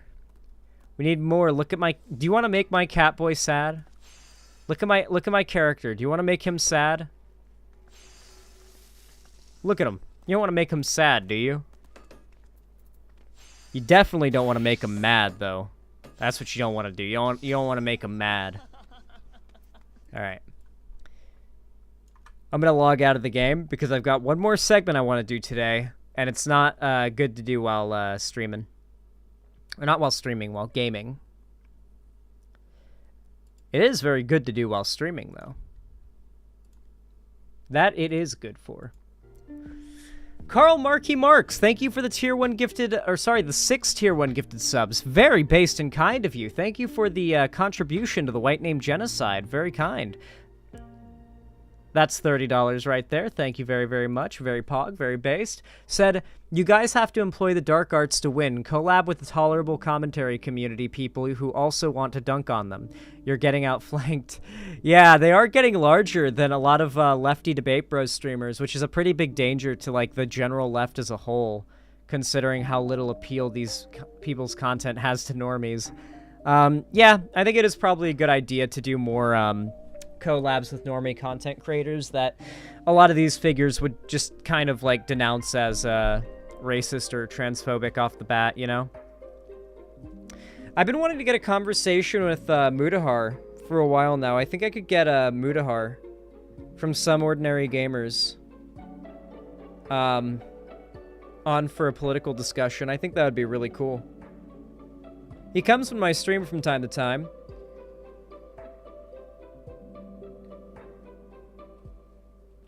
Maddie Kitten, thank you for the tier 1 sub over on Twitch, or YouTube. I really appreciate that. It says 1 month, soon it'll be 2 and 3 months. Wonderful content. Thank you all so much for that. I really appreciate it. You guys are so kind.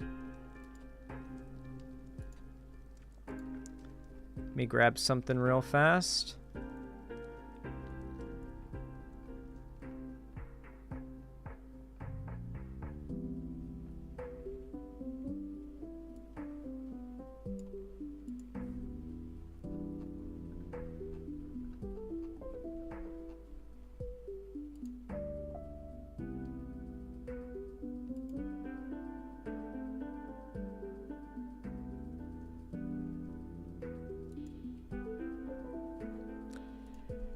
All right. You all know what to do when I say action, right? 3, 2, 1, action. All right, everybody.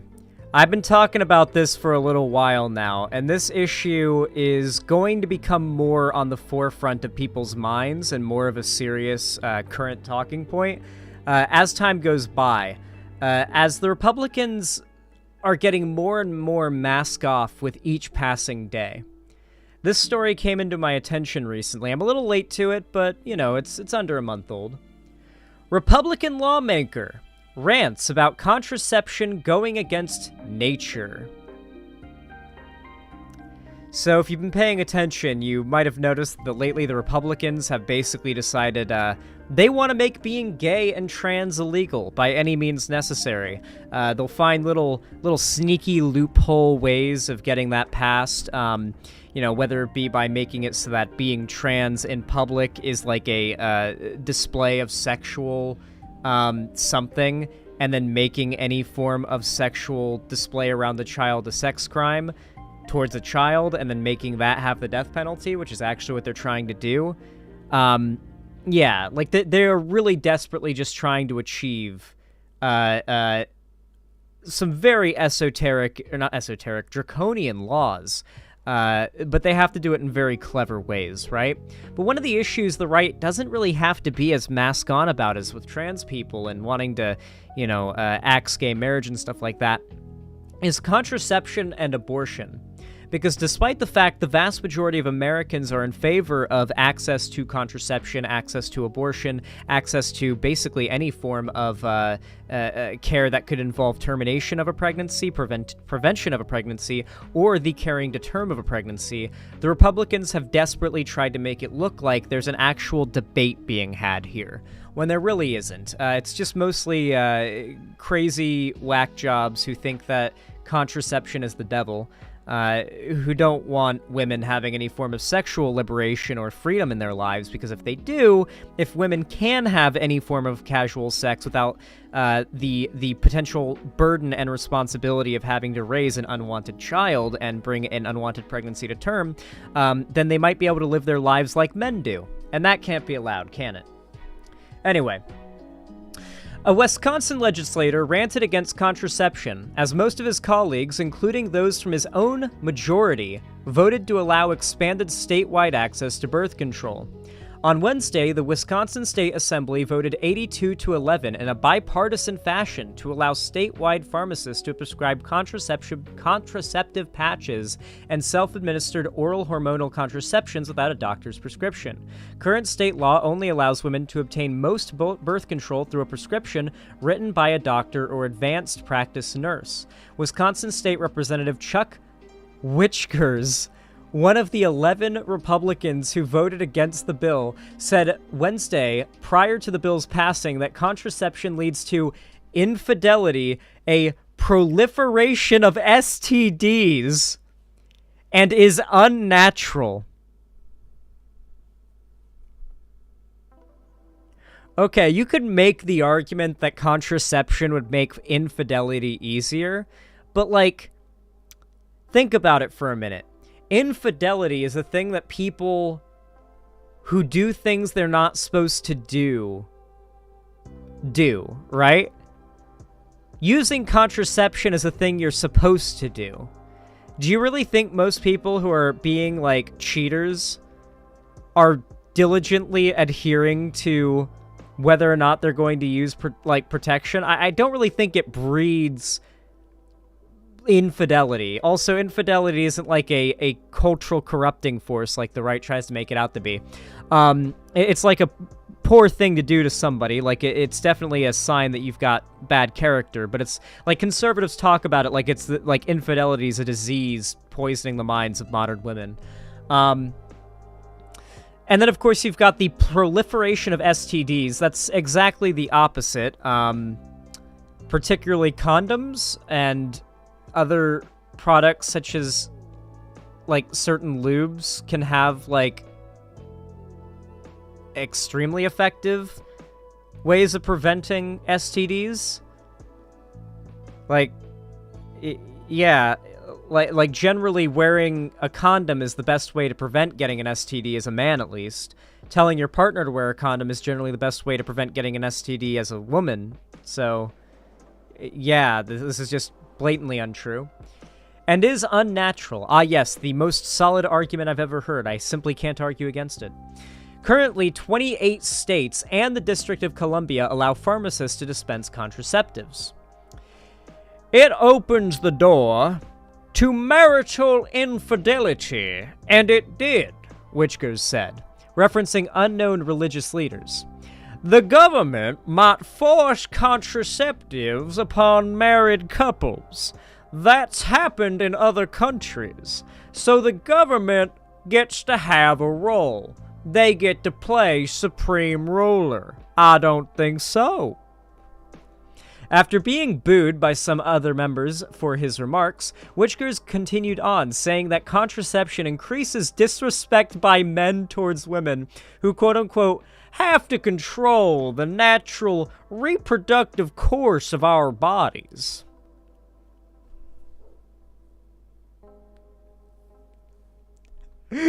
This shit's like actual parody. Oh my god. I love this like voice I'm doing for him, by the way. Nature has an intention, and when you have that act, when pregnancy naturally occurs, that's nature doing what nature does. The woman then has to counter nature by taking something that is highly systemic and highly invasive. According to the documents and the books that people that are pro the pill stated in their books, the Republican representative said. Witchkers continued, that's science. We would begin to see ourselves as the ultimate masters of nature. So when nature does something it's supposed to do, and then we say, let's not do that, we're talking not about getting a pimple if you eat Doritos and eat chocolate. That would be contrary to health movement or nature. He basically just flubbed the end there. Wait, we have a clip. Oh my god. There's a clip of this, chat. We actually have a real clip of this. Some of the religious leaders. Okay, he doesn't He doesn't sound exactly like I thought he did, but I do think my impression is better. Some of the religious leaders said that historically, back when the pill was being developed, that there were comments of predictions of social behaviors that might exist, and they learned that from other societies in real time when they made these comments, and they said that so he's just stuttering the whole way through. Okay. The door to marital infidelity, and it did. And you can The courtroom's laughing. You can laugh and mock, but you're laughing and mocking not me, but the people. All comments will be to the speaker. The government might force contraceptives upon married couples. That's happened in other countries, and so the government gets to have a role. They get to play supreme ruler. It increases a loss of respect for women, that men get to do whatever they want, and then women have to be able to control the natural reproductive course of the body. Nature has an intention. And remember, this is all about twisting you having the freedom to do something that you choose to do into a bad thing, where you actually somehow have less rights. They're desperate to try to make this look like an anti-freedom thing. Oh yes, this will make the government force people to get contraceptives. What? It's just whatever they can think of. The most deranged, made-up fantasy world they can think of to try to make you believe your freedom is actually bad for you somehow. And when you have that act, a pregnancy naturally occurs. That's nature doing what nature does. And then I wonder if you'd say the same thing about rape. The woman has to counter nature by taking something that is highly systemic and highly invasive, according to the documents in the books that people that are pro the pill stated in their books. That's a science. We would begin to see ourselves as the ultimate masters of nature. So when nature does something it's supposed to do, and then we say, let's not do that. And we're talking not about, getting a pimple if you eat Doritos and drink chocolate or eat chocolate. That would be kind of... He's just gaffing and fumbling his way through this. He's like desperate to do this. He doesn't really seem like he has any media training, you know? I feel like Ben Shapiro or another right-wing demagogue could have made this argument better and more effectively for an audience of very gullible people to accept. But this guy just has no charisma and no rhetorical skills, so he's just fumbling and gaffing his way through it, and the court is literally laughing at him. Contrary to a health movement or nature, that doesn't improve your health. It makes you less healthy, and there's side effects. In real time, our nation is having some of the same things with a proliferation of STDs as a result of... Yes. STDs are becoming a big problem. We should get rid of contraceptives. I'm sure that'll solve the problem.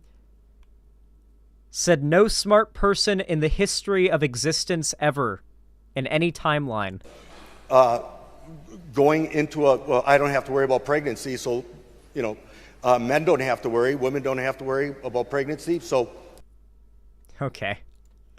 So, the funny thing here is, he's trying to make it seem like it would be a bad thing for women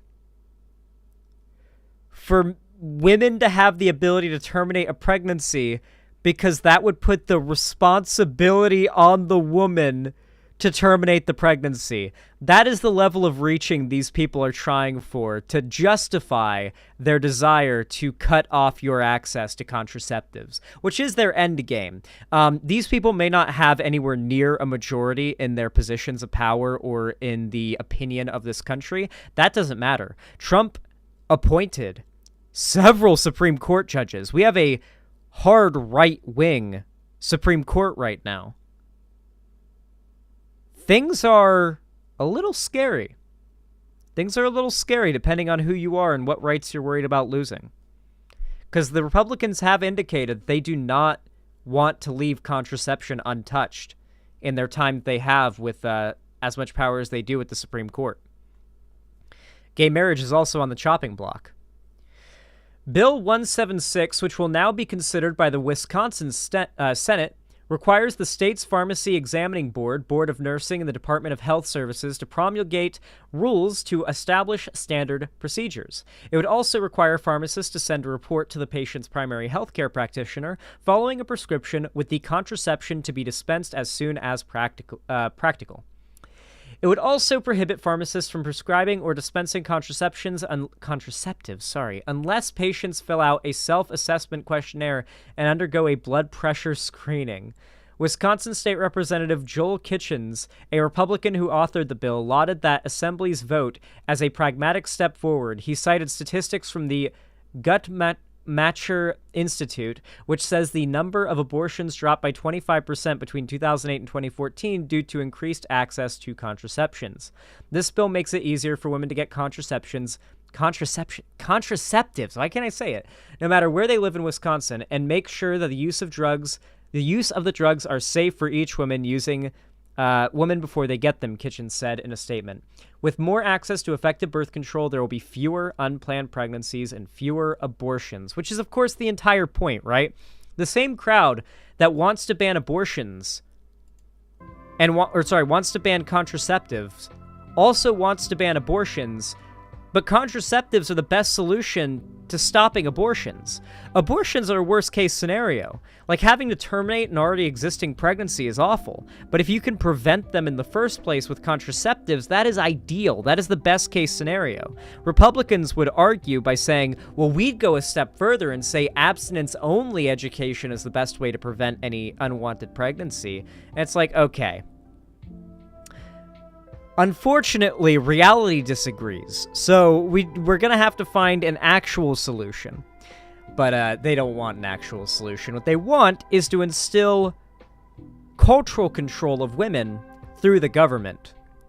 And one of the best ways to do that is by making it so as that women who are anywhere near as sexually explorative and non-committal as men are and have been for literal centuries, they will be punished with the, basically your life being over and having to become a parent for like 18 years. That is the consequence women in their world would get for having the same sex habits as any man.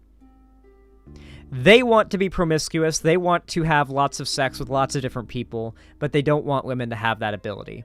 They want women to be basically broodmares for one man, and that one man has a bunch of women, and any woman who even just doesn't want to be in a committed relationship is, in their opinion, currently a lost soul who has yet to find their purpose and yet to find their value. It's why a lot of these like incel red pill bro types lately have been moving more towards Islam, because of like the memified version of Islam that like they believe in, where it's like, oh, I get to have like this harem of women, like I get to have like a polygamous like lineup of wives, and they only get to like be with me and no one else. Like that's like their ideal world, right?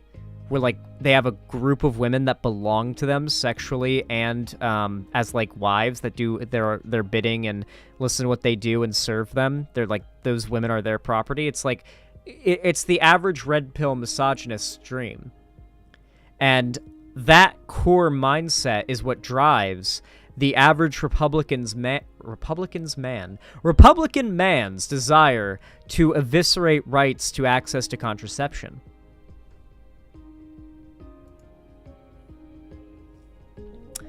All right. That was a good segment. What do you guys think of that one? I think it came out pretty good.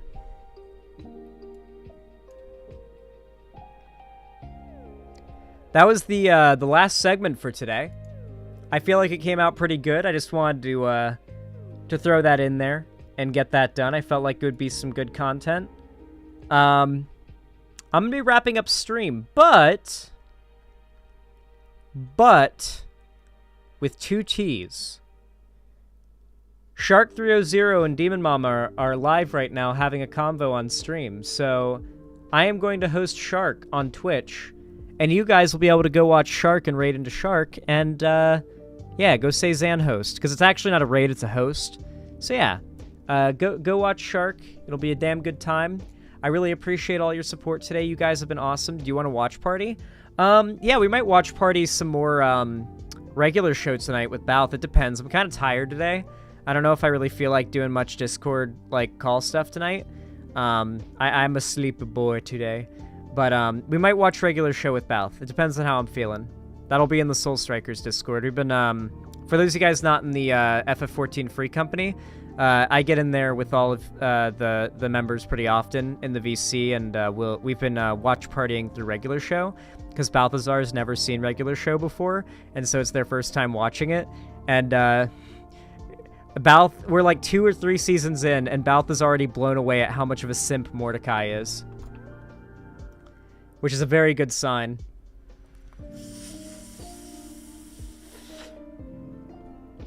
So yeah, consider joining the FF14 free company. It's a really good game. We're having a great time over there. It's a fun little meme we're having. Anyway, go raid into Shark and Demon Mama. Go say nice things. Go have a good night. You will all see me tomorrow, as always. And yeah, I love you all very much. Thank you for being poggers and all that good stuff. You are all very based, and I love you, and you are awesome. And I'm buying time while I type out the thing. There we go. Okay, have a good one, guys. Bye. Doo doo fart.